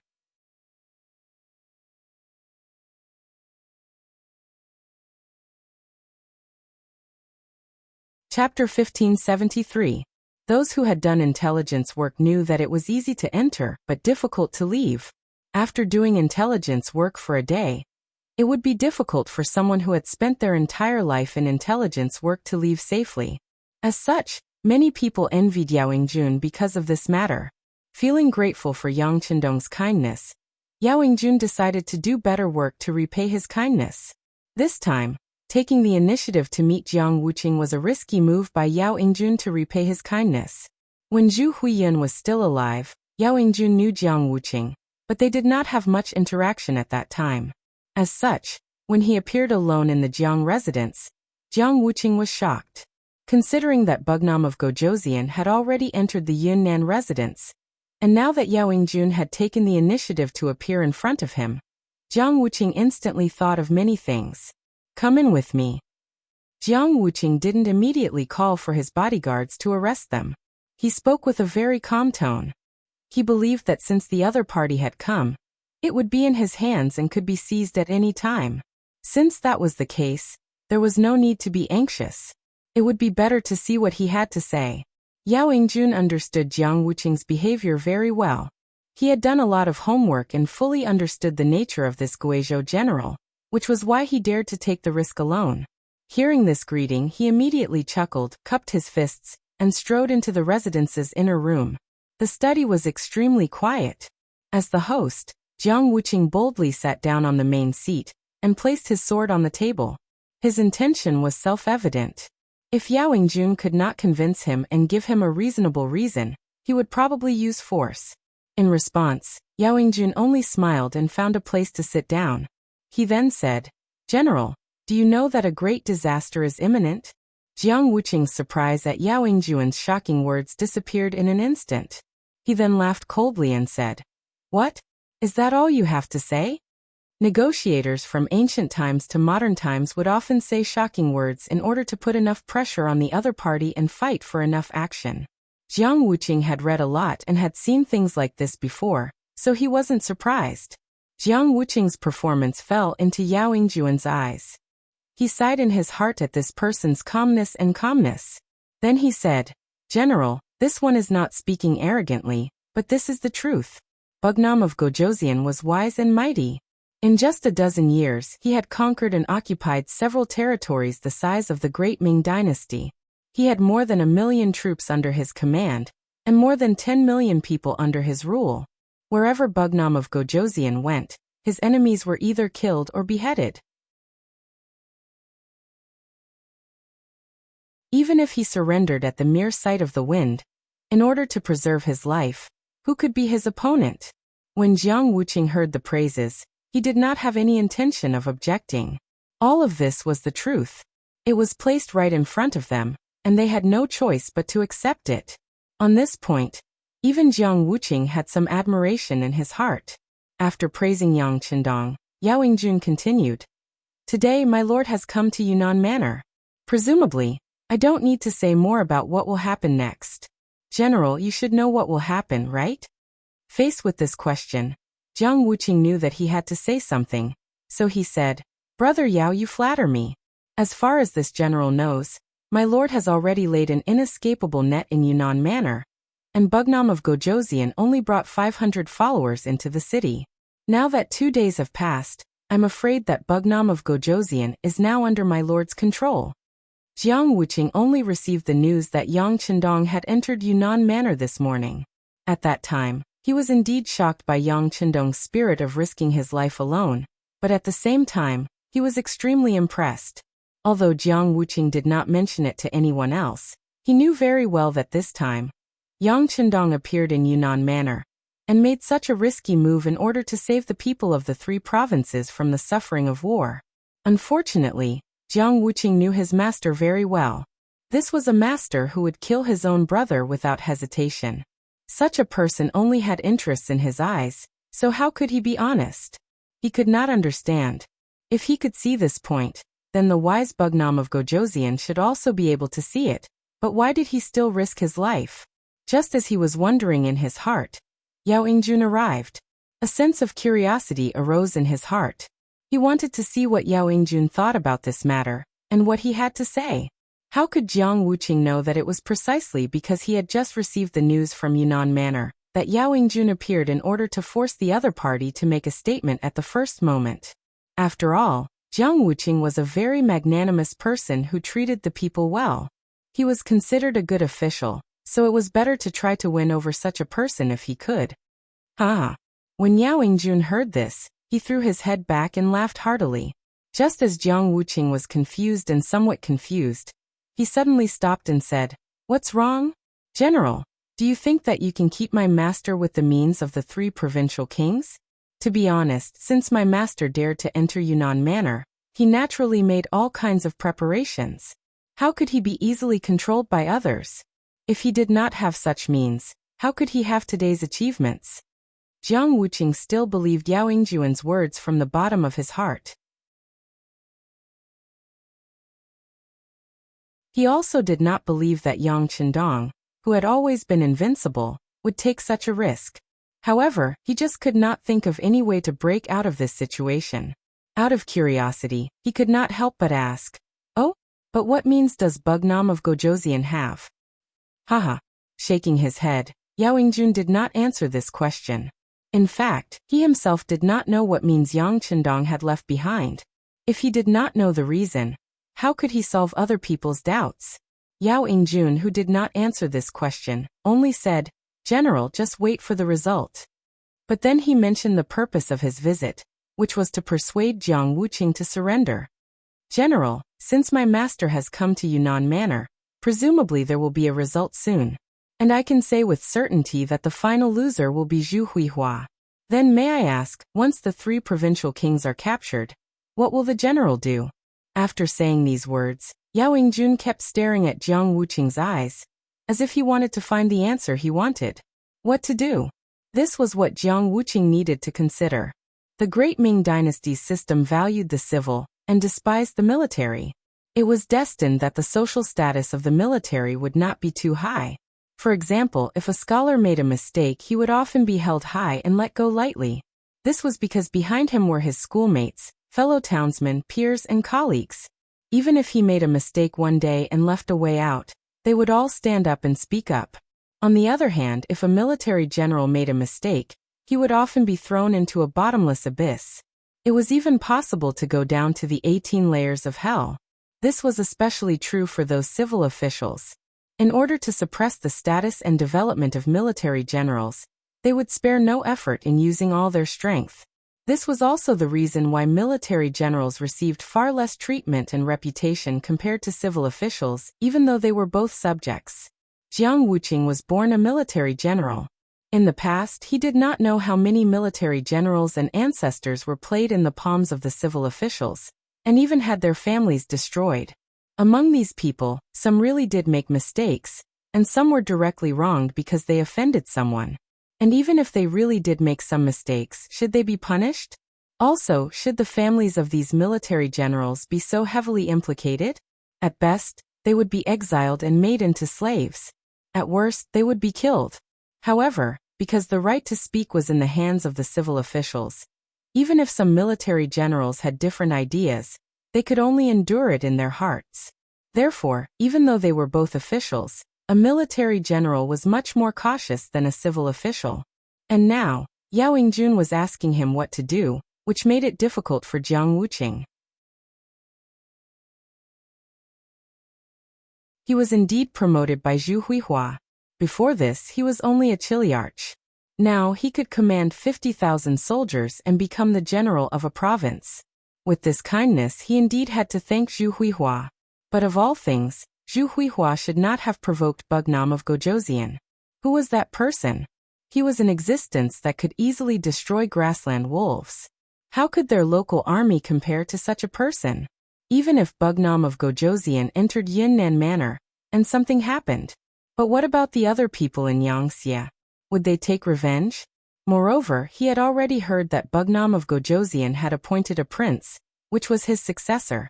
Would they really collapse? Taking a step back, if Bugnam of Gojoseon's Yangxia collapsed, what good would it do to him? Based on the fact that he had once served Zhu Huihua, not only would Yangxia's people not forgive him, but the civil officials in the southern Ming dynasty would also not let him off easily. If he was lucky, he would be dismissed. If he was unlucky, then he and his family would die.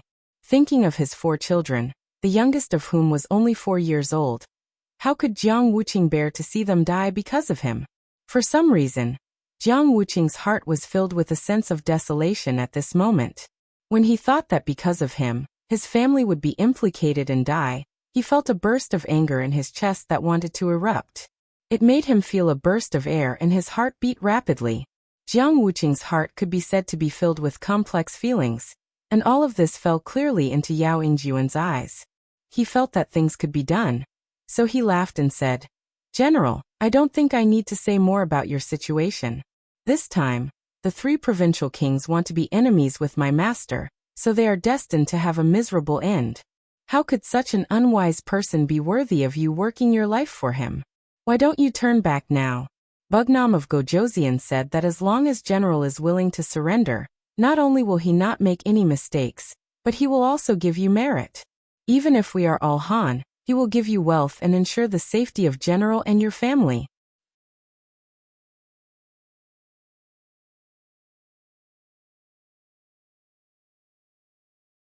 Chapter 1574. These words were just right, and they also touched Jiang Wuqing's heart, causing him to be moved. However, considering that he had once received Zhu Huilio's kindness, would it be too unjust to do so? Also, how trustworthy was Yao Yingjuan's words? Jiang Wuqing had already opened his mouth to agree, but he closed it tightly again. There was no such thing as betrayal in this world. The only reason there was no betrayal was because the bargaining chip was not high enough. Or perhaps the threat was not high enough. If Yao Yingjun had not found him before, Jiang Wuqing might have had a choice and could have chosen the right time. However, now that Yao Yingjun had found him, he could only make a choice. He could either agree or not. Could he not agree? No one was willing to surrender. However, how could Jiang Wuqing, with a mere 50,000 soldiers, stop the 5-star army's might? Furthermore, the 50,000 soldiers under him belonged to the local army. In the end, their combat strength was only average. With such an army, Jiang Wuqing had already lost the confidence to fight against the experienced 5-star army before the battle even started. Whether it was because he had seen the situation clearly, or because his strength was not enough, Jiang Wuqing had no choice but to make a decision. He looked at Yao Yingjun and asked, "But I don't know, if I choose to surrender to the 5-star army, what kind of guarantee can I get?" Southern Cloud Manor. There were less than 2 hours left before the sky turned dark. A gloomy atmosphere shrouded the city, giving people a very oppressive feeling. For the past 2 days, the commotion at night was not small, especially last night. The sound of cannons and gunshots were so dense. Anyone who was not a fool would know what was going on. It must be said that the common people were the most honest group. As long as they could survive, they would not do anything excessive. For example, words like swallowing their anger and living an ignoble life were used by them. However, when something happened and threatened their lives, they would change into a different appearance and reveal their fangs. In other words, the mighty army of the East had awakened. Who was Bugnam of Gojoseon? Needless to say, everyone in Southern Cloud Manor knew. There were even many people who yearned for the Yangxia's life, and thought of ways to seek refuge there. Originally, Yang Chendong had a good foundation of the people. This time, Yang Chendong was willing to take the risk in order to not let the common people of the 3 provinces suffer from the chaos of war. At this moment, he had won the hearts of the people. This was the general trend that Yang Chendong needed. Now that the general situation had been set, but the 3 provincial kings still wanted to kill Wu Nanwang. How could the common people in the city be willing to do so? This was no longer a matter of 2 kings fighting. If things went wrong, the common people in the city would be affected. If they still did not do anything, in the end, the city would be killed. Once such a terrible result appeared in the minds of the common people, who could remain calm? It was at this time that the spies sent by Yang San came into effect. They mixed in with the common people and talked about the powerful relationship. More and more common people felt the crisis. Finally, waves of common people in the city began to rush in the direction of the destroyed courtyard with all kinds of weapons in their hands. Southern Cloud Manor was a big city. Not to mention its history, just the fact that it was the place where the former sheeping mansion and the current mansion of the three provinces were located. It had attracted a lot of commoners. The number of commoners here had reached more than 500,000 people at one point. Due to the chaos of war, the proportion of adult men was not high. However, even if the ratio was 10 to 1, it was still possible to gather 50,000 people. Not to mention, when the matter concerned their own safety and life and death, it was not only the adult men who would stand up. Some of the older men, and some of the younger women also stood up together in order to seek a way out. They formed a mighty team and slowly rushed to the courtyard where Yang Chendong was. The kings of the three provinces who were paying close attention to the situation in the city quickly reported the matter to Zhu Huihua. In this regard, the kings of the three provinces who already had a countermeasure ordered to send out 20,000 veterans and 10,000 newly recruited able-bodied men to guard the periphery. Once they found that the common people dared to attack the former, they would be killed without mercy. At the same time, Zhu Huihua also gave the last 15,000 soldiers he had left to Wang Zhanjiang. The mission he gave him was to take Yang Chendong's life tonight, no matter what the cost. This was a desperate move, and no one stopped him. Although this was the last resort, at this moment, there was no better way to do it. But what Zhu Huihua did not know was that just tonight, two other assassination teams had also started to take action. They were the men of sacrifice of the Mu family led by Muang, and the 100 ninjas led by Mo Gue. The men of sacrifice of the Mu family led by Muang have been lurking in the city for several days, waiting for the right opportunity to take action. There was no doubt about it. Although the Mu family also looked down on Zhu Huihua, and would take his life if there was a chance. But in the face of a more powerful opponent, Yang Chendong, they had no choice but to work together to deal with this big problem first. For this reason, Muang has made up his mind to succeed or die trying.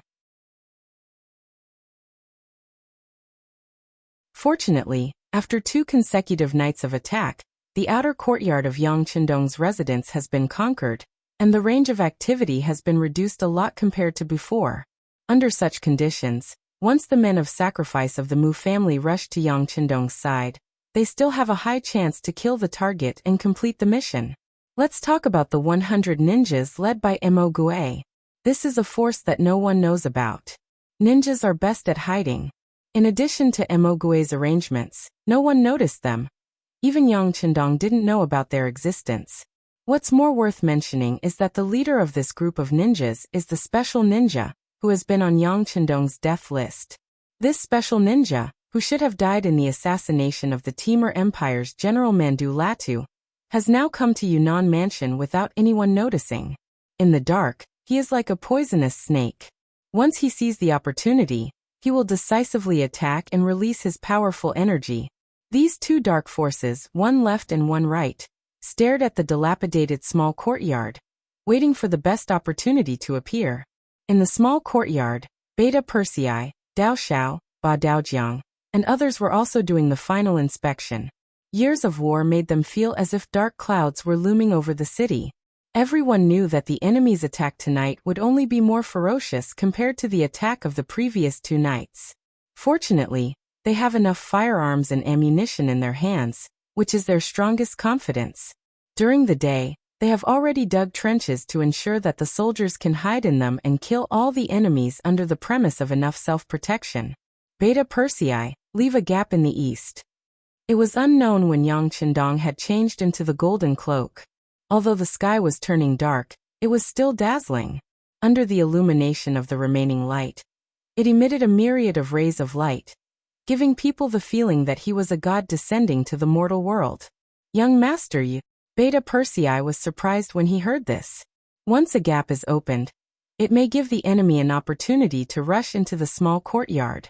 If that's the case, it will be too dangerous. Execute the order. Yang Chendong didn't explain too much. Of course he knew what he was doing. This is indeed a little risky, but if he doesn't do this, how can he find the forces hidden in the dark? Moreover, with his Grandmaster-level skills and the large warehouse that he can use at any time, is there really nothing to be afraid of? Perhaps this is the boldness of the skillful. Not to mention, who doesn't have a backup plan?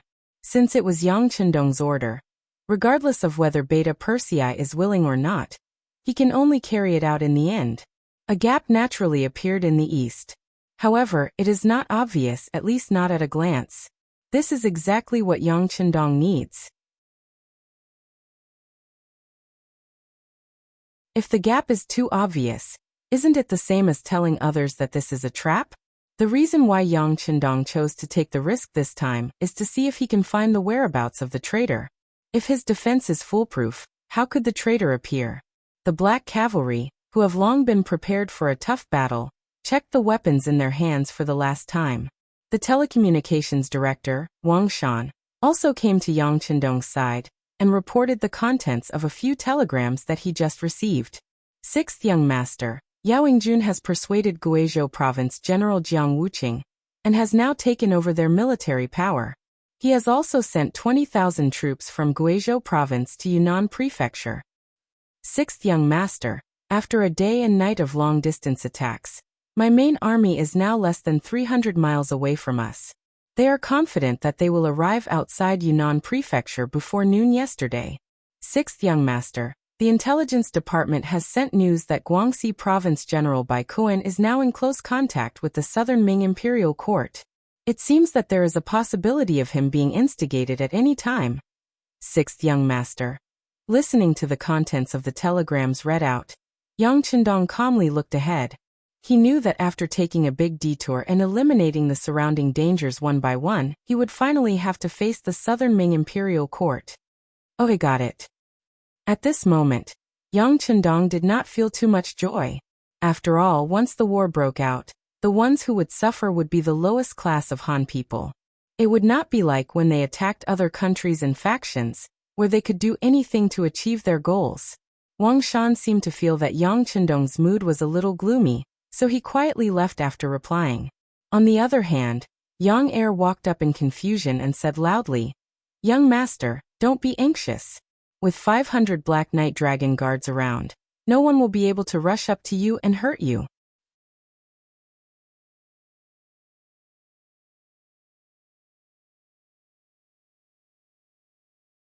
Chapter 1575. His originally gloomy mood disappeared without a trace because of Beta Persei's interruption. But it was also at this moment that Yang Chendong thought of telling Beta Persei a few words. Otherwise, with this person's character, he would definitely ruin his grand plan. Beta Persei, if the enemy rushes in from the east later, young master, I will take them out of here, and you just need to guard this place well. Don't worry about me, understand? Yang Chendong said with a serious look on his face.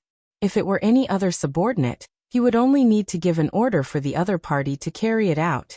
But facing Beta Persei, who was a straightforward person, some things had to be said more specifically. Beta Persei wanted to get to the bottom of this, but fortunately, he still knew his place and immediately shut his mouth. But this did not mean that he had given up. On the contrary, he said carefully, "Young master, isn't this too dangerous? Why don't you let Dao Xiao or Ba Daojiang lead the team? I'd better stay by your side." No need. In order to dispel Beta Persei's thoughts and not let him take the risk, Yang Chendong said in a very decisive tone, "It's not like you don't know young master's speed. You can't keep up with me. Okay, just follow orders."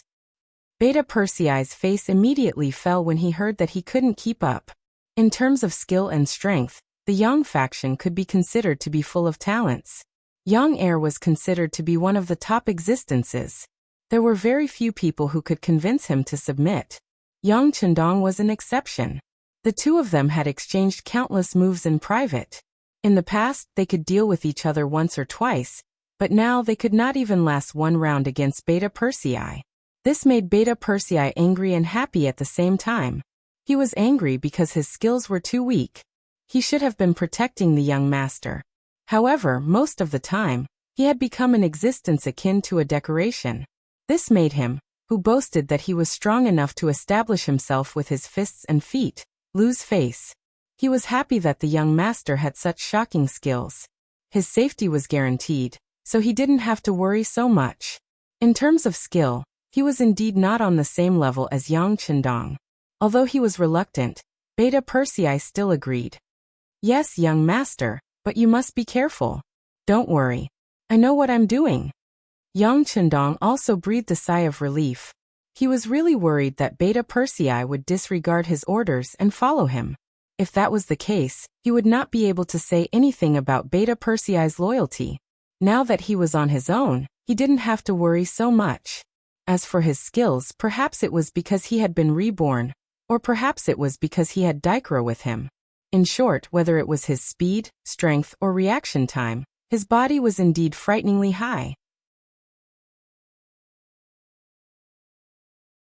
In addition, the battlefield and killing techniques that he had learned in his previous life were there to assist him. Unless it was a close-range attack, as long as he had a little bit of time and opportunity to react, no one would be able to kill him. Because of this, he dared to take such a risk. It was also because of this that he dared to open an opening in the face of tens of thousands of enemies with only 500 black cavalry, and set an exposed trap for the people who wanted to harm him. Not to mention, there was still the existence of the backup plan. Just now, Director Wang Shan had reported that the backup plan was in place, and that they were prepared at any time. With this, now he just had to wait for the enemy to fall into the trap. Perhaps he could use this opportunity to find out the identity of the traitor. Yang Chendong was ready for battle, and made all kinds of preparations. Outside the small courtyard, Wang Zhanjiang led nearly 20,000 troops, and was ready to charge. They had already failed for 2 consecutive nights. They had sent out tens of thousands of soldiers and dozens of cannons, but they were still unable to do anything to an army of 500 surrounded. Even though the enemy had advanced firearms, Wang Zhanjiang was still not afraid. No matter how advanced the firearms were, they still needed to be controlled by people. He didn't believe that the enemy would be able to hold on for long under continuous attacks. As long as he had the chance to get close, the human wave tactic would be effective, and it would be time for him to reap the fruits of victory. Once he killed Bugnam of Gojoseon, his reputation would definitely soar. At that time, who would dare to look down on him? When that time came, he would be the #1 hero in the world. With this thought in mind, Wang Zhanjiang felt quite excited, and the tiredness that he had felt for the past few days seemed to have lessened. While he was looking forward to it, the sky finally darkened. Wang Zhanjiang, who couldn't wait any longer, ordered the attack to begin as soon as the sky darkened. Fire arrows flew out one after another, and flew towards the surroundings of the small courtyard.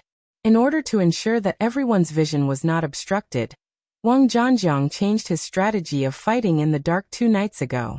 He prepared countless fire arrows in advance in order to illuminate the surroundings and find the weak points of the Black Cavalry's defense to find the best path to attack. Thousands of fire arrows suddenly flew up and landed around the small courtyard. Under the connected fire, the small courtyard was illuminated as if it was daytime. The trenches dug in the small courtyard also appeared in Wang Zhanjiang's sight. Good strategy, haha. Wang Zhanjiang laughed excitedly as he instantly understood the Black Cavalry's strategy. During the day, the Black Cavalry used all kinds of methods to conceal themselves and only dug trenches. They only entered the trenches when it was dark. If they continued to attack in the dark, then even if they died in battle, no one would be able to figure out what method the Black Cavalry used. Now that the trenches were right in front of him, Wang Zhanjiang, who understood everything, had a better plan in mind. Men, prepare to light a fire and release smoke. Smoke attack was one of the most commonly used methods on the battlefield. In history, there were many records of victory through smoke attacks. However, because of the many limitations of this method of attack, although it was a good method, there were not many people who used it. But now, the Black Cavalry was surrounded within a certain range, so using smoke attacks was a good method. Under Wang Zhanjiang's order, the soldiers quickly carried dry firewood and lit it. Then they continued to add wet firewood to the fire. Soon smoke rose, and under the incessant fanning of the soldiers of the 3 provinces, the smoke began to blow towards the small courtyard. They're going to release smoke. With the help of the night vision device, Ba Daojiang, who was guarding the first line of defense, quickly discovered Wang Zhanjiang's intention. However, he did not panic. On the contrary, the corner of his mouth revealed a disdainful smile. At this moment, if Wang Zhanjiang could stand in front of him, he could not help but scold him for his stupidity. In front of long-range firearms, what was the effect of releasing smoke? Did they not know that all they needed to do was to land a shell on the pile of firewood to solve all the problems? Come on, where are the rocket launchers? Aim them at the pile of firewood and blow it up, Ba Daojiang said with a confident face. The rocket launchers beside him immediately got ready. Before the smoke could completely form, the rocket launchers were already fired at the small courtyard, raising the pile of firewood to the ground. Not only did the smoke not have any effect, but more than 10 people were killed or injured because of the rocket launcher. Wang Zhanjiang frowned. He was very curious about how the enemy could see his movements clearly when the sky was dark and the smoke was thick. Although it was the 16th day of the lunar calendar, the time when the moon was full, he shook his head. Shaking his head, he pushed the unhappiness in his heart to the bottom of his heart. Now was not the time to think about this. There was not much time left for him. If he could not take down Yang Chendong tonight, he was afraid that his head would be removed from his body. Men beat the drums charge. Under the illumination of the moonlight, accompanied by the flames everywhere, the soldiers of the 3 provinces began their suicidal charge. Just like a few days ago, the black shadows were everywhere. The soldiers of the 3 provinces pressed forward with a fearless look. Under the supervision of Wang Zhanjiang, the soldiers reluctantly charged forward. Open fire. The 500 black cavalry soldiers were naturally not going to be polite. With a shout, Ba Daojiang, who was in charge of the first line of defense, gave the order to open fire. In fact, after 2 days of fighting, the number of black cavalry soldiers was less than 500. To be precise, 13 soldiers were injured to varying degrees and could no longer participate in the battle. They could only stay in the main courtyard with Yang Chendong. Even so, the 487 black cavalry soldiers were armed with all kinds of advanced firearms. They were like a piece of metal, preventing the soldiers of the 3 provinces from approaching from all directions. Dense gunshots rang out, and the black shadows fell one by one. This battle made everyone realize the importance of weapons. When the weapons were advanced to a certain extent, it was already impossible to make up for it with manpower. The gunshots continued, and the casualties of the 3 provinces continued to increase. When the news reached the ears of General Wang Zhanjiang, he was calm like an old monk, and did not even frown. All of this was within his expectations. Although he did not understand where the black cavalry got the firearms and ammunition, he had no choice. In a battle of life and death, in order to give Zhu Huihua an explanation, even if he had to sacrifice all of his soldiers, so what? As long as he could get rid of Yang Chendong, all of this was worth it in his eyes. A general's success was built on thousands of bones. At this moment, there was a clear reflection of the cruelty of war. Wang Zhanjiang personally supervised the battle. If any soldier wanted to retreat out of fear, once discovered, they would be killed without mercy. In this kind of battle where they would die regardless of whether they rushed forward or retreated, the soldiers had no choice. After getting used to obeying orders, they could only hope that they would be lucky enough to break through the blockade of the black cavalry and rush into the small courtyard. The soldiers of the 3 provincial armies, who had no other choice, showed the madness that they should have when they only had one path left to charge. Although the number of dead and injured soldiers kept increasing, after paying a huge price, they finally got closer and closer to the defending Black Knight Dragon Guards. When they were within an arrow's range, all kinds of bows and arrows began to fly, and the pressure began to increase. You're tuning in to the Li Mei's Wuxia Whispers YouTube channel. We're so grateful for your support, and don't forget to subscribe to join us on this incredible journey through captivating stories. Your generosity through donations truly makes a world of difference. as it's the primary source of revenue that allows me to expand and enhance this channel for you. Thank you from the bottom of my heart for being a part of this adventure.